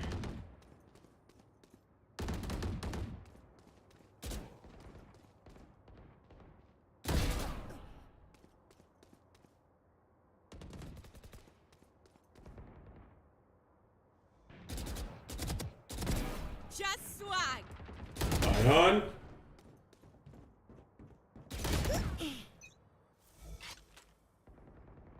No wonder you're silver 2. Get out, you leave. Just get out. Just get out. Either get out or I can block you. One or the other.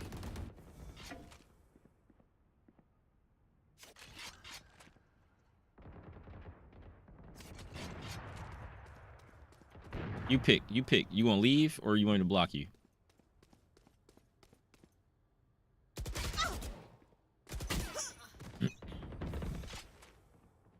I think it's the DPI.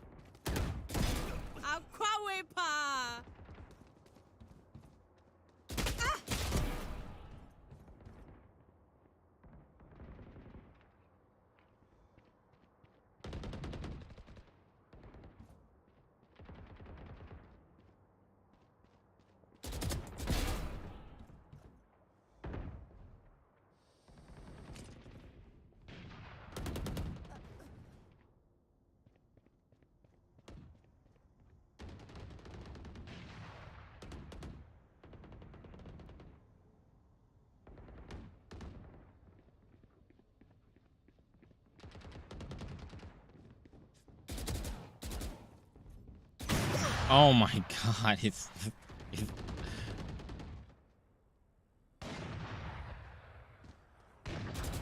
oh lord.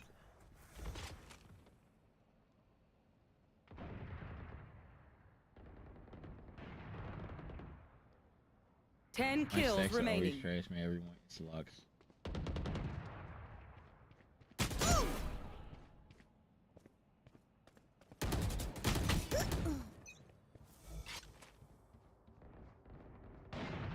Stop shifting in deathmatch, Paolo. Get out. I'm so tired of people saying that. That's like the hugest coping mechanism I've ever heard. Yo, it's like people. These are the two things that people tell you not to do in deathmatch. They tell you not to listen to sound, right? They're like, turn off your headphones. You're listening for footsteps. And then they say, don't walk, stop shift walking, and just W key the whole time. So if you want people to not hear your footsteps, why not just walk? If everybody walked, you wouldn't have no excuse about people listening for your footsteps, right? You would be able to move around and people wouldn't hear you, right? But it's like, I dropped your viper. I punish you.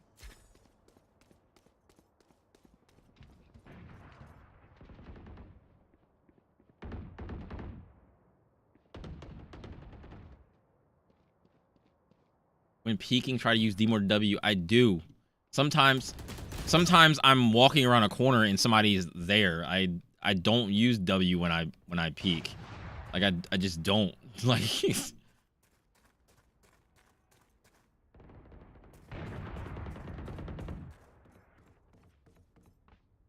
One kill remaining.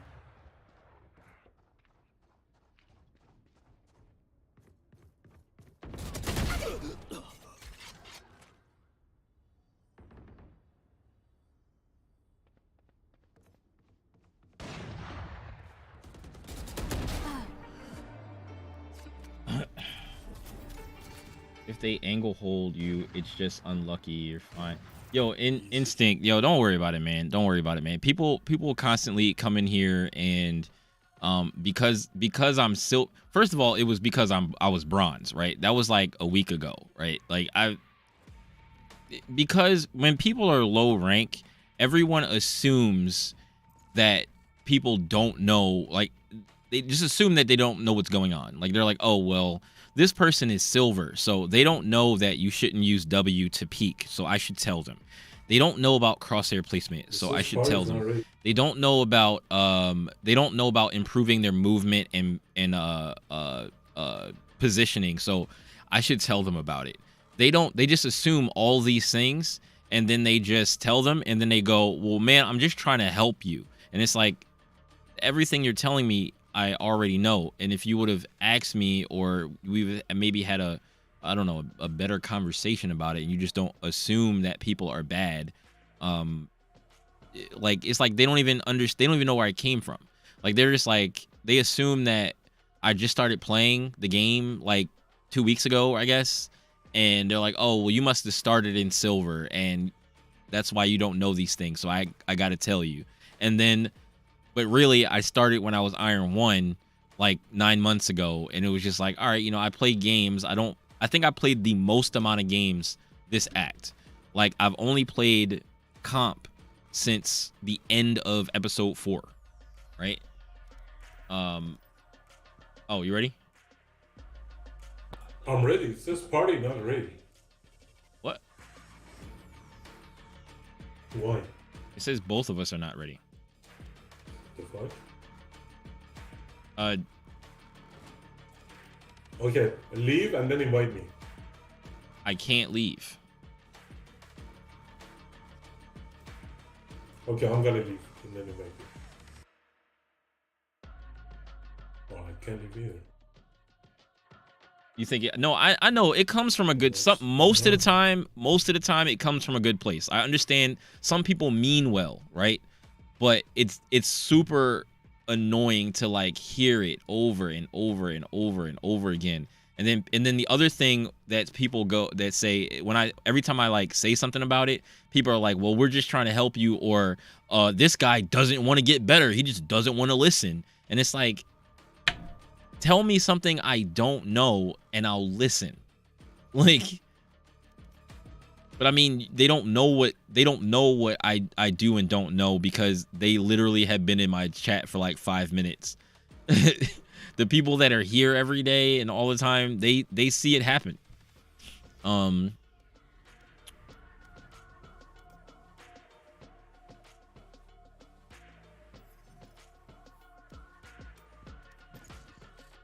They see it happen all the time. If you want someone to tell you stuff you really don't hear or see, hey, Instinct, guess what?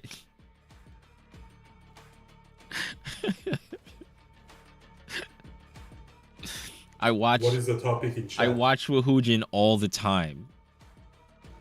I watch Wahujin. I'm subscribed to Wahujin.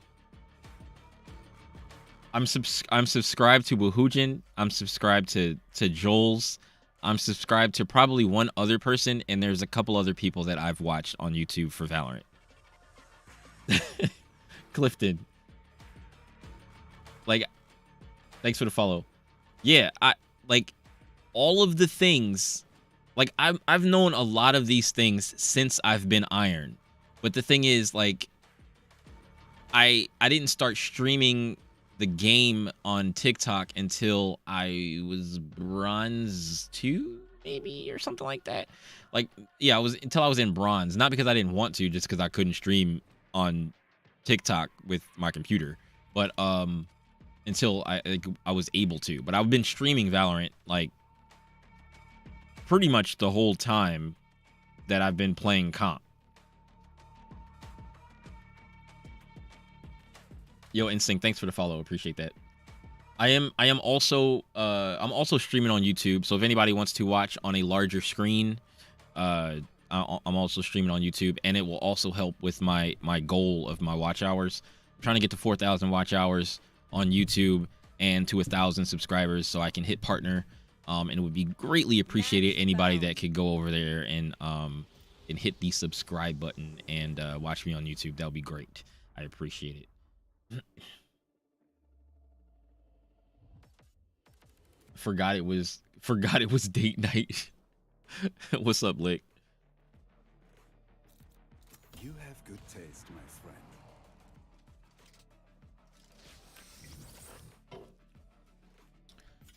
Yeah, it hasn't been too bad. It hasn't been too bad with people. There's only been maybe like 1 or 2 people to come through that just had some I don't know, I guess choice words. Like,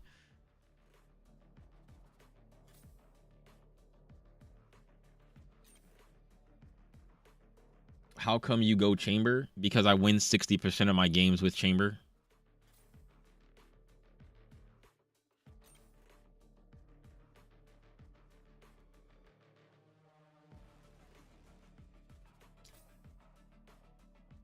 Yo, 6. I appreciate it. I really do. I really do. Everything helps. I got a bunch of videos on there. I got a full Call of Duty Modern Warfare 2 campaign playthrough. I got a Need for Speed Unbound videos on there. I'm playing through that game. I'm almost done. And there's a series on there for a Need for Speed Unbound. There's what other game that I have on there? I have an unfinished Gotham Knights series on my channel. There's all the rest of my streams are archived in the live tab. And then there's just a bunch of other videos. I do like reaction videos to some of the tip videos and stuff, talking about some things. I'm gonna get ready to upload another Need for Speed video tomorrow, part number 22, I believe. There's probably going to be at least 2 or 3 more parts before it's over, and I beat the game. But yeah, there's post a lot of stuff on. Street Fighter 6 in June, and whenever Tekken 8 comes out, I'll be playing that. Like, there's so much. I still got so much. There's so many different games out, man. There's so many different things I want to try. I'm probably going to be playing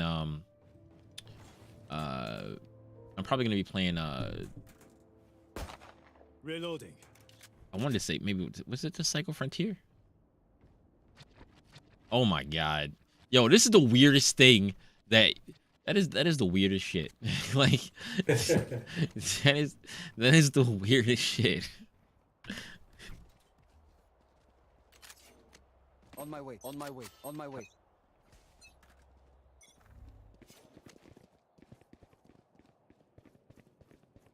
Yeah, you definitely get better as you play. Like, people expect that everybody should be able to just instantly get out of a rank. Like, it's like, well no, because when people are actually a rank and you're actually learning. Enemy spotted A. Holy! Spike down A. I got laid out. Oh, I did walk through her wall. That's probably why I got hit. Laid out. You better get an ace. Holy! These people are air strafing. Nobody talks. Reyna, I'll take one side if you take the other. They'll be dead in 5 seconds. Nope.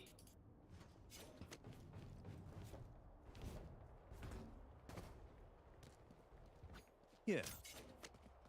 Does anyone in chat know me from previous streams? Dude, every time I see Ascendance, I laugh, bro, because that one game. You know what to do. I started playing Valorant. I have about 70 hours. I started in Iron. I hit Plat this season. You have 70 hours. Have you played CSGO before?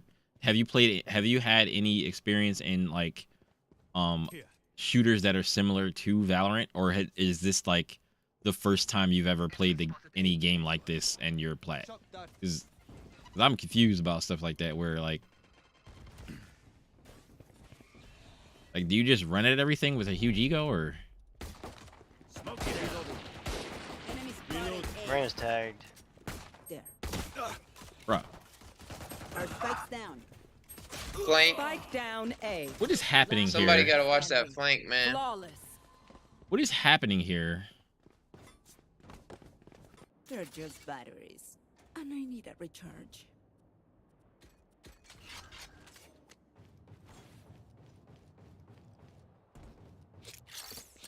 That's a good spot. There. Going A. Going B. Going B. Going B. Okay, I'm gonna flash.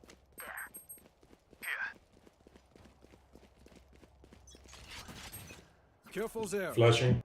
Got the spike. A gift. Revealing area. Someone shoot that shit. There they are. Launching smoke. Take flight. Plant a spike. Time to jump. Reloading. Cutting their vision.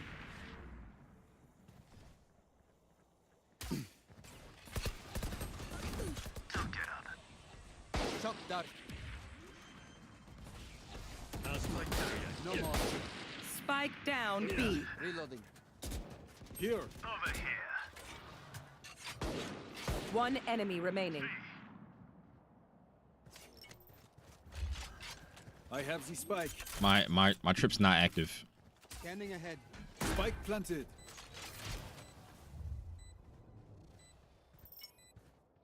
Cutting through.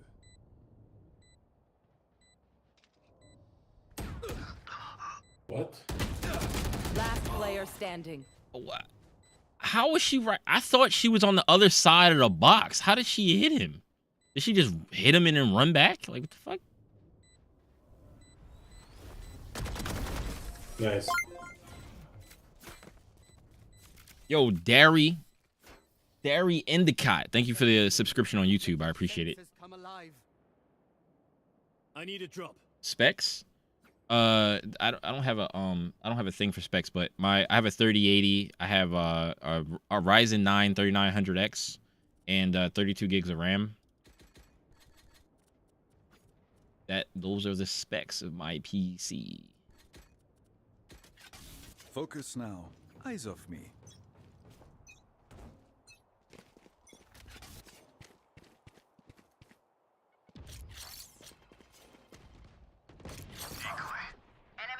That works. The hunt begins. Our spike carrier is dead. Spike down mid. Somebody's coming flank. I have them.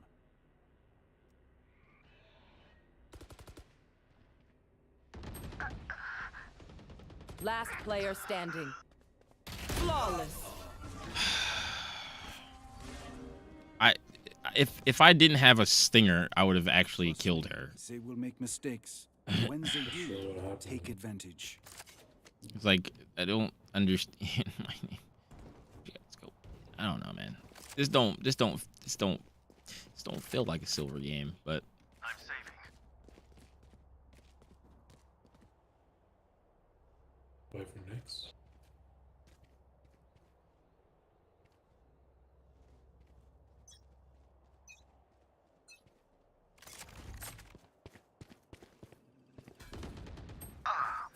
oh shit.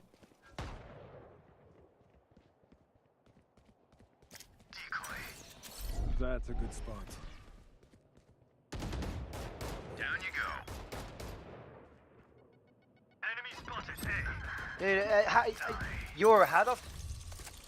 What? How do you get there without seeing Sage? I was behind the wall.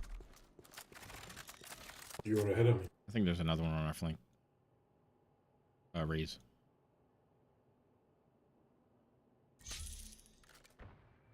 Why is the spike out here?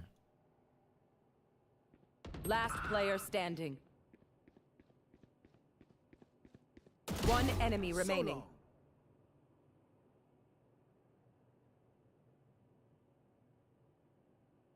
Teleport's ready.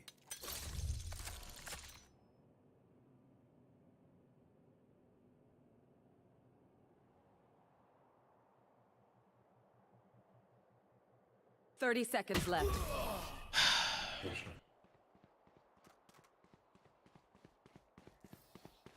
She wasn't even over here, man.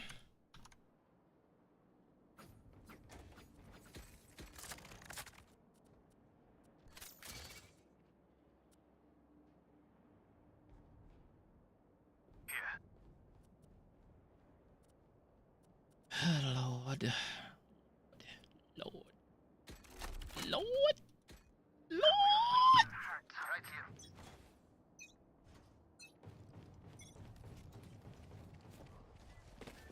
I'll handle this. Smoke's down.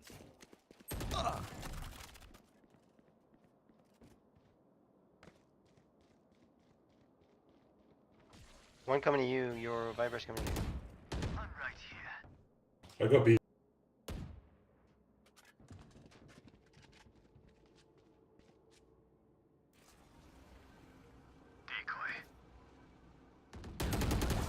There's no fucking way we're making noise in there, bro. Last player standing. Well, I've been sitting on B for like 10 minutes.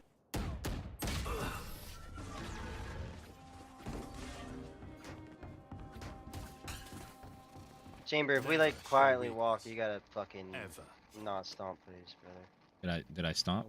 Did I stomp? Yeah, you did. Did I You stomp? fucking did, and the Reyna came in and wiped us both. Is that why did you just shoot her?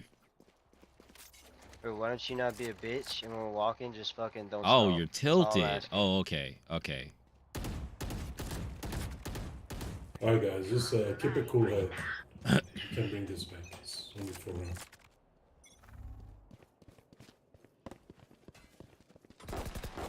Reloading. Reloading. 80. They will cower. Found them. I am the hunter. Reloading. Blank. A gift. It's raised from behind. Enemy in attacker spawn. Enemy spotted A. Flank, flank, flank, flank, flank. Last player standing. Spike down A.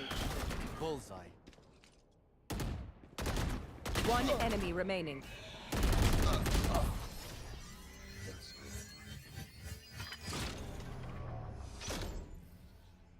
Okay, which gun to pick this time?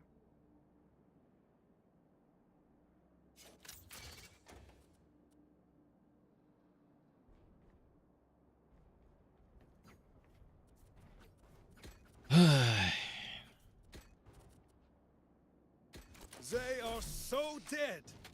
Well, the problem here is that my guy's tilted. Like it's not even that deep. Like it's not even that deep. Decoy.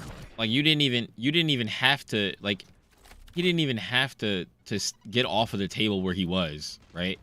Like even if I would have died because she heard me in the thing, she would have walked in and shot me, and he would have just jumped down and traded her.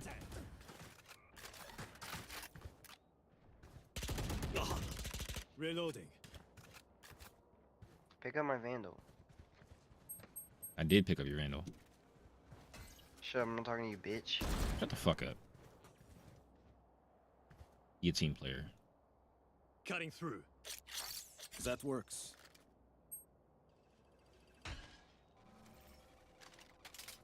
Here.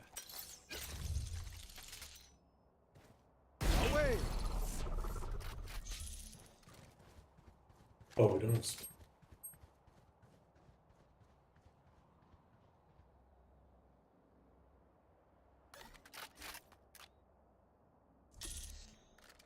Away from here. 30 seconds left. To your right, to your right, in our spawn, in our spawn, in our spawn. Last player standing. One How the enemy hell? remaining. How did you miss him? How did you miss him? How did you? I don't know. I didn't see him. How did you? I'm so mad. I'm so mad. How did you? How did you? Spike planted. My ult's ready.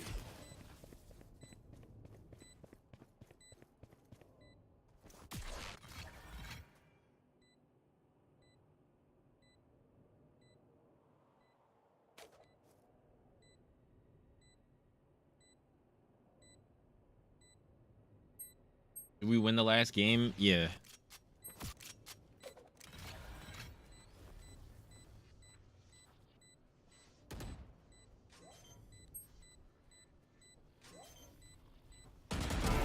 Good stuff.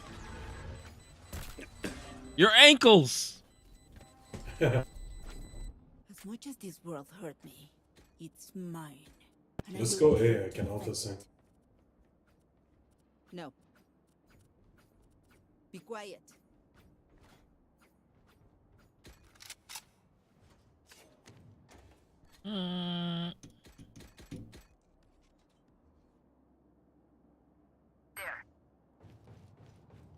Safety's off.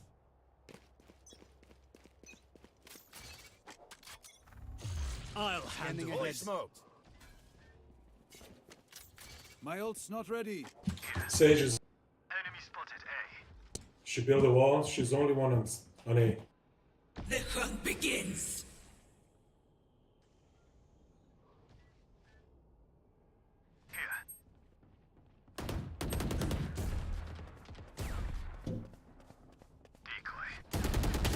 Oh my god, are you serious? Are you fucking serious? Strike down A. I'm so mad. Move in after I strike. That's when they're weak.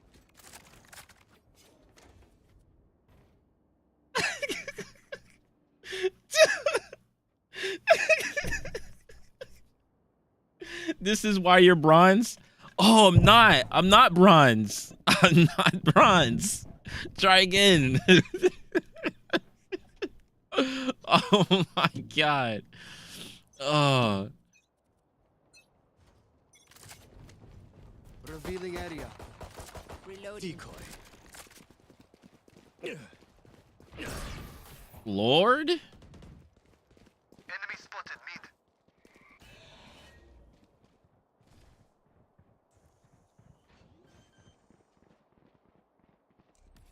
They're coming yellow. Launching smoke. Enemy marked. Bro.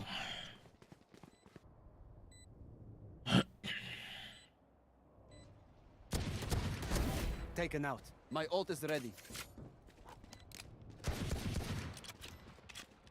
Nowhere to run! I am the hunter! Last player standing.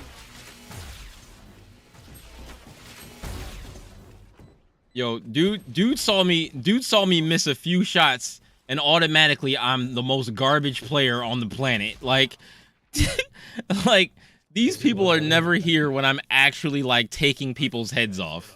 Never. Like they're never here, or they're never like in chat, or they're never saying anything when I'm actually hitting shots. They just wait for me to miss a shot so they can call me bad. Like, it's so fucking cringe, dog. Like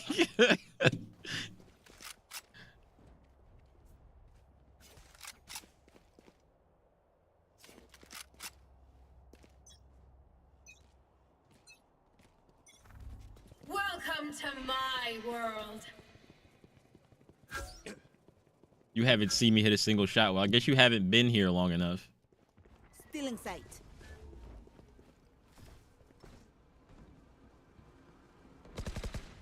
Enemy spotted B.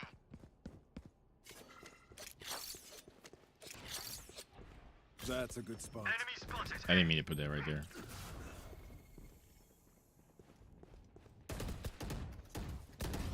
Sage 140. Open up the sky. Reload. Nice. Let me drone in. Let me drone in. Enemy spotted A. Deploying drone. Inside.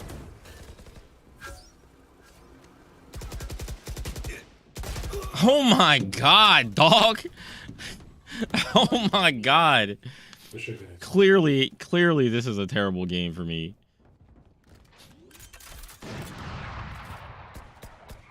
Spike planted. 140, 140. Nice. I'm still hungry. Last round before the switch. Don't be cheap. Spend it all before I it's need a gone. drop. Yeah, silver 2. But I'm having a terrible game right now.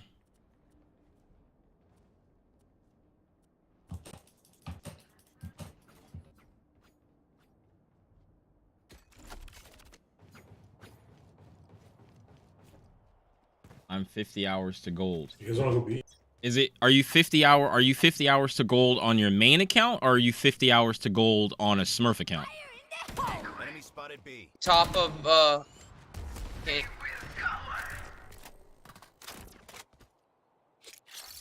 A gift. Enemy spotted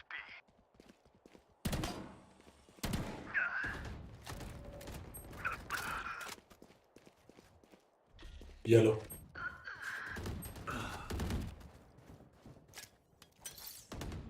Last Spike is player down. standing. Spike down B. Teleport's gone. Flawless. All 5 of these dudes, Yeah, man. tough. Switching sides. Take aim, Zenfire. Let's not complicate it. I didn't even hit. Glad I didn't vote yes. I actually hit F5. I meant the F6. My F keys don't be working.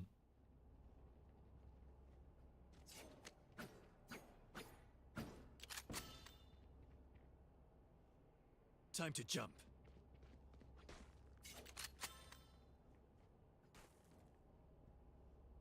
Almost at 6 hours. Oh, I never hit my what's the name button. What is it? What is it at? Is it at 5.5 or is it at almost 6? Watch and learn.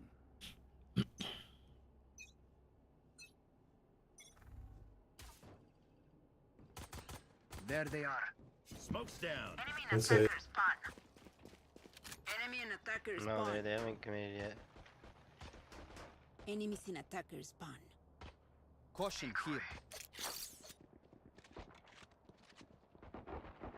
That works.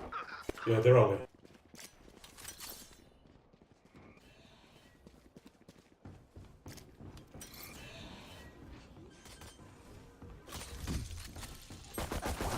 Spike planted. Shock dart. Enemy spotted A. Reloading. Last player standing. We're getting wiped out. This doesn't feel like silver. This does not feel like silver at all. I'll pick them apart. I mean, I guess I'm tainted. I'm tainted by knowing about how many Smurfs there are in the fucking game. But this don't feel like a silver game. My ult's not ready.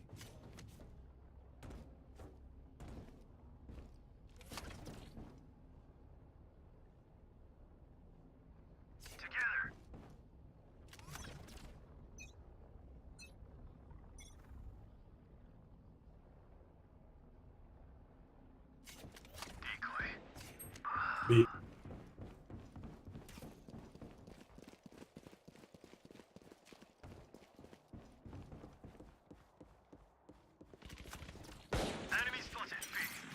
Rain is 101.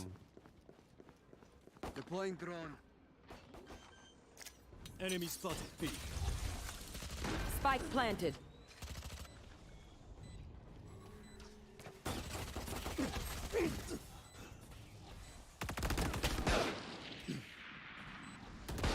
Last player standing. Like, holy shit, dude. They don't have a single life worth saving.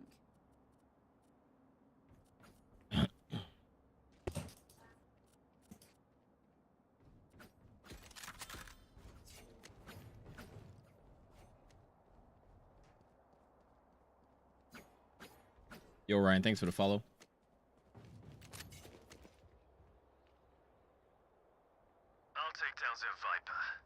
don't slow peek. What do you mean by slow peek? You mean like do this? Like the thing is like the person that I was looking at, the two people that I was looking at, they died, and they left the angle. They're all pushing hard maze. Right here. 135 on Raze. Spike planted. Last player standing.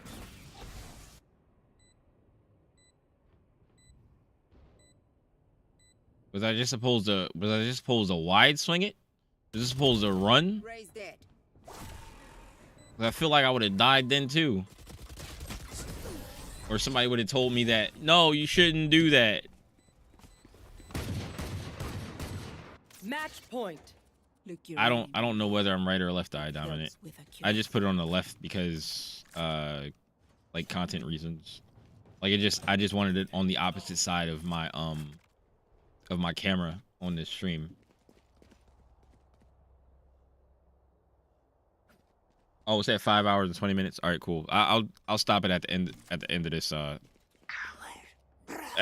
match. The hunt begins. Like I'm gonna lose 30 RR. I'm gonna lose 30 RR here. That's crazy. Launching smoke.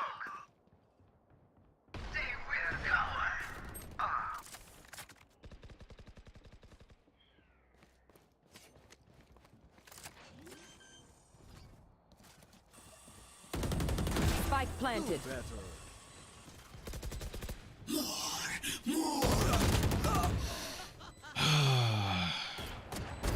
See ya. Blind fools. Last player standing. Team Ace. Attackers win. Maybe try right, be better by changing it. Maybe no, that doesn't matter. That doesn't matter. I used to play on right all the time. Like it doesn't make a difference. Like these things where like people. I knew I was gonna lose 30 RR. I lost 30 RR for that. Like that's the problem, yo. It's like you work hard. You work hard for all of this. Why is there?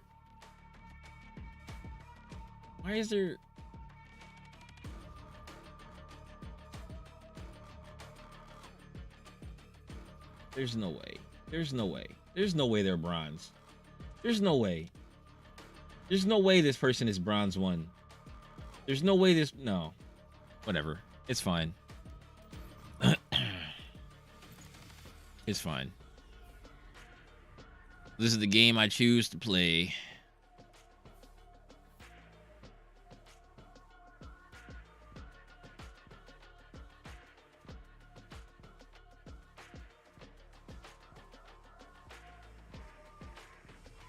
It's not about, I'm just talking about the whole team. Like the whole team is just like ripping us a new one, right? Like the whole team is ripping us a new one. The person who's bronze 1 didn't do that good, but they're 12, 10, and 2 against 4 silver 2 players. The bronze 1 person is 12, and 10, and they didn't do well against 4 silver players. 4 silver 2 players. You have good taste, my friend. Oh yeah. You're right. Yeah, I'm about to restart YouTube stream. So everybody come back. I know that everybody might not come back, but please, everybody come back who was here. I'll be right back.